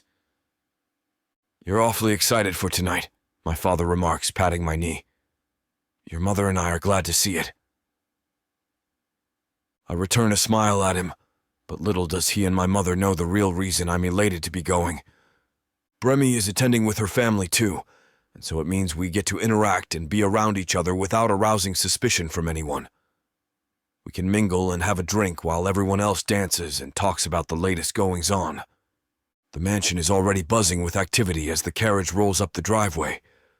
Some guests are gathered outside, decked in their fancy attire with drinks in hand. I'm already thinking of what Bremy and I can get up to, wondering if there are any private places we can escape to together without prying eyes. Lily, on the other hand, already begins annoying me before we've even sat down. She kicks me. "Hey!" I snap. "Watch my dress clothes. I'm only fooling around. So, are you excited to see your girlfriend tonight?" "What are you talking about?" I hiss through clenched teeth. "I'm just here to have a good time." "Uh-huh. Very well then." She nods, but I can tell she does not believe me. I don't care, though. I'm here for one reason and one reason only, and that is to see Bremy in all of her beautiful glory. By the gods, I just can't seem to get enough of her. If I had the choice, we'd spend every single day together. Does that make me addicted to her? It's an addiction I happily embrace. If I could have one person for the rest of my life, it would be Bremy. The carriage finally pulls up to the front entrance of the venue. My hands are on the door before it even comes to a complete stop. "Lorcan, be careful," my mother scolds. I hop out and breathe in the evening air, smelling of money, alcohol, and perfume, all typical of a Kuzuth event. I grab a few loose coins from my pocket and tip the carriage driver, not bothering to count how much was there. "Thank you," he beams with wide eyes. "I can take an early night off." "Enjoy yourself and thank you for the lift." Well, someone's feeling generous tonight," my father says. What can I say? I shrug. I'm in a giving mood. A servant immediately approaches with a tray full of Rurzed wine. After a family toast to good health, I toss the glass aside. "Well, I'm off. See you all later." "Have a good time," my mother beams. "Oh, Raleigh, I'm so proud of our boy." I enter the mansion in search of my girl. The foyer is blinding with its bright, glimmering decor. A bejeweled chandelier hangs from the ceiling, and bright lamps aglow with magic shine on the walls, all evenly spaced from each other. Some servants stand in the corners of the room, watching for empty glasses with jugs of wine in hand. Others move about in the blink of an eye, holding trays of snacks and drinks, some of them with sweat running down their forehead. To my left is the dining hall, where a lot of the older guests are seated, having an exquisite meal. Doubting I would find Bremy there, I turn to my right, where a dance hall is bustling with guests eager to show off a move or two. I step inside when an older gentleman calls out to me. I recognize him as one of my father's associates, and am somewhat forced to share a drink with them. I offer nods and one-word answers, and excuse myself at the soonest chance. This isn't what I came here for, I think to myself. Where could Bremy be? She should stand out amongst the rest of these women. I'll walk around and keep an eye out, I mutter. I practically searched the entire first floor for her, going in circles, each lap causing my frustrations to grow. I'm walking around without looking where I'm going, eventually bumping into Lily, the last person I want to be with right now. "Hey, watch it!" she hisses. "Oh, it's you." "Yeah, it's me," I grumble. "What are you doing by yourself? Where's Mother and Father?" They were hanging out with their friends and not talking to me, so I figured I would roam around. I'm so bored here, it's only older people. I can't blame you. "May I offer a drink?" a passing servant asks. I take a glass. "So, do you want to explore the place and see what we can find?" Lily asks. "I've made a few laps around. There's nothing to see, really," I tell her. Besides, I'm looking for your girlfriend? She grins. Yeah, whatever, I say, shrugging her off. She mutters, raising an eyebrow. You're not going to tell me to leave you alone? Well, there's not much point in hiding it anymore. You seem to know I've been seeing someone. Wait, is that her? Lily asks. I follow the direction that she points, turning to face the foyer. There, I see Bremy strolling towards another room. Conflicting feelings rush through me. I'm a little irritated that Lily has, in fact, caught on to my relationship with Bremy. I hope she knows enough to keep it to herself. At the same time, I'm overjoyed to finally see Bremy again. That happy feeling leaves just as quickly as it came when I see her arm wrapped around that of another suitor. The sight of them fills me with such rage that my hand grows tense. The glass I'm holding shatters, spilling the wine onto the floor. Lily yelps and leaps back, while two servants rush over to clean up. I push one of them out of the way, feeling as though my body is about to explode. I come to the doorway of the dancing hall, where I spot Bremy lingering with the man and her father, Kral. She spots me. I shake my head and turn away, too upset to know what to do.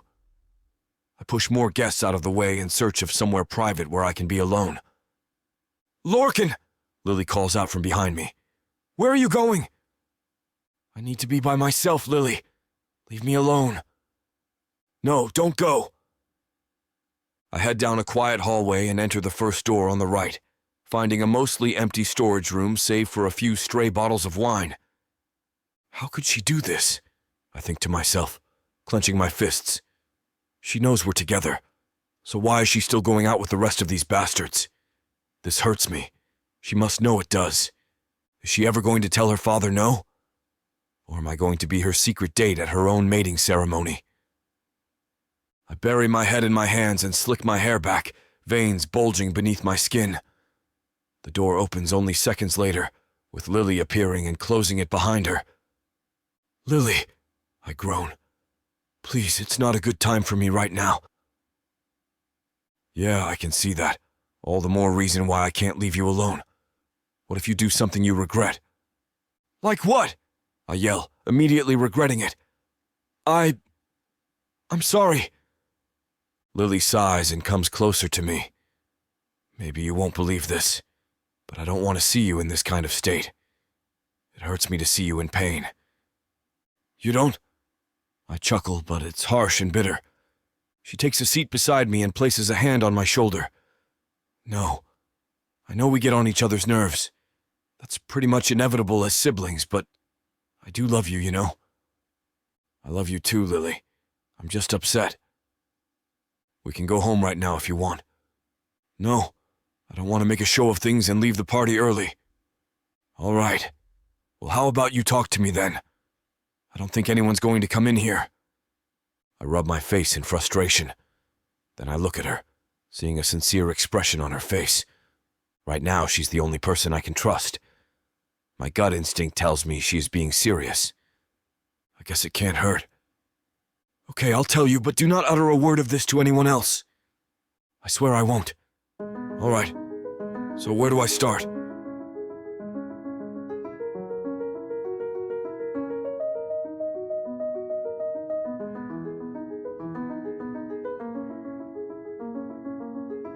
Chapter 17. Bremy.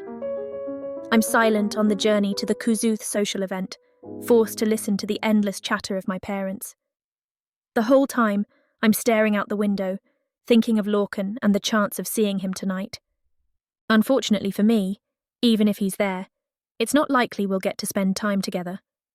I grunt thinking about the date set up for me by none other than my father. Third time should be the charm, eh, Bremy? He chuckles. Whatever. I groan, rolling my eyes. Oh, lighten up, he snaps, his tone suddenly angry. We're here to have a good time tonight, and you know it. Are we really, though? Bremy, please. Enough of this attitude, my mother says, crinkling her brows at me. If you want to be treated as an adult, then you must speak like one. How about you give this man a chance and see where things go? Your mother is right. I promise you this one is very worthy of taking your hand in marriage. So would you at the very least just try for me?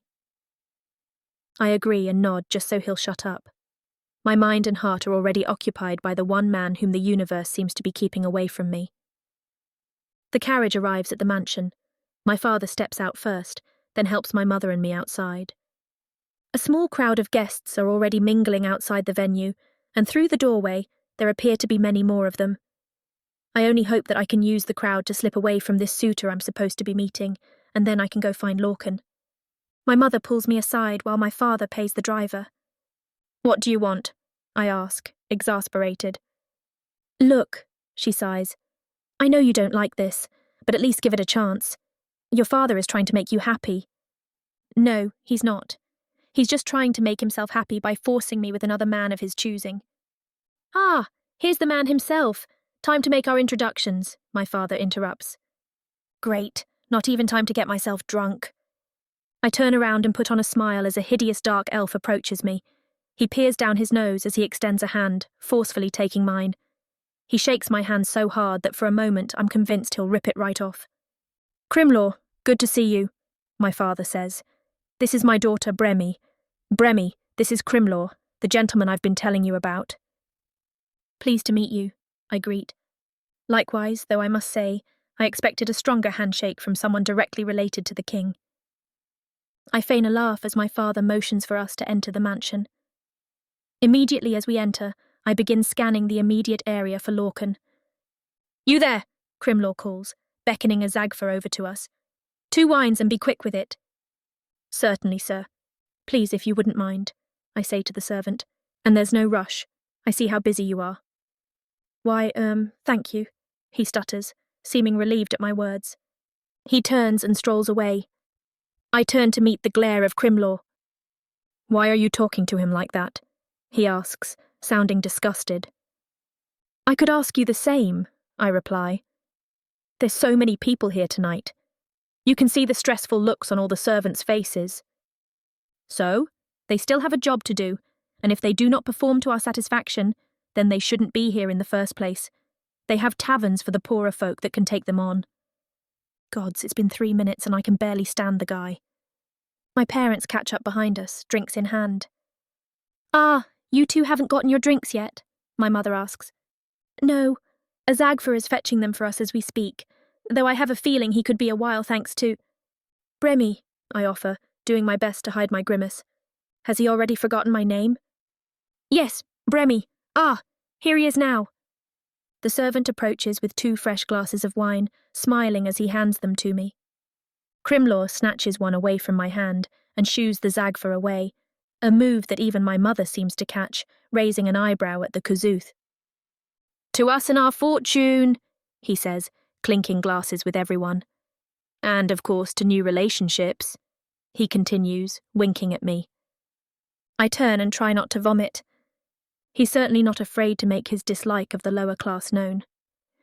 "Shall we go for a dance, then?" my father asks. "We'll meet you there," Crimlaw says. "I am quite peckish, but Bremi and I will certainly meet you there later." "Very well. Actually," I interject, "I'll go with my—" "Let's go!" Crimlaw roughly whisks me away from my parents and drags me to the dining area. We take our seats in the corner of the room, chosen by my suitor. I can't see anyone who passes by from here. As soon as we sit, he places his hand on my leg under the table. "Don't!" I growl, pushing it away. He shoots a glare at me as if I'm the one who did something wrong. As he dines, I have a drink, ultimately deciding to suck it up and try finding something I like about the guy. Alas, nothing goes anywhere with Crimlaw as he signals for me to stay quiet while he eats. I keep glancing around for Lorcan in the meantime, but there are so many people that I can't even see a few heads past me. I bet we've already walked by each other without realizing it. "All right, I'm ready to talk," he says. "What would you like to know about me?" "Well, I was hoping to talk a bit about what your aspirations in life are." "My aspirations?" "Gladly." "Finally. So I'm into the property business. I pay cheap money for lower-class shelters and such, and renovate them into facilities for the Kazooth. Essentially, I find ways to make buildings more useful." My smile slowly dissipates as he talks on and on about himself.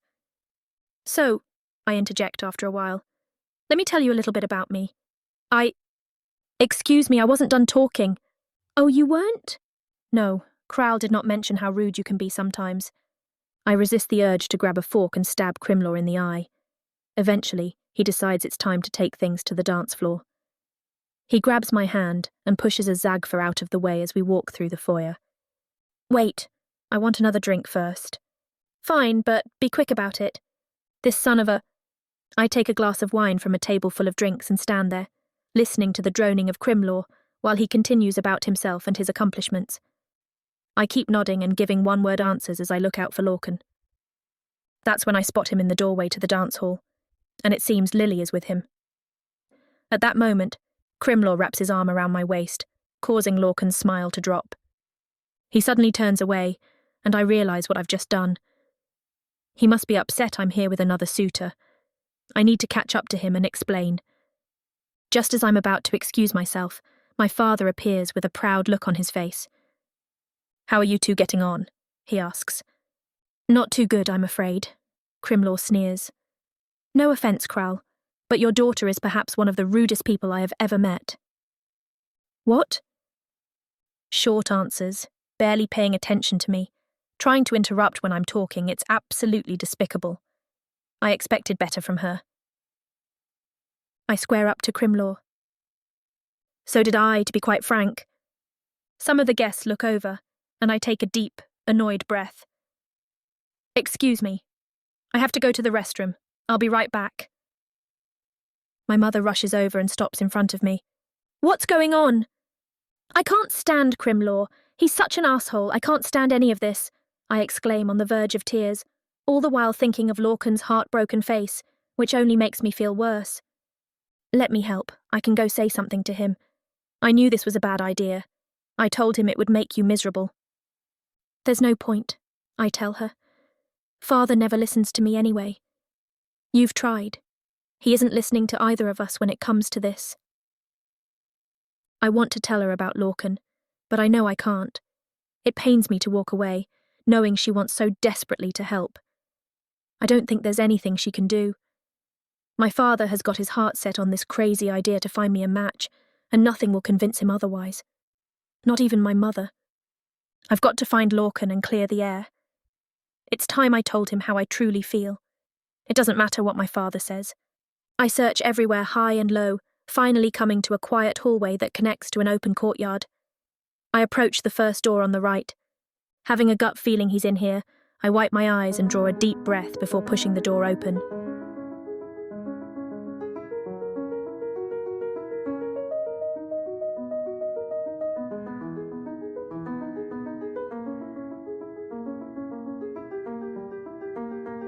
Chapter 18. Lorcan. This is killing me inside, Lily. My sister grimaces, placing a hand over mine as we sit together. The outside breeze from the courtyard feels nice against my heated skin. Angry tears threaten to form, but I clear my throat and blink them away before they get the chance. I never thought things would get this serious between you and somebody else, Lily admits quietly, tracing small patterns into my skin. She used to do that a lot when we were younger, and I definitely never thought this would involve Bremy. You shouldn't be too surprised. I know. Lily meets my gaze. What's surprising is seeing you like this. You're not a vulnerable person, Lorcan. You never let things get to you. Clenching my jaw, I realize that things have certainly spiraled out of my control. As much as I try to redirect my feelings, I can't help but feel as if Bremy is choosing obedience to her father over the love we share. Our love is real. It exists, and it's potent. Why doesn't she fight for us? Why am I forced to watch her in the arms of another man simply because of her father's wishes? It hurts to keep going through this, I say quietly, keeping my eyes downcast. I want to express my love to her openly and without secrecy. I want us to be a couple who isn't afraid of what other people will think. But Bremy's too scared to take that step. Because of her family? Or her father, rather, Lily corrects quickly. Her mother seems like the type who'd fight for her independence. I'm not too sure about her father. I don't even know anymore, Nobody's in my corner. Except you, I guess. Lily smiles. You say that in such a disappointed way. I should be offended. You know what's more offensive? Seeing the woman you're with act as if you don't exist whenever there's a public event going on. I'm too scared to approach her when we're at events like this because her father might see. And then what? He might kill me. No, he won't. Lily shakes her head. Kral is a good friend of the family. He wouldn't hurt you. If Kral's such a good friend, then why doesn't he let Bremy and I be together? Doesn't make any fucking sense, I retort, pulling my hand away from my sister's so that I can run it through my hair. My hands are sweating. I never thought this would happen to me. Yeah, Lily laughs dryly, scratching her neck as her eyes drift away. I figured that something serious was going on the moment you stopped bringing girls to our house. Mother asked me if you were okay. Gods, did she really? I grimace. I tend to forget that other people can perceive my actions and how obvious they are.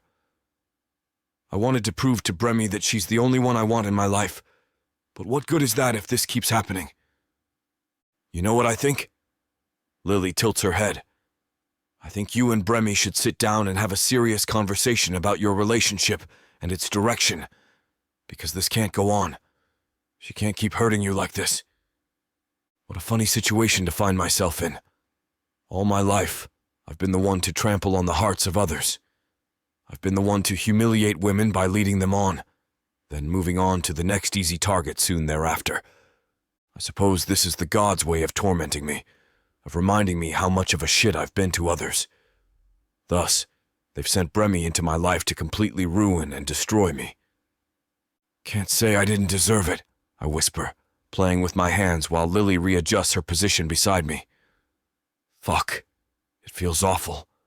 This might be the worst thing that's ever happened to me. Worse than the time you smashed your face into a tree while riding an equu, and Father had to come and help stitch you up? I roll my eyes. Why would you bring that up during a sentimental moment? I'm just reminding you that things could be worse. Lily crosses her arms over her chest. I don't know much about romance. I don't think it should debilitate you in any way. That sounds like something that someone who's clueless about romance would say. I straighten my back, looking at her directly. Just wait until you find someone to fall in love with. You'll eat your words. Highly unlikely, she replies. When you see Bremy again, you need to be clear with your emotions and tell her how you're feeling. Part of the way she's acting might be because she doesn't understand just how badly this is affecting you. I'm silent for a moment, contemplating those words. Bremy knows that I don't like this. She knows that I would much rather her be on my arm during these events, but she keeps doing it.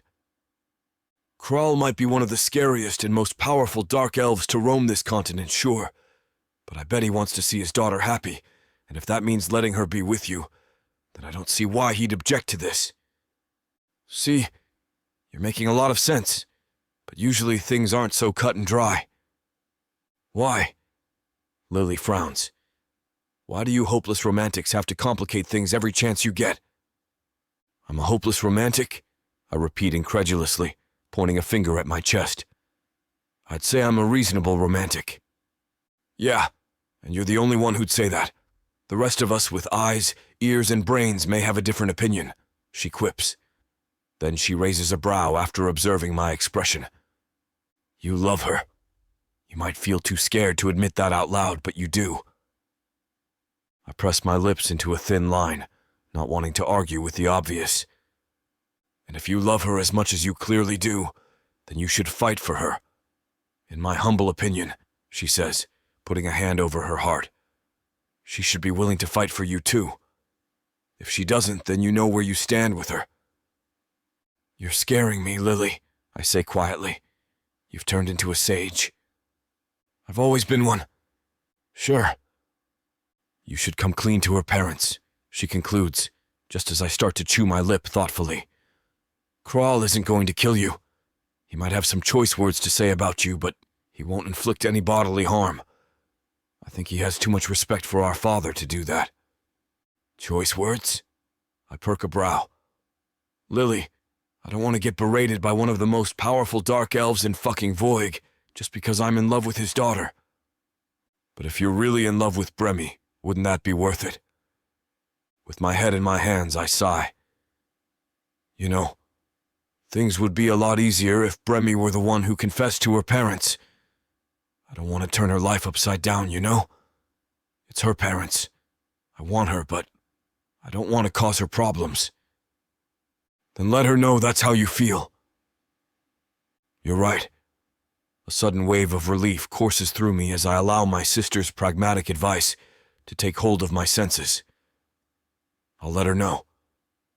She and I can get over any obstacle in our way. I know we can.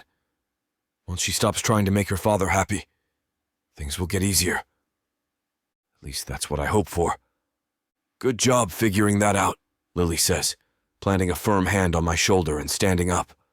Then she takes my hands and tugs me up until I'm standing up as well.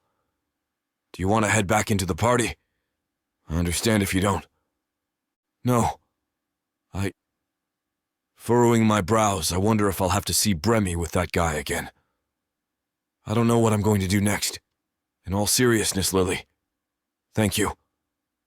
Lily's eyes widen slightly. Then she smiles. We haven't had a heart-to-heart like that in a long time. It was nice. I know, and I missed how it felt. Thank you for listening to me. I pull my sister in for a hug, one she accepts graciously. I've been trying to keep my feelings to myself. I felt like I was drowning and had nowhere to go. I don't think that's the healthiest thing to do.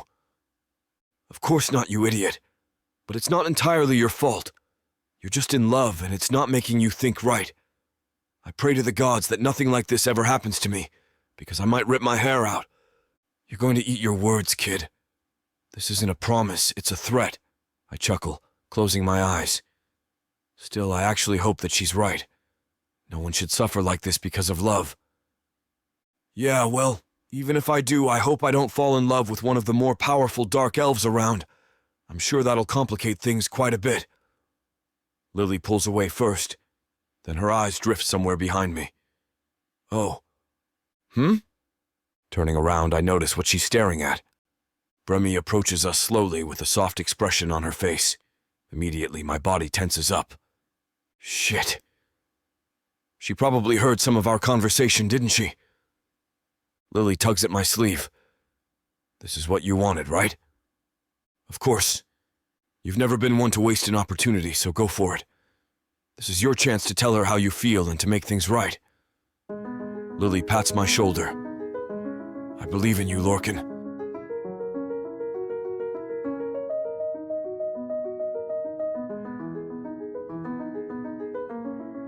Chapter 19. Bremy. The three of us stand frozen in place. I didn't mean to walk into Lorcan and Lily's private conversation, but at the same time, I'm glad I did. It gave me an opportunity to hear Lorcan's true feelings. Lorcan lowers his gaze. He's still hurt over my reluctance, I can tell. I'm sure seeing me with other suitors gave him the impression that I'm choosing to obey my father. As heartbreaking as it is to see him in such a state, part of me feels happy, in a not-so-sadistic kind of way. There was always a nagging feeling in my head that my feelings were stronger than his. Hearing the rumours about him did creep up in my head, but now I know they really are a farce. I'll give you two some privacy, Lily says, as she pats her brother on the shoulder. As she departs, she stops next to me. She has such a resemblance to her brother. Even their disappointed expressions are the same. For someone as cheerful as Lily to look at me in such a way, I really need to fix things. Lorcan truly loves you, Bremy, she says. She starts walking off before finishing what she has to say. I don't like seeing my brother hurt. I know, Lily, I'm sorry. That's all I can say to her. I look behind Lily's disappearing form, leaving us in this heavy silence. I tread closer to Lorcan, wondering if he even wants me near him. He sees me approach but turns his head the other direction. It stings, but I understand where his offstandish attitude's coming from. I step back to put some space between us, mostly for his sake. I don't even know where to begin. The light that naturally emanates from him is dim. It's completely my fault. Of all the people to make him look like this, it's me. It makes me feel undeserving of his love. Lorcan, I start to say. I mistakenly reach for his hand, but he moves away. Another jab to the heart. I swallow hard, but there's still a knot in my throat. I bite my trembling lips. I'm sorry. I'm sorry about everything that's going on. I'm sorry that you have to wait in the shadows for me. And I'm also really sorry that you had to see that. I know you must feel like I don't care about you, but I swear that's not true at all. He stares at me for a second before furrowing his eyebrows. If that's not true, then why do you keep going along with it? What do you want me to think when I see you with another man? Especially when you spent the other day with me, acting like I'm all you think about. But I do. You're all I think about day and night, Lorcan. I'm always counting the seconds when I can see you again. He sighs sharply. I want to believe you, Bremy, but it's hard. Whenever I see you with another man, I have to hold myself back from killing him, but I know that'll only bring you more problems. My heart wrenches with guilt. I'm expecting too much from him. It's selfish, but if I can just do a bit of damage control, I can appease both parties, at least just for a while longer. I have my mother on my side already. Having her full support means that my father will ease on the suitors. Meanwhile, Lorcan can try to get on his good side. I appreciate the patience you had with me, Lorcan. I know being secretive is hard, and I understand that you're even frustrated with me, but the meetings with the suitors mean absolutely nothing to me. I hate every second of them, and I wish I was with you instead. He folds his arms. Then why do you keep doing them? If you hate them so much, stop accepting the arrangements. You're giving them false hope while keeping me on a thread. I wouldn't be surprised if some of them already sent marriage proposals to your father. That's not it, Lorcan. I don't act interested in any of them, and I never respond to any of their letters. He blinks a few times. Letters? They're really sending you letters? But I swear I won't respond. I don't even read them. They're only there because of my father. They just want more power. Lorcan frowns while looking away. It's hard to decipher what else he's thinking. I gently hold his arm. He tenses up but glances at me. We just have to wait a little longer. I promise that in a few weeks or months my father will give up on this suitor idea. My mother is already against it. We'll win him over to our side, but just give me some time. He's aghast and pulls me off him. Weeks or months? You can't seriously expect me to wait that much longer and keep what we have a secret. No matter what you think, I'm not a patient man at all. Did you not hear what I just told Lily? His furrowed expression turns into a pained one.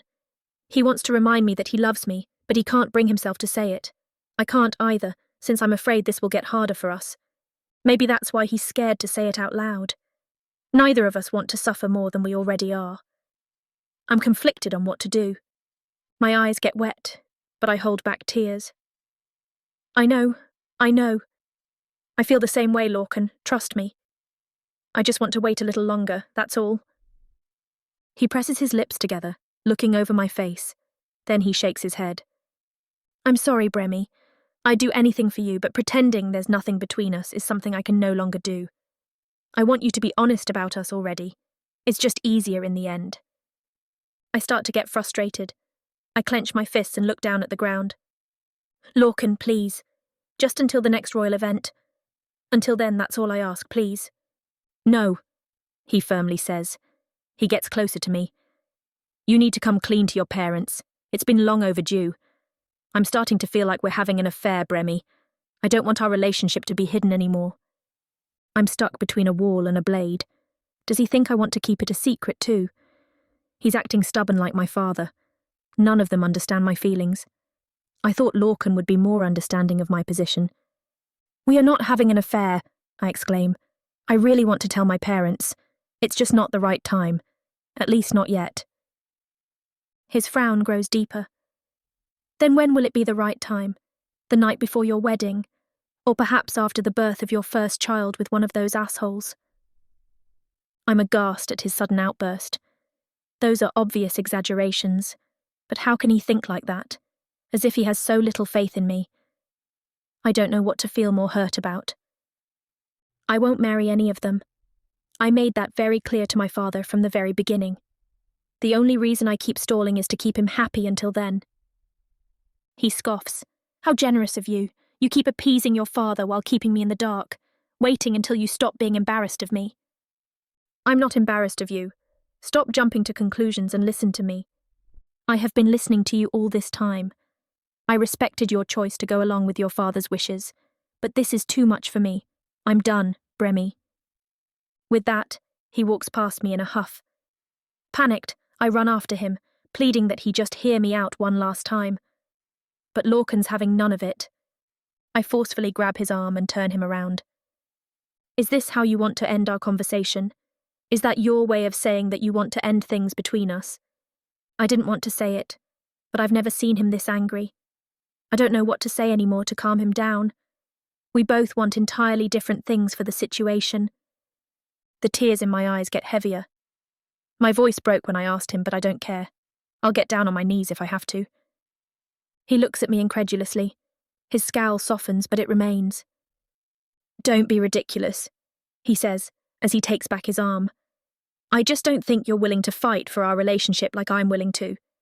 If anything, it's more like you don't want to continue this. I flinch. He said it as if he's giving up on us. There aren't any more words I can think of to say. He's made up his mind already, but I have to show him how much I care about him, that he's truly the only one for me. He sighs in disappointment at my silence. He turns to leave, but I'm not letting him go this time. I take his arm and turn him around. Then I grab his face and kiss him passionately.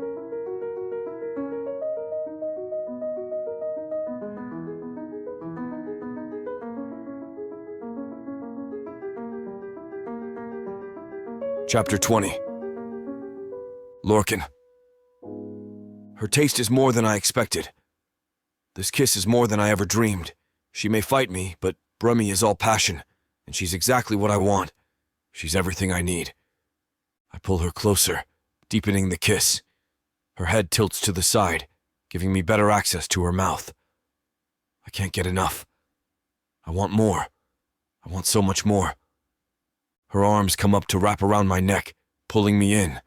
She wants to be closer. I want her to be closer. Lorcan, she mumbles against my mouth. Please. I know what she's asking me for, but she's a virgin and it gives me pause. As much as I want her, she needs to be certain. Are you sure? I ask.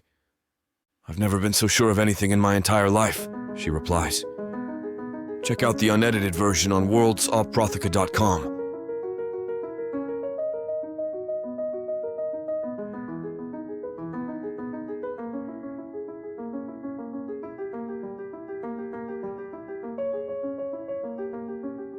Chapter 21.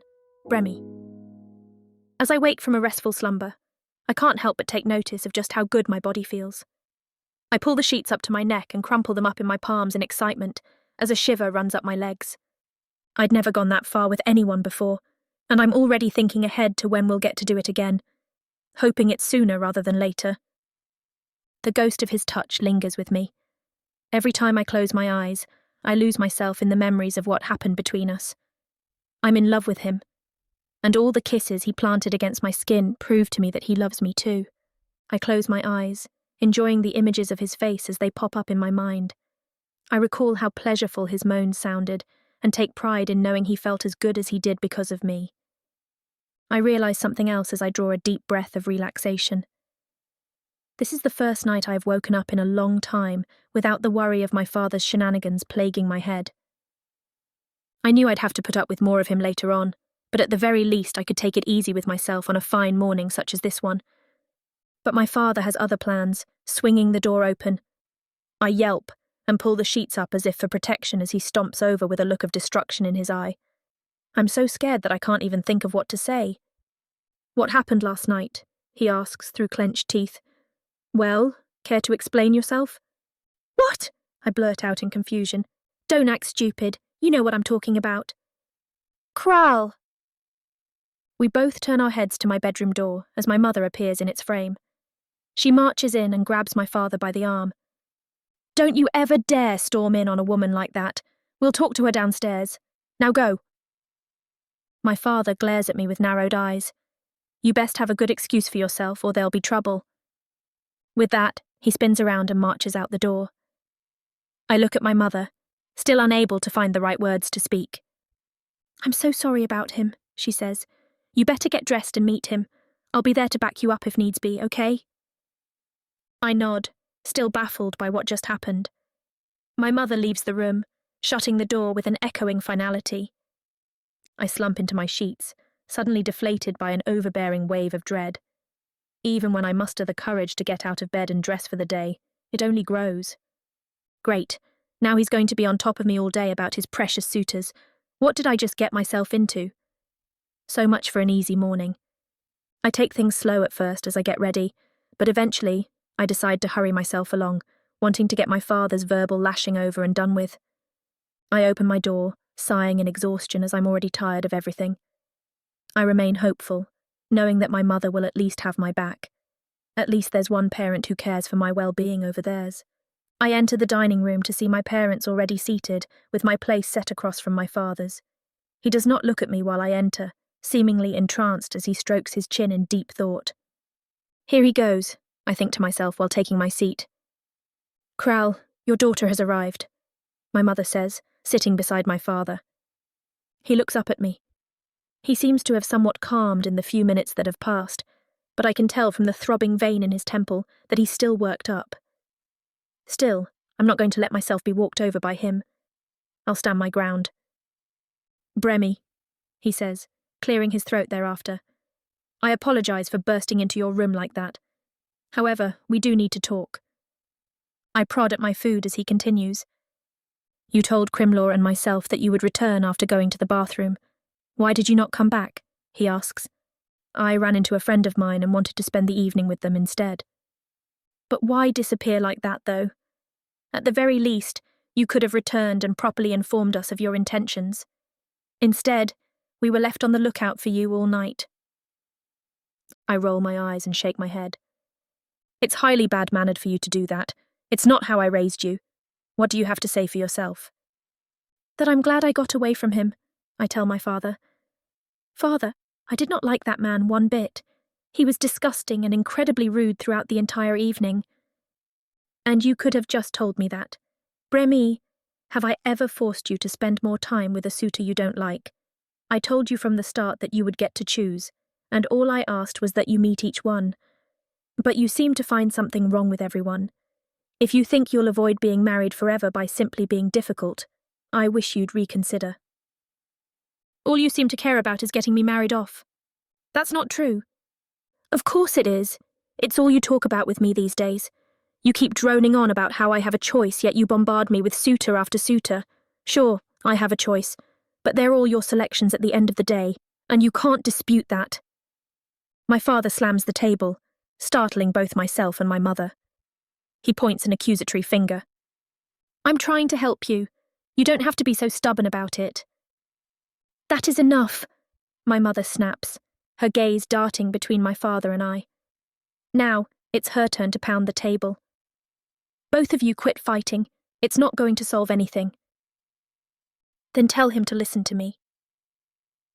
Tell our dear daughter that I'm trying to help her, if she'd only let me.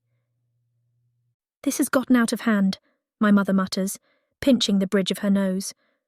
Kral, you were too busy having chats with your friends to notice how our daughter felt about Crimlaw. He was indeed a rude man. He hesitates and crosses his arms like an angry child. I smirk for a moment, but then my mother turns her attention to me. Bremi, your father isn't entirely in the wrong. You could have handled things better last night, too. Me? I put up with the snot-nosed bastard Crimlaw for as long as I could. As your father said, you could have formally excused yourself instead of running away. And you are being petulant. He is looking out for your future, my mother says, gesturing to my father. He does not mean to intrude. I'm done with this suitor business, I state, throwing up my hands. I've had about all that I can take of his list. It's a list of losers. They've all been awful, and I refuse to see any more of them. You don't have a choice in that, my father remarks bluntly. Aha, you said it right there. My choice ultimately lies in your hands, doesn't it? You're twisting my words. Have you ever stopped to think that I just want the very best for you? I really want to think that, but right now it seems like you just want the worst for me. My father frowns deeply, as does my mother.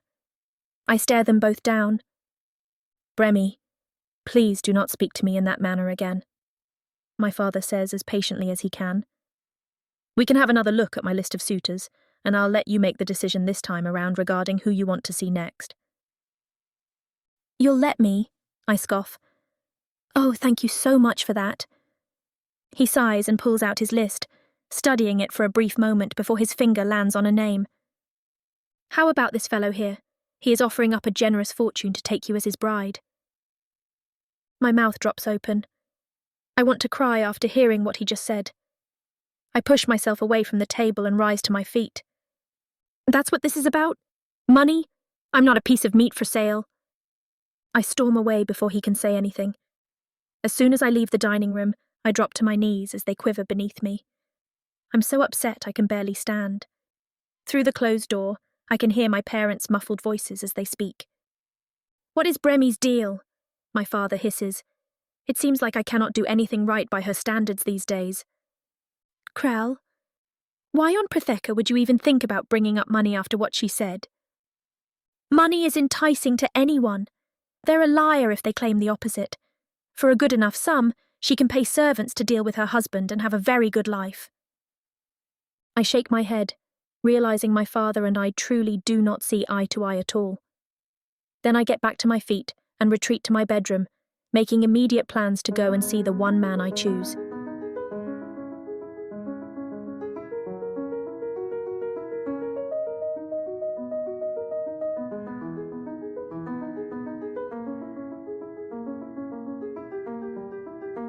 Chapter 22. Lorcan. I'm enjoying my own solitary company on a fine morning, sitting here by my window with a cup of Rear's tea. All morning I've been recounting what happened last night with Bremmy, reliving the pleasures and sensations that we made each other feel. Best night of my life, I chuckle. Bremmy was even better than I thought she'd be. This is a new day, though, and I eventually have to wonder what's next for us. After all, we did not talk about what's to come, and there's still the matter of her father to deal with in all of this. As much as I hate to think about it, I have to prepare myself for the possibility that Bremmy and I don't have a real future together. I need to talk to her and hash all of this out. If she still won't even talk to him about me, what's the use of any of it? As I meditate, there comes a gentle knock at my door. I open it up with Lily, who holds a tray of food in her hands. Is that for me? I ask. She nods. I noticed you didn't eat much at breakfast and thought you might be hungry. Also, you haven't come out of your room since then, so I wanted to check up on you. Yeah, set it down for me on the desk. Thank you. She places the tray down, wiping her hands with a rag after that. Where are Mother and Father? I ask. They're busy with their own affairs, so they won't bother you for a few hours. Do you want to talk? I don't take long to accept her invitation. Lily proved herself trustworthy last night when she came to my aid, and I can't help but smile when I think that the girl who normally annoys me would become my confidant in this. Again, I won't say a word of this to anyone else. I know you won't, I reply. I trust you completely. I never thought I would hear you say that, she laughs. Jokes aside, I'm ready when you are. Take your time. Well, Bremmy and I did talk about a few things after you left us. Things between us are okay for the time being, I tell her. Then I hesitate. Sort of. She did apologize, but we never really found a solution. Then she kissed me and we kind of forgot the argument. You would, she scoffs. Well, how do you feel about her this morning? Elated that she's in my life, I say, smiling as I think of Bremmy's beautiful face.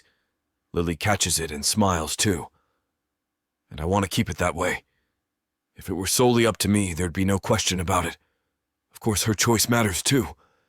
If her father won't accept me and she won't stand up to him, I don't know if I can change either of their minds. Well, what if she's going through that same uncertainty that you're experiencing? That could be possible, I say. That's why I have to see her as soon as I can. Again, she nods. Who would have thought you'd make a great person to talk to? I joke, nudging Lily's shoulder. After all those years of us pestering one another? I told you I've got your back. I'm actually pretty great once you get to know me. Well, Thanks for talking to me. It helps me digest what I'm going through, I say. My head falls against the window while I stare into the skies. I know that Bremy is the right girl for me. I know that now more than ever. I have to ask you something, and don't get mad. Ask away. You've had plenty of girls. What draws you to Bremy above the rest of them? I suppose it's the way we connect to each other. I've been with other drop-dead gorgeous women, but I've never felt the same way around them. Also, I love who I am when Bremy is around, if that makes any sense. It does, Lily replies. By the gods, you're really in love with this girl. I am, I say confidently. Well, I wish I could fix it all for you. I'm sorry there's not much I can do to help. It's quite all right, I tell her in a reassuring tone. Your secrecy is more than enough, and your talking is even better. Thank you, Lily. We both turn our heads at the window when a small rock flies against it. Lily and I peer down, growing wide-eyed when we spot Bremy waving up at us. Well, well, well, Lily says. Look who it is. I think she wants to come in. Let me see if I can help her. Oh, she's got this, I reply. Just watch. I can't believe she's come. As I'm trying to calm myself down from the initial wave of excitement, Bremy uses her magic to climb up to my window. Hello, Lily. Sorry to drop in like this. It's all right. We were just talking about you. Is that so? She chuckles before turning to me. Lorcan, we need to talk. Of course. I've been meaning to meet up with you. I'll excuse myself then, Lily says. Oh, and I'll tell Mother and Father that you're sick so no one comes up here. Good thinking. Bremy takes a seat across from me. We embrace and hold each other tight, following it up with a kiss. My hands caress her sides while hers lose themselves in my hair. I pull her flush against my body, savoring the taste that I still can't get enough of. She smiles against my lips, something I relish with my half-lidded gaze. I'm so glad to see you, she whispers. Me too. I've been thinking about you all morning. Were you talking to your sister about us? She asks. Yeah. How much does she know? Admittedly, she knows everything except the fact we had sex. She seemingly figured most of it out on her own, though. She nods. Well, a girl always knows. So how are you? I'm fine. I keep thinking about what went down between us last night. I really enjoyed it. Me too, she says excitedly. Her voice suddenly drops to nothing. She then bursts into tears. Alarmed, I pull her close. Hey, what is it? Did I say something wrong? I ask. No, she says, sniffling. It's just about my father. What did Kral do this time? I snarl, unsurprised that he is responsible for this. Bremy retracts, thanking me as I hand her a napkin for her tears. She clears her throat and takes a sip from my teacup. I spoke with him this morning and he called me out on exiling my suitor. Did he expect you to spend the whole night with him? Yes, she replies. But then he told me that I could have apologized and told him to his face that he was not suitable for me. But that's not why I'm crying. Oh no, I mutter. What did he do? You see, this whole time he's been telling me that I have the choice to choose who I want to marry. I called him out that the only choices I have are those selections he's already made for me. I've rejected so many of his suitors by now that I'm starting to fear he'll give up and force me to marry someone of his choosing. He can't force you to do anything. Who's going to stop him? I will. I'll fight for you. In my mind, I'm fending off the thoughts of an uncertain future with Bremy. Right now, she needs support, and I'm not going to fail her. Maybe you can't do anything, she says, sniveling. Do you know what he said to me after it all? That he has his eye on a suitor who'll pay a small fortune to take me as his wife. By the gods, I groan. Does he think you're for sale or something? Well, what are you going to do? Or should I say, what do you want me to do? I ask. She crumples up the napkin, clenching her fists. I know exactly what I'm going to do. I'm confronting him for the final time when I figure out how to tell him. All of this nonsense will be put to an end, whether my father accepts it or not. Are you sure that's a good idea? No, she says. I think it's a dangerous idea, but I'm left without any other choice. Is there anything I can do to help you out? Yeah, you're coming with me to do it. I tilt my head. You want me there with you? Of course I do. I'm marching right up to him so that I can fight for our love. You're going to tell him about me? About us? No. I need you more than anything, Lorcan. A future without you is not one I want to live in, let alone imagine. I can't believe what I'm hearing. And for a moment, I think I'm dreaming. But it's all real. I swallow a lump in my throat and puff out my chest, taking Bremmy's hand in my own. I'm with you. With that, I press my lips to hers, my way of reassuring her that I'm a rock she can lean on.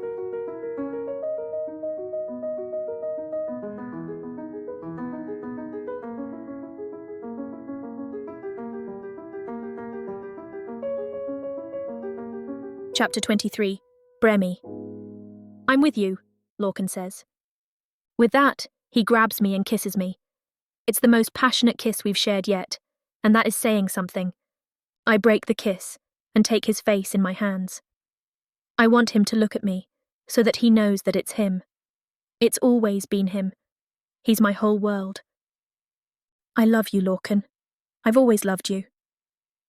His hands, which rest on my waist, tighten slightly before he draws me to him for another kiss.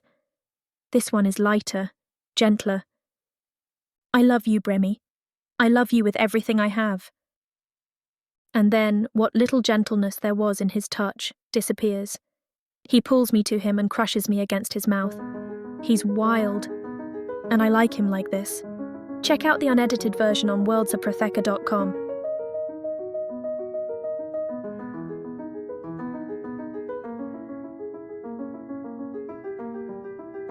Chapter 24. Lorcan. Waking up with Bremmy sleeping in my arms will be a memory that stays with me forever. Her scent encapsulates me, making me feel whole.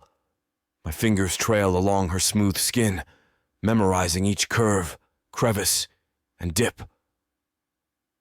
She's mine. Part of me wants to wake her up to see if we can get a repeat of yesterday's events. The other, more thoughtful part of me wants to leave her be and watch her from my spot beside her. Laying silently, I move my hand along her sleeping body and imagine our future. My parents will be happy about this. They've always wanted me to settle down and find a good woman to call my mate. Bremmy's parents might have some things to say, on the other hand. From the secrecy of our relationship to the suddenness of it all, I can already hear the tirade that awaits me once Kral finds out about this. He may even tell his brother, the king. And by then I hope this euphoric feeling is still lingering with me, because I'm bound to receive a verbal lashing. Maybe Lily's right, though, I whisper, remembering our conversation. My hand absent-mindedly threads itself through Bremmy's hair. Maybe this will all be worth it in the end, and I'm worrying for nothing. A groan erupts from Bremmy, and she stretches amongst the covers. My hand falls away and I lean my head on my hand, watching her with a smile on my face as her body emerges from slumber. Bremmy yawns loudly, then smacks her hand against the mattress in search of something. When her hand touches my chest, she stills and turns to face me. Hi, I say, still smiling. It's about time you woke up. How long have you been staring at me? She asks, a sleepy grin tugging on the ends of her lips. They look a bit swollen, probably because of me. I forgot I stayed the night. Worry grips my heart. Do you regret it? Bremmy stays quiet. My eyes linger downwards towards the rest of her naked body. Images of last night flash through my mind. No, I don't regret it, she says. Bremmy pulls herself up into a sitting position, allowing the covers to fall away from her. She flips her hair over her shoulder, allowing the strands to fall beautifully down her back. I make the move to kiss her arm, and she smiles, running her hand through my hair. Every time she touches me, I feel whole. No one else in this world can make me feel as complete as she does. I've been searching for this feeling my whole life, begging the gods to send the right woman to my side. And now, I found her. As the morning sun pierces through the window and hits us in bed, I can't help but feel as if we're the only beings that matter in this world. Just Bremy and I. That's how it should be. No worries about what the rest of Kazooth society will think. No worries about Bremy's parents and their expectations for their only daughter. Just us. It was the best decision I could have made, she continues after a moment's pause, leaning in to kiss me on the cheek. I'm glad I came. And what will your father think? Bremy snorts, ducking her head. He can think what he wants. I don't care anymore. I perk up to hear that. Bremy adjusts her position on the bed so that she's closer to me. Her fingers start traveling across the expanse of my chest, sending small electric pangs throughout my body that I feel down to my fingertips. This is the type of effect she has on me. This is what she can do to me. I'm in love with her. There's nothing I can do to fight against this feeling. You're pensive today, Bremy. Yeah, she whispers, still moving her fingers along my skin. I don't want her to stop. I'm thinking about a lot of things. I have to make a decision soon. A decision? I raise a brow, feeling my breath hitch in my throat. About what? She meets my eyes. I've made up my mind. I need to tell my parents about us. At that, the breath I'm holding releases in a sigh. Thank the gods. She doesn't regret this. Are you sure? I ask, cupping her face with my hand. I don't want to rush you into doing something you might not be comfortable doing. Oh, come on, Lorcan. It's about time we stop this shit, she retorts, which takes me by surprise. I don't like being forced to waste time with suitors that bore me to tears. I don't like being the talk of all of Voig because my father wants to make it known that he's planning to marry me off. I hate it. Well, at least you finally come to your senses, I reply swiftly, which earns me a slight nudge in the chest. I'm serious. You were driving me crazy. I'm sorry, I really am, Bremy sighs, pinching her nose bridge. I thought I could handle everything, but... She trails off and I beckon her to continue. I didn't think I was going to fall in love for real, she finishes. This is all new to me, Lorcan. I wasn't anticipating any of this. That's fine. I understand that. With a hand, I pull her in close by the neck and plant a deep kiss against her lips. My tongue searches and finds hers easily. She matches my passion with equal ferocity, which is something I've always loved about her. Just so you know, I fully intend on going all the way with you, I say. All the way? Meaning, I hope we get married and joined in an official mating ceremony. I don't want anyone else. I hope you feel the same way because I'm fully devoted to you, Bremy. She wets her bottom lip, and it takes everything in me not to lean forward and kiss her again. Bremy has awakened something in me that I never thought existed, something that no one else could touch. This feeling in my heart has always belonged to her. That explains why no other woman could interest me. No other woman could excite me in the same way. I don't see a future with anyone else except Bremy. Yeah, Lily was definitely right. This is all worth it. Crawl can oppose, the king can oppose, the whole fucking continent can oppose. But I don't care anymore. All that matters is her. Are you serious, Lorcan?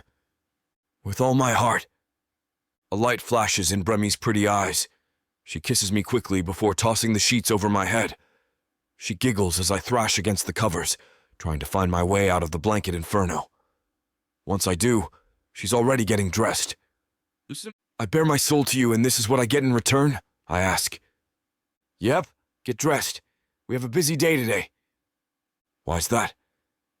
Because I'm going to tell my parents about our relationship, she says, nodding in my direction. And you're coming with me. Ah, shit. I should have known Bremy was going to pull a fast one on me. I thought she was just kidding around before. I'm not doing this alone, she warns. So get dressed, lover boy. We're in this together. We're going to your house? I slowly pull the covers off me. My feet hit the cold ground and I search for my clothes. Where your father is. Where he can hit me in the head with a bolt of his magic. Maybe even killing me in the process. Don't be ridiculous, Bremy replies. He would never do that. Not with me and my mother around. He can get angry, sure, but he would never do anything to hurt us physically. And he's good friends with your father. He wouldn't risk starting a war over this. I hope not, I mumble, finally finding my clothes. Somehow they slid underneath the chest. How crazy did things get last night? I can hardly remember. The fact that your mother will be there makes me a bit calmer. My mother will be our biggest advocate. Trust me. I've heard the fights they've had over this arranged marriage shit. My mother was never happy about it. She wanted me to make a decision independent of what my father wanted for me. She proudly straightens up after putting on all her clothes. Looks like I have. I click my tongue. My clothes from last night are a messy ball in my hands. This won't do. Bremy looks fine in comparison, but since we're in my bedroom, I decide to make myself look more presentable. I'm trying to make a good impression on Kral of all the Dark Elves. He knows me. He's known me since I was a kid. I would never hurt his daughter, so now's my time to prove that. Are you going to run around naked or are you going to get dressed? Bremy asks, resting her hands on her hips. Don't be spicy with me, I reply playfully, pointing a finger at her as I rummage through my drawers. I need to pick a good outfit if I want to impress your parents. Do you think my father will like your shirts crafted with the finest linen in all of Protheka? Bremy jokes. I'll give you a hint. He won't give a fuck. Don't care, I reply. Your father can judge me all he wants, but he won't be able to say I don't look good. That'll be a damn lie. Just get dressed, she says with a laugh, and I oblige my woman promptly.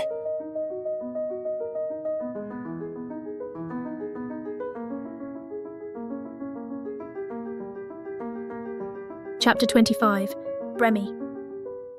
I stand in Lorcan's room, preparing myself to leave. I know that everything will have changed by the next time I find myself here. Whether that'll be for the worse or better remains to be seen, but I'm happy knowing that Lorcan will be by my side either way. Are you ready to go? He asks, on standby at the open window. Just a moment, I reply. I look at myself in the mirror and envision the woman I want to become, a lady who isn't afraid to defy her father, a woman who'll dictate the path she treads and take full pride in it. I can do this. I have to if I want to live a happy life. This has gone on for far too long, and it's about time it comes to a cathartic end. I turn to Lorcan, my head held high as I look him in the eye. Let's go. I go first out the window, using the rope to descend to the ground. He follows, taking my hand when he lands beside me. Together, we venture to the city. It's there that we continue devising our plan on how to break the news to my parents. I need the fresh air to think. There's no good in staying cooped up in his room. We reach the inner city after a short carriage ride, dismounting onto a busy street. Being that it's right before noon, the streets are vibrant with life. All around us are market stalls with Kasheng calling out to passers-by with enticing discounts. Equus trot along the roads with city guards mounted on them, casting watchful eyes over the streets. Parents yell at their children who run too far ahead for their safety, while DFAMs sit on the sidewalks, begging for money and hissing at those who ignore them. The whole place smells, so I take Lorcan's hand. We seek out a quiet place where we can sit down and think. Hand-holding is as far as we agree for our public displays of affection. Remind me again why I can't kiss you, Lorcan asks. Because I really want to. I know you do, and I do too, but I have to feel like I've earned the right to do it in public. You have earned it, at least in my eyes. I guess part of me feels like I've yet to do so. I need that weight of confronting my parents lifted off my shoulders first. I see, he nods. Well, as hard as our task today will be, know that everything will be better by the end of the night. Yeah, I hope so. Let's stop here, it looks quiet, I say, pointing to a cafe shop across the street. It's a small building with 3 tables inside, all of which are empty. The hustle and bustle of the outside world can still be seen out the window, but all is silent in here. In minutes, I have a warm cup wrapped in my grip. I stare into it as I mull over my thoughts. Are you okay? Lorcan asks, laying a hand on my wrist. I'm all right, I tell him with a smile. You know something? If I just forget about everything running through my head and focus on being here with you, it makes me so happy. Well, perhaps that's what you should do. Maybe you're right, I sigh. But there's no point in prolonging the inevitable. The sooner we get this out of the way, the better. I just want to be done with it all. Of course, and like I said, I'm here to help you. Do you have any notion of what you're going to tell him? No, I chuckle nervously. Not really. Right now, I'm thinking less about what to say and more about how he's going to take it. I just need to come up with the right order of words that won't make him get all defensive on me the second I open my mouth. Has he been doing that a lot? Every time, I say, shaking my head. I sip a hot mouthful of caffo. It always ends along the lines of you should be thankful I'm helping you out. Damn it, if it's this hard to only think of what to say, then I don't know how I'm going to be when I end up face to face with him. Well, have you ever thought that maybe there is no perfect script that you can use? Lorcan asks. I mean, maybe the best way to go about this is just to speak right from the heart and lay it all out for him to see. Do you think so? You said it yourself, Bremy. If this does not end the way you want it, you're still going to be with me. The way I see it, you may as well just vocalize your feelings from inside. Don't think of it as an act in a theatre. Maybe you're on to something, I nod. My father has never responded well to my criticism, so maybe all I need is the truth, and nothing but that. Well, there you have it then. Straight from the heart, no insults. I hope I can do this. Let's finish this and go, I say. The time has come. We hail a passing carriage to take us back to my family home. The dread within me builds as we draw closer and closer, each turn of the carriage surging a rush through my body. I clench my fists and shake my legs, my mouth also growing dry. Lorcan rests a hand on my leg. I look up at him, seeing a shred of anxiety in his eyes too. It does not matter to me, though. He's more than a hero to me, and for him to be by my side while doing this only reaffirms that. I want to ask something, he says, squeezing my thigh. You said that we'll be together no matter what, but what happens if your father doesn't accept us? What if things don't go the way we want them to? I smile, peering into his gentle eyes. In them, I find peace and tranquility that calms me down. Even then it would not matter. My father was the first Dark Elf to make the controversial choice to mate with a human. That was a decision that went against all odds, and they stuck it through when the whole world was against them.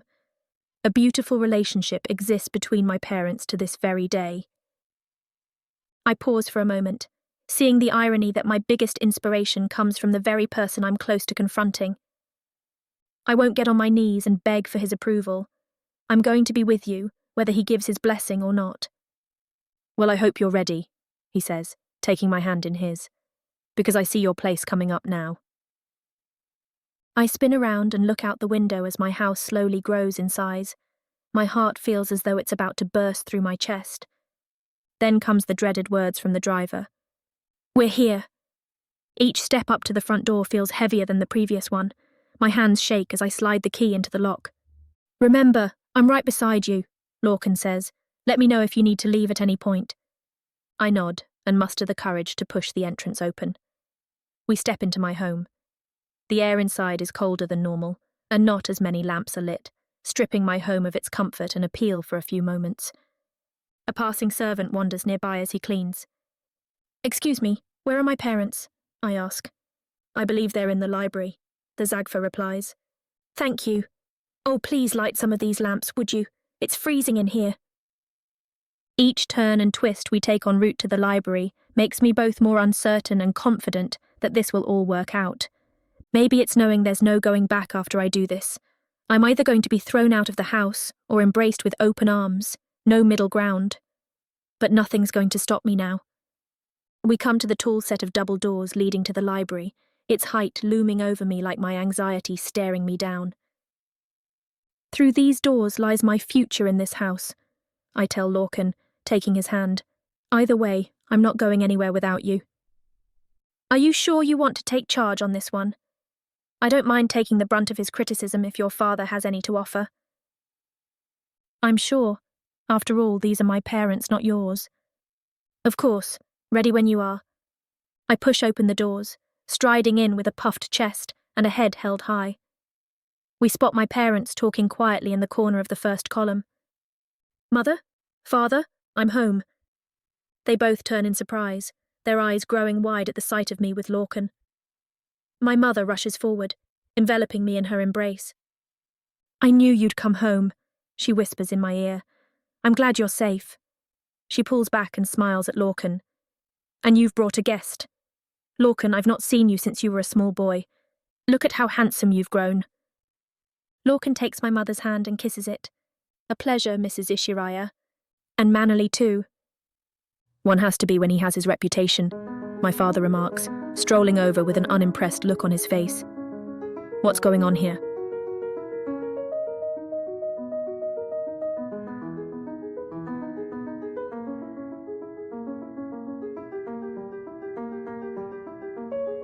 Chapter 26. Lorcan. I grimace, already anticipating the worst with the way Kral's looking at me right now. A comment on my reputation. I should have expected that. Amelie stands beside Bremy, as if knowing what her husband is capable of. I think everyone in this library knows what Kral is capable of. Maybe that's why I'm too hesitant to speak out loud in my own defense. Still, it must be done. Good to see you again, Kral, I say, dipping my head respectfully. He's still glaring daggers into me. My parents miss hosting you at our estate. Raleigh and Fiona have my regards, he replies icily. But you didn't answer my question, Lorcan. What is this? What's going on? Kral, Amelie says, a warning underlying her words. Be nice. They just got here. I clear my throat, obviously not knowing where to begin and how to formulate my words. I wanted to... Well... Bremy reaches down and intertwines her hand with mine. Turning towards her, she sends me a small smile before continuing where I left off. Father, Lorcan and I are in a relationship. We finally decided to come clean with this, since I don't want you pairing me up with random dark elves who I have nothing in common with. Amelie gasps, staring at Kral with wide eyes. Meanwhile, Kral's eyes narrow, and he curls his upper lip once Bremy's words settle in. I keep my head held high. With Bremy by my side, everything feels easier. Better to manage. The whole world could crumble right now, and I wouldn't care because Bremy's with me. A relationship, Kral repeats slowly, eyes fluttering from Bremy to me, then back to Bremy. What do you mean by this, Bremy? I said what I said.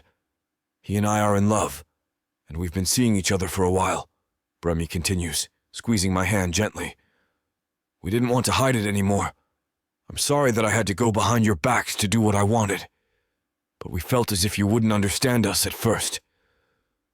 Gods, Amelie whispers, shaking her head. See, Kral? We should have listened to Bremy from the start. Kral holds up a finger to his mouth before pacing around the library. I've never seen the great dark elf this stricken by something. I can't believe I have this level of influence. If I may, I say, stepping forward. Bremy had told me that you were trying to marry her off. I never intended to get in the way of your plans, Kral. Well, in hindsight, maybe I did. Just a little bit. We fell in love and we couldn't control it. I'm sorry if I'm not the dark elf you had in mind for Bremy, but we chose each other, and that's what matters. Amelie smiles. Don't say that about yourself, Lorcan. You're a fine young man and you're a perfect fit for our daughter. Then she steps forward and takes her husband by the arm. I told you that Bremy was more than capable of choosing a man for herself. Look, she chose Lorcan. This is exciting news. I don't know where I went wrong, Kral whispers. Amelie rolls her eyes and scoffs while Kral sinks into the nearest chair. The scene is almost comedic. Bremy, what didn't you like about the suitors? Why weren't they a good fit? Shit, she whispers, nudging me lightly in the side. I should have known he was going to have a freak out over this. This is better than what I thought it would be, I reply earnestly. Seriously, I thought Kral was going to start throwing chairs and tables around at the news. Instead, he's pensive and quiet, maybe even a bit contemplative. The fact that I'll be leaving their home with my head still on my shoulders relieves me considerably. Father, you didn't do anything wrong. Besides, try to force me to marry someone that I didn't know or love, Bremy replies. I know that you were just looking out for me and my best interests, but I told you how I felt. I wanted to choose someone myself. Amelie nods, clearly on our side. Kral cracks each one of his fingers, an act that makes me swallow thickly. Lorcan and I chose each other. It happened pretty naturally. We had always felt something special for one another since when we were kids. It was only a matter of time before things materialized between us. Oh, Kral, this is the most beautiful thing I've ever heard, Amelie gushes, tugging at his sleeve. Our daughter found love. But I still don't understand. I thought those dark elves were powerful, rich, charming, everything a woman could ever want. Bremy sighs through her nostrils. You know, Father, not everyone wants to marry someone for gain. I want to marry the man I love. She gives him a small smile. And he's a duke. My heart fills with joy hearing Bremy lay out the truth for her parents. This is all I ever wanted. I do come from a good family, but I do know that I have a bad reputation. I can't blame Kral for passing me up. I'm not willing to give up, Lorcan, so don't even try that with me, Bremy warns. If I've offended you and you feel like punishing me, fine. So be it. I don't care if I get disowned or thrown out of this house altogether. I want to be with Lorcan. Gods, Bremy, why would you say such a horrible thing? Amelie asks, placing a hand over her chest. Your father and I would never throw you out for falling in love. Kral remains quiet. After a moment's pause, his intense eyes meet mine. So you've kept this a secret from us, is that right? We thought it was the most appropriate thing to do, I admit quietly. We didn't want to attract attention to our relationship prematurely, because we knew it was going to bring trouble. You two have created quite the mess I have to clean up, Kral retorts, running a hand over his disgruntled features. Now I have to explain to all of Bremy's suitors why she's rejected them all. Some of them were offering hefty sums, you know. Kral, Amelie says through gritted teeth. Who fucking cares about the suitors? None of that matters anymore. Bremy wants to be with Lorcan, and the only thing we can do now is accept it. She's in love. She's found someone she can be happy with. Bremy nods. I hated being with those other men, if I'm being honest. They never treated me right. They would say unbecoming things whenever they were around me. They did what? Kral perks up. Who? Which ones? I'll have their heads on pikes by the morning. Kral!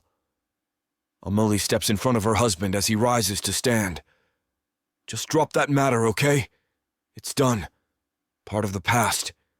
We don't need to worry about those things anymore. If it makes you feel any better, Kral, I would be more than willing to take care of those dark elves, I offer. Bremy shakes her head and grabs my hand again. Don't you dare. They're not worth bloodying your hands over. They're not worth the air we breathe, I reply. Kral snaps his fingers and points at me. I agree with young Lorcan. We need to kill them. No, no, no! Amelie exclaims, shaking her head vehemently. Kral, sit down and relax. You're going to hurt yourself if you keep acting like this. Are you implying that I'm old, Amelie? You're too old to be acting like this, that's for sure, she retorts, forcing her husband back down onto his seat. Then she rounds the chair so that she can place her hands on her husband's shoulders. Lorcan and Bremy's relationship is a wonderful thing. We should support them from here on out. That's all we want, I say. We don't want to hide our love for one another anymore. It was excruciating. I want to be able to show the whole world how much I love Bremy. Amelie smiles, eyes glazed with a sheen layer of tears. And Bremy, is that what you want? Yes, Mother, she reassures. I love Lorcan. He means everything to me. I'd do anything to be by his side. Well, then that's settled. You have my full support. Kral? Amelie digs her nails into her husband's shoulders, leaning close so that she's pressing her cheek against his. What do you say? You agree, right? Don't rush me. I have to make my decision, he grumbles. I feel quite blindsided by this. I don't like being deceived. They didn't mean anything malicious by this, Amelie argues. They were doing what felt right in the moment. Don't judge them so harshly. We were young and in love once. Don't compare our situations to theirs, Amelie. That was an incredibly different scenario. Bremy tenses next to me, but her hand never leaves mine. In fact, I'm starting to feel her sweat. That doesn't make me feel too good. At the very least, it seems as if Amelie is willing to help us persuade Kral into accepting our relationship. For that, I'm grateful. I always knew she was someone who could be trusted. As for Kral, nothing about this surprises me. He's stubborn, but he loves his daughter. If I were a father, maybe I'd feel the same way. But with his daughter and wife both coaxing him into accepting our relationship, the odds are in our favor. Right? I'd hope so. I wouldn't want to have Kral as an enemy, but if that is what's necessary to have Bremy by my side, then that's a risk I'm willing to take.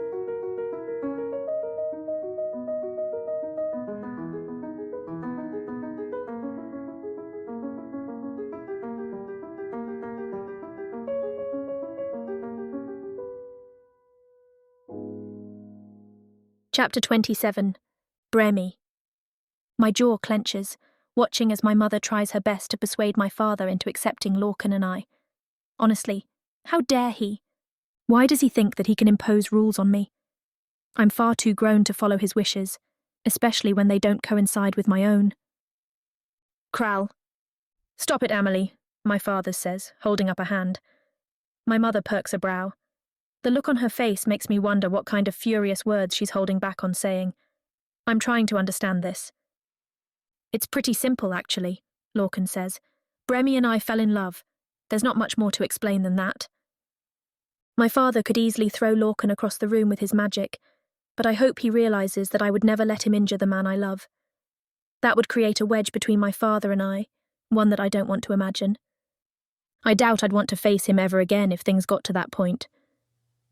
I would like some more details, my father says, tapping his fingers on the armrest of his seat.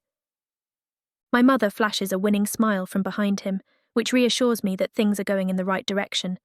If they weren't, my father would have stormed out by now. He would have turned the room upside down with his magic, but none of that has happened. Not yet, anyway. The love I feel for Bremy is genuine, Lorcan explains. We grew up together, as you already know, but we recently rekindled our relationship at one of the parties your brother threw, remember?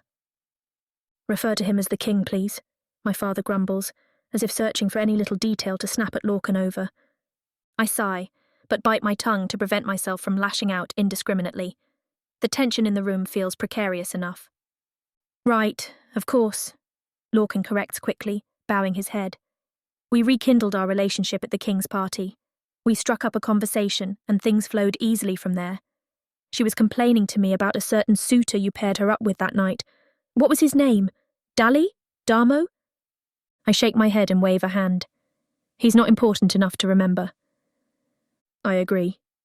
Lorcan flashes me a devastating smile, one that makes me weak in the knees. Then he turns back to face my father. She clearly wasn't happy about the whole thing, so I comforted her that night.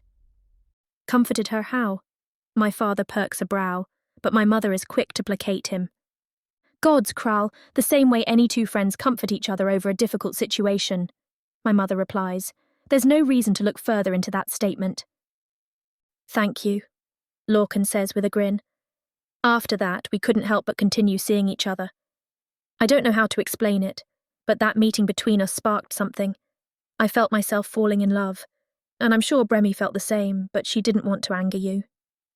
I nod, meeting my father's intense gaze. I knew that you were going to react badly, so Lorcan and I kept things hidden for a while, but I realized that I was making a mistake. My father's nostrils flare. How so? By going out with those other men, I was hurting Lorcan.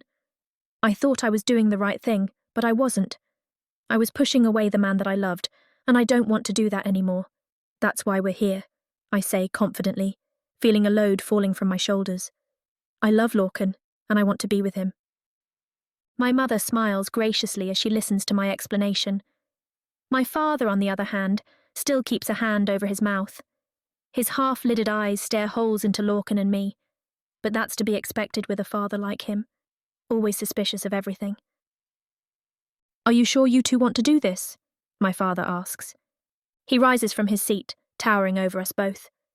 My mother makes a move to stop him, but at the last moment she decides not to. My father approaches us slowly and stands a short distance away. I don't sense aggression from him, but rather curiosity. Committing yourself to someone else is something you need to take seriously. Oftentimes, it's not something you can take back somewhere down the line. There's a certain finality to it. My father tosses a glance over his shoulder, looking at my mother. When you know you've found the one, you truly know. Your heart tells you. I know I've found the one, Father, I say, linking my arm with Lorcan's. He leans into me naturally. I know that feeling you're describing, and I've felt it only with Lorcan. My father sighs. Then he unclenches his fists. I still feel a bit slighted that you two decided to keep this a secret from me. I'm not a criminal. I wasn't going to kill your boyfriend. Raleigh would have torn me a new one if I did that. Thank the gods for that, Lorcan whispers, which makes me smile. Does that mean you'll give us your blessing if we decide to get married? I ask, gazing up at him with a newfound optimism blossoming in my chest. Because that's the next step for us, Father. We want to get married. It's what you wanted, right? Lorcan remarks, earning him a stare from my father. Then, Lorcan clears his throat. Marrying her off, I mean. Yes, this is what I wanted for her. It was about time it happened, my father says. He reaches out to cut my cheek with his hand. My father trails his thumb across my skin, offering a small smile. Bremy, will you forgive me for being so persistent about this? Father, I whisper, placing my hand over his. All I wanted was your approval. That's all. I know. I'm sorry that I made things so difficult for you and Lorcan. I'm sorry that you felt the need to keep things hidden from your mother and I. If only I knew how badly this was affecting you, I would have put an end to it. You had never shown much interest in boys, and I thought I'd have to arrange it if it was ever going to happen. I had no idea you had your eye on someone, and I was meddling in that. Believe him, Bremy, my mother says, piping up from her spot beside the seat he rose from. He loves you so much. He always has. He was well-intentioned, even though his behaviour might have said otherwise. I feel Lorcan's eyes on me in my peripheral vision. Taking a steady breath, I smile up at my father and nod. I love you, Father, and I know that you want the best for me. As long as you accept that Lorcan is the best for me, then we'll have no issues at all. Lorcan, my father turns to him, I've watched you grow up. I've seen how you behave. Not to mention, I've heard the troubling rumours about you and your history with the Dark Elf girls of Voig.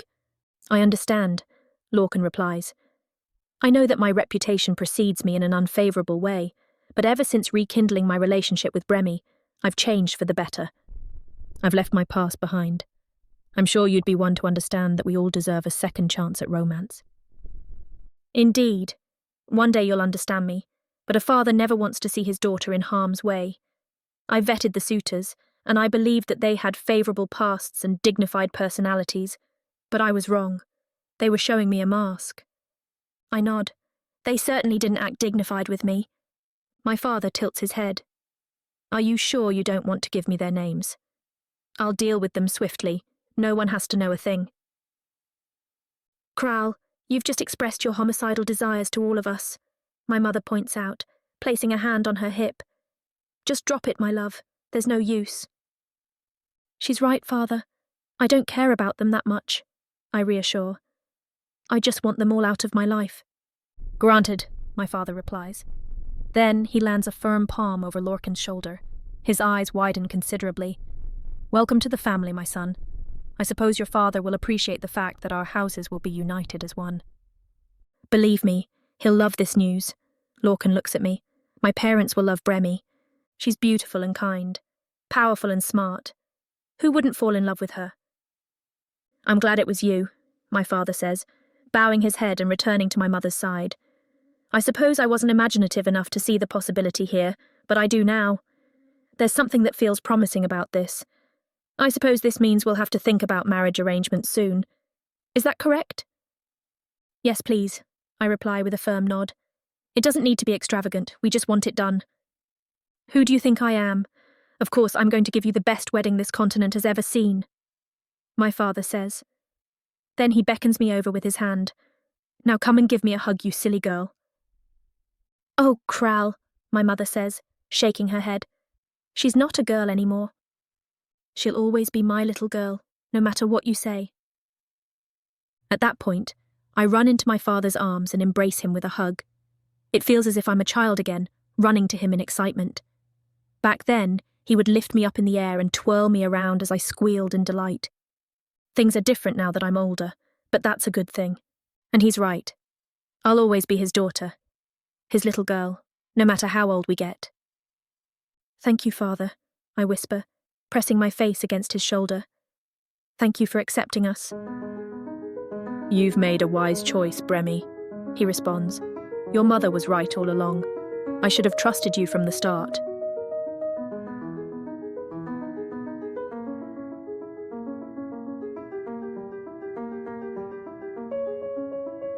Chapter 28. Lorcan. I can't believe what the old man just said. Kral did what I thought he could never do. He saw the error of his ways and gave in to his daughter's wishes. I knew Amelie was likely to support Bremi. She's a human. She understands better than anybody what it's like to fight for love. Kral, however, is a dark elf, perhaps the most stubborn race there is on the entire planet. I should know because it's ingrained in my blood to be just like him, being a hybrid elf. My heart swells with joy when Kral and Bremi embrace in love. I can tell just how much Bremi needs it by the tear that falls from her closed eyes. Kral pulls back and smiles at her, his face beaming with pride. He then turns to me, raising his chin high. I draw myself up, looking him in the eye as I catch the challenging glare on his face. We take a step closer to each other. A confrontation of our own was destined to happen at some point, and there's no better time than now. As for you, young man, he speaks in a tone emanating wisdom accumulated over many years. One thing I cannot deny is how courteous and mannerly you've always been to my daughter, evidently more than ever over this past while. I've always been a gentleman. I don't think anyone can dispute that. Indeed you have, but you also have a concerning reputation built around you. It's one I'm very well aware of, Kral, I reply. He nods slowly. I need to be sure you understand that this has to be more than your regular flings. We're talking about planning a wedding. If you want time to see where things go and be certain, I can back off for now. Father, Bremi interjects. It's quite all right, love, I say, laying a hand on her arm. I look Kral in the eye, swallowing hard. I do have a past, Kral, and it's one that I will not ignore and pretend like it never happened. I know I have a reputation for getting bored, for not sticking around. I glance at Bremi, who, with her mother, looks on with curiosity. And I struggled with coming to terms with my past more than anyone else did, especially the night I became enthralled by your beautiful daughter. A delightful smile spreads across Bremi's face. That's when I knew I had to change. Bremi is the reason I am who I am now. She is the component I needed to break free of my old ways. And you know something? She made it incredibly easy. And it's for that reason that I know she's the love of my life. Kral strokes his chin, raising his eyebrow as if studying me while I speak. Like you, I continue. I want the very best for Bremi. I can be that reality, and this is not some vague promise I'm making to you now for appearance's sake. I'm in this fully. There is no future for me if Bremi isn't a part of it. You mean to tell me? Yes. I've been committed to your daughter since the night we agreed to start seeing one another. I've forgotten about what it's like to be with anyone else, and I fully intend on keeping things that way for the rest of our days. Bremi smiles proudly at me, as does Amelie, who comes and takes my hand. May the gods bless you for those kind words. Kral, I think we found the perfect match for our daughter. What do you think? Kral says nothing for a brief moment, exhaling and nodding before he takes closer. His hand reaches out and comes to rest on my shoulder. I misjudged you, young man. For that I apologize. There was never any need for you to explain your past. It doesn't even matter to me. I think if I held everyone's past into account, then there would be no one suitable for Bremy. But either way, I hope you can accept my apologies. He extends a hand, the sight of which holds an air of finality. Full of pride, I take it, and we shake on peace. I just need you to promise me one thing. What might that be, sir? Look after my daughter, he says with a smile. With my life, I nod. Bremy comes to my side, wrapping herself around my arm. Amelie mimics the same with Kral, beaming up at him with eyes bursting with love. Do you know who these two remind me of? Us when we were younger, she observes. We're still young relatively, Kral chuckles. By the gods, you're making me sound and feel like an old man.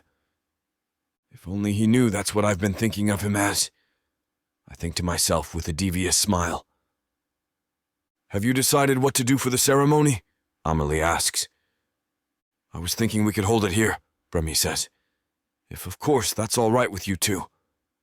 We'd be more than happy to host it here, Kral chimes. It's been a long time since your mother and I have been to an exciting reception. Now then, we both have duties to be returning to. And we have a ceremony that needs planning, Bremy remarks, nudging me. So we will take our leave. She and her father embrace once more.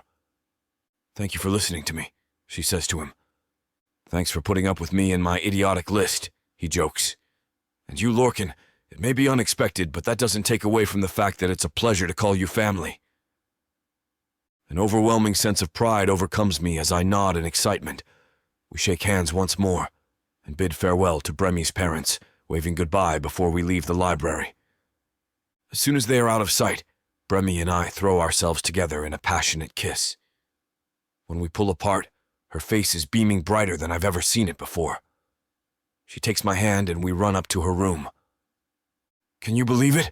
She asks as I close the door behind us. That went far better than I expected it to. She takes a seat on the end of her bed, running a hand over her hair. Exhaling a long sigh of contentment, she laughs from both humor and disbelief. I'm having trouble even comprehending how it all went so well. I think this calls for a drink. Make that two. A servant arrives moments later with a bottle of rearsed wine from the family reserve. We fill our glasses and clink them together. The drink has never tasted better. I was so stuck in my head all this time that part of me didn't think it would ever be over, Bremy remarks. While the other part of me anticipated a bad reaction from my father, so I'm totally unprepared for a happy ending, she continues, laughing at the end of her words. Me too, I laugh. I almost don't know what to do. It's as if I'm still dreaming. Either way, it's happening, and I have you to thank for that. No, we have you to thank for this all. Me? She questions as I hand her a glass. Yes, I chime. After all, it was you who agreed to see me despite knowing my past as a womanizer. She smiles and shakes her head. I'm half certain I was slightly mad that night to accept your advances. But you know what? If it makes me crazy to love you, then call me criminally insane. The craziest part for me is that now we'll be able to love each other without fear for the future, I say, gazing thoughtfully out the window. It means the world to me that you swore to remain by my side no matter what. Something I'll never forget for as long as I live. I meant it. How could I live in a world without you? Lorcan, you are my world, and there is nothing and no one who can willingly take me away from you. Of course, I'm glad it didn't go down a bad road, because I'd much prefer to live in comfort with you. She giggles and bursts into laughter full of glee, the sight of which is like an explosion of happiness unfolding before my very eyes. By the gods, I whisper. You're so beautiful, Bremy. I inch forward and cup her face, her warm, soft skin becoming enveloped in my grip. Sometimes the best things in life come unexpectedly. You knocked me off of my feet and I don't ever want to get back up. I'll help you up, she says, and hold your hand forever in mine. We kiss passionately and make music with our tongues.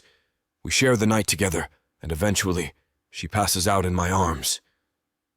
As I slowly follow her into slumber, I recount just how lucky of a man I am to hold a woman like her. Real love may have taken me 23 years to learn, but I'd wait another 23 for Bremy. She's more than worth it. The final thought on my mind is that of the wedding ceremony. Bremy and I fought harder than ever to be able to love each other, and I intend to make the ceremony the biggest celebration our lives will ever experience.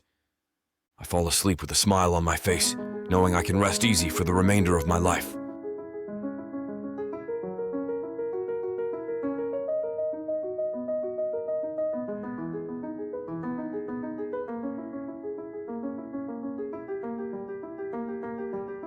Chapter 29. Bremy. And so it has come. The day where I get everything I've ever wanted. Today's the day I get mated to the love of my life and commit myself to Lorcan. Even now, as I slip into my wedding dress, I still can't believe it. Not even as I gaze back at the girl in the mirror.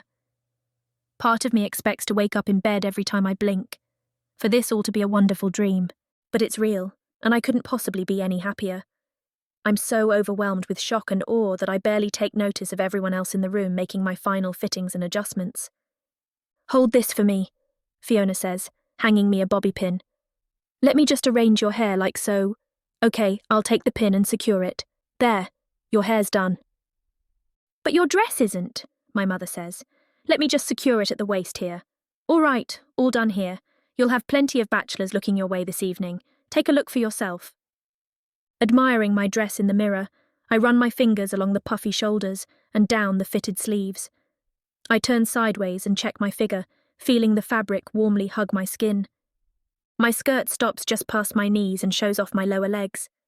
Rena hugs me gently, not wanting to crease my outfit. At the same time, I can't seem to think about what's next after this. I know I'm going out to be mated, but I can't picture anything past this room. All I seem to think about is Lorcan and the fact that we'll be together for life. My mother and Fiona look at each other, smiling and shaking their heads, before glancing back at me. "I know that look in your eye," Fiona says. "You're thinking about Lorcan, aren't you? Your journey up until this point, what's happening and what's to come after this, right?" my mother asks. "How do you know?" I say. "Because we've both been in your position before. The moment before you get mated is the perfect time for reflection. It's almost like there's no avoiding it." "Perhaps so," I nod. "I'm just so glad to be doing this. It seemed impossible at one point because of my father, and I guess I'm still catching up on his approval of Lorcan. I never thought loving someone could be so hard." "I don't think it's that your love was hard, my dear," my mother comments, laying a hand on my face. "It was the road you faced that was lined with obstacles, but you got through it together and came out stronger than ever before. Perhaps you and Lorcan's love for one another is what got you through it in the first place." "I think you're right," I beam, images of my love's face flashing in my head. "I couldn't have done it without him." Rena speaks up. "Something tells me you still would have remained with Lorcan even if your father did not approve," she says with a smile. The glint in my eye tells it all. Oh my, the kids grow up so fast," Fiona remarks. "Right, we better go take our seats. Remember to come out in about 5 minutes from now," my mother says. She plants a kiss for good luck on my cheek and leaves with Fiona. Rena gives me one more tearful hug and departs as well.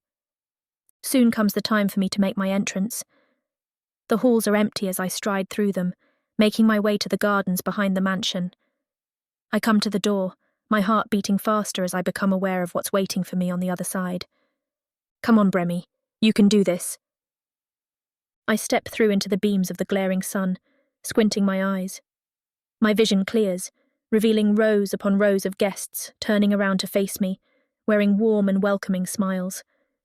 A group of Shivduyu breaks into a gentle tune, playing a harmonic melody as I begin my walk up the aisle, the sides of which are lined with flowers of all colours.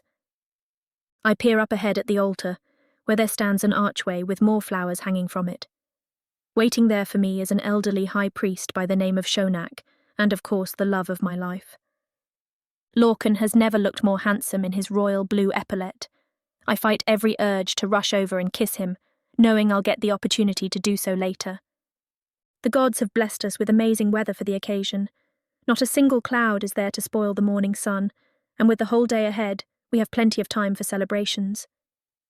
I glance each way, spotting many familiar faces among the crowd. Rena is in the back with her parents. Raleigh and Fiona sit next to my father and mother. King Grimlock is nearby, with his mate Rory holding his arm. The king's nephew and niece that he took custody of when his brother passed, Zervi and Kivok, are here as well. I reach the altar and take my place across from Lorcan. I'm smiling so much that my cheeks hurt, and it only grows as he winks at me. "You look marvellous," he mouths. "Are you ready?" Shonak whispers. We nod, prompting him to raise his arms. The music stops as our guests rise to their feet. Dearly beloved, we are all gathered here today in the Ishiraya residence to come together in the presence of close friends and family, with the intention of uniting two mates in eternal love. Please take your seats. In the split moment of silence, I shed a tear from happiness. Lorcan reaches for a handkerchief and quickly dashes it away, garnering soft murmurs from our guests. It only takes an action as small as that to reaffirm in my mind that I've made the right choice. I'm so focused on Lorcan that the priest seems to be near the end of his talk in the blink of an eye. I snap back to reality as my mate takes my hands in his. "Do you, Lorcan, take Bremi to be your mate for life?" Shonak asks. "I do," he states with utmost pride. "Do you, Bremi, take Lorcan to be your lifelong husband?" "I do," I exclaim, making sure I'm loud enough for everyone to hear it. "Then by the power granted unto me by the 13 who sleep, I pronounce you husband and wife. You may now kiss your mate." We embrace and lock lips, igniting a raucous reaction from our guests. I've never seen so much love as I do right now, gazing into the affectionate eyes of Lorcan. "I love you," we whisper at the same time, chuckling after. The celebration we have afterward is one of the ages. A gigantic cake is wheeled out for the guests to share, with Lorcan and I being the ones to cut the first slice. The Shiv Duyu breaks into a song. This one is more upbeat and causes people to dance almost immediately. Some of the guests indulge in the many foods and drinks we have to offer, and soon the place is lively. Lorcan extends an invitation to Rory for a dance, which she accepts. Meanwhile, I stand off at the side, chatting with Raleigh, my father, and the king. "Strange to think we might share grandchildren someday," my father remarks. Raleigh nods in agreement, grinning in my direction. "Sooner rather than later, if you don't mind." "They grow up just like that," Grimlock remarks, snapping his thumbs. "Look, there goes Zervi and Kivok now. Soon they'll have children of their own someday as well." We're joined by my mother and Fiona. All of us clink our glasses. "I want to congratulate you, my dear," my mother says, kissing me on the cheek. "You deserve all of this, for taking charge of your love and fighting for it. You remind me a lot of when Amelie and I fought the world to be together. We were the first of our kind, you know," my father says. "I'm aware," I laugh, "but that's part of the reason why I wanted to be with Lorcan. I knew I loved him, and that an amazing love awaited us in the future. You guys stuck through it together, and I want what you have." "You already do have it," my mother says. "Lorcan is an amazing man for you." "I'm lucky," I remark, glancing at my mate as he finishes his dance. "And father, I'm sorry it took me so long to tell you." "Don't be," he replies. "I wasn't exactly open-minded about the entire thing. By the way, I do have a final gift for you." He removes his list of suitors from his pocket, handing it to me. Everyone breaks into a fit of laughter as I toss it into the fire. Lorcan wraps his arms around me from behind and plants a kiss on my head. "May I have a dance with you, my beloved?" "You certainly may," I giggle. We move slowly and sensually as the music winds down. Couples around us watch for a while before joining in, and soon we're dancing with our parents. As we twirl around and gaze lovingly into one another's eyes, a vision comes to me. In it, we are older in appearance, still holding each other the way we are right now. It's a vision I know will come true one day, but I'm in no rush. I know we have the rest of our lives together. Growing old is only one of many things I'll get to share with Lorcan.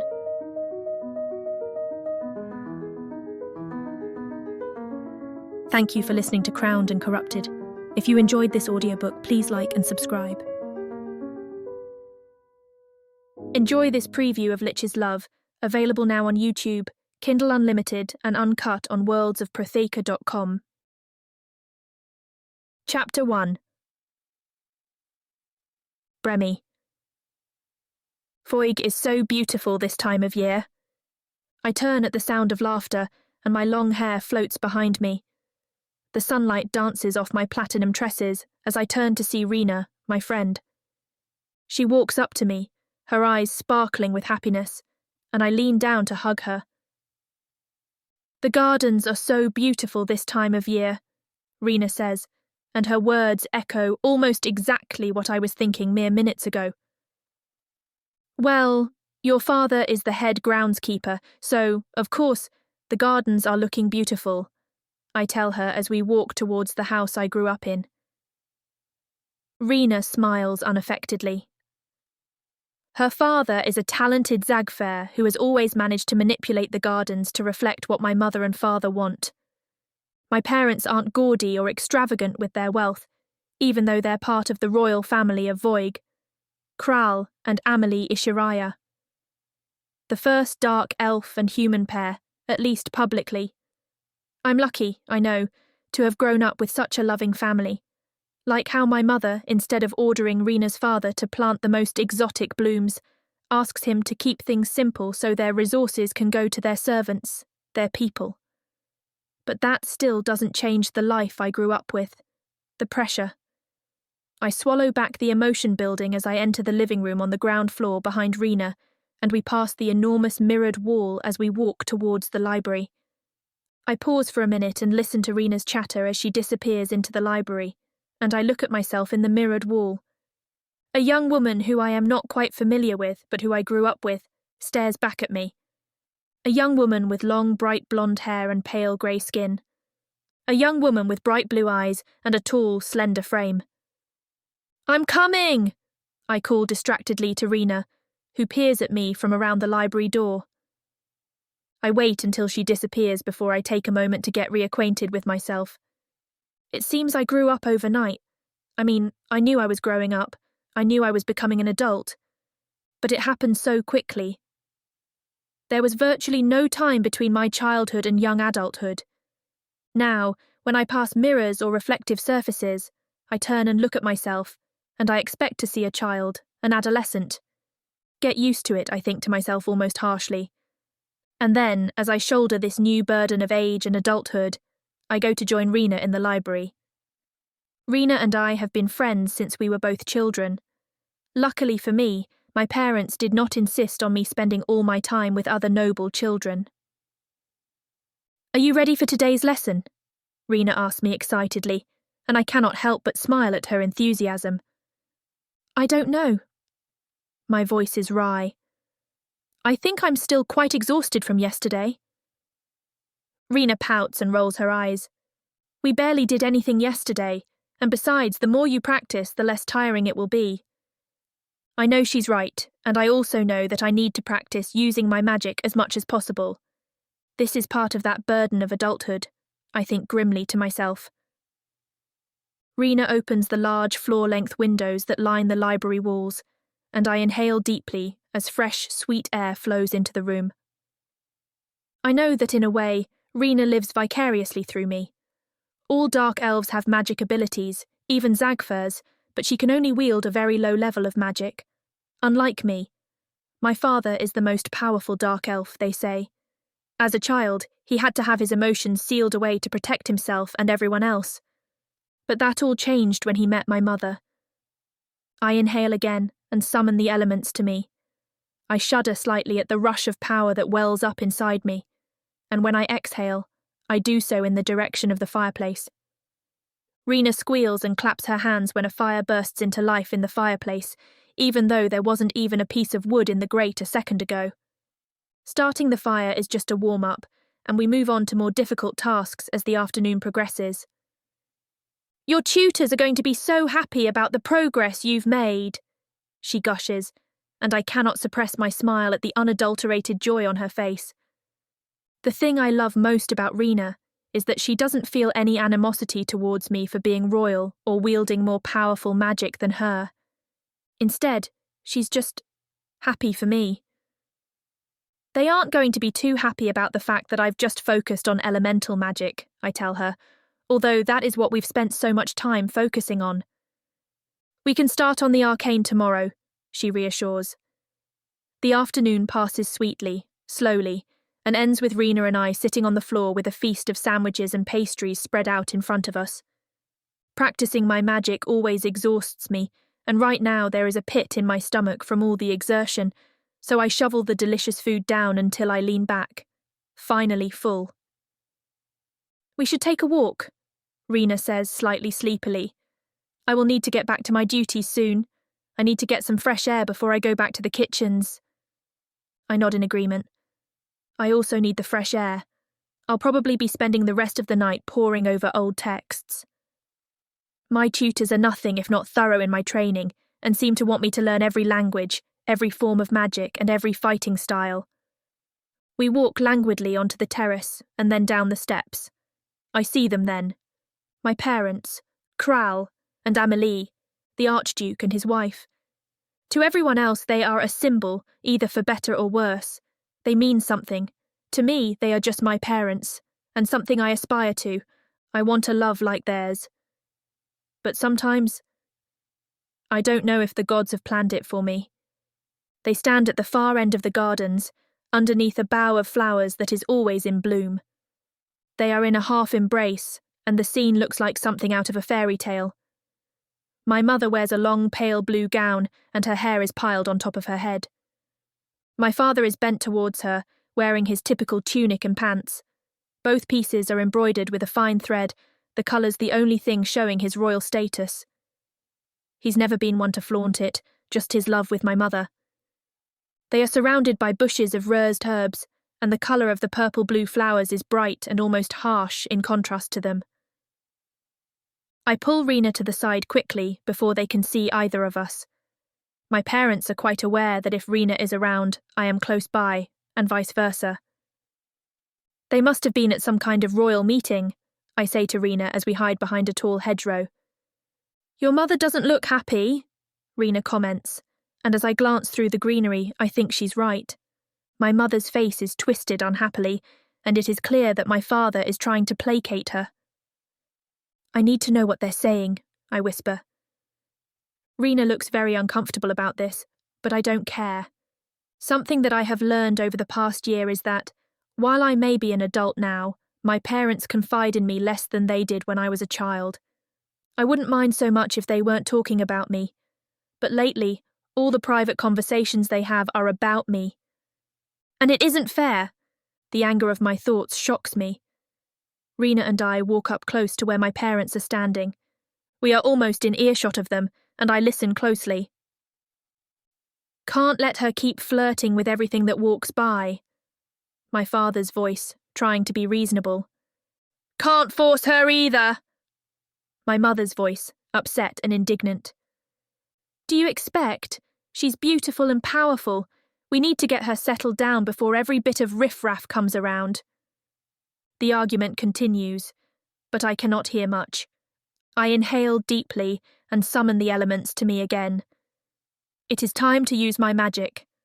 I summon the wind towards me and use the air current to push their voices my way. But instead of their voices being magnified, my parents go still. Shit. I forgot that my father can sense my magic if I'm using it close by. Brimmy? He calls, and Rena and I scurry away before he can really catch us in the act. What was that about? Rena asks me breathlessly when we have reached the kitchens. I don't know. I don't know if I am ready to talk about it yet. I should get back to work, I tell Rena, and flash her a brief smile before I hurry upstairs. So they want to pair me off with someone? Why were they fighting over it? I spend the rest of the day and evening mulling over what I overheard between my parents. It is true that since my 18th birthday, I've had many suitors come knocking. None of them have particularly interested me, but I have just been having fun. I haven't taken any of them seriously, but it is clear that my father considers this whole thing a very serious matter. I tried to stretch out on my bed and focus on the ancient texts that I am supposed to study. But no matter how hard I try, I cannot focus on the work in front of me. Instead of the text, all I can see are my parents' faces, and all I can hear are their voices and the argument they were having. About me. I love my parents more than anything in this world, and I do not want them to be upset about me, but I am also not sure that I want to settle down with a partner just yet. Later on, I hear footsteps outside my door. There is a gentle, faint knock, followed by my mother's voice calling my name. I consider getting up to speak to her, but I stay still, staring at the wall. After a while, I hear footsteps again, walking away from my bedroom. What should I do about this? What should I do? Sleep feels impossible, but soon I find myself drifting away. But still, my parents' conversation remains in my mind, sticking with me in my dreams.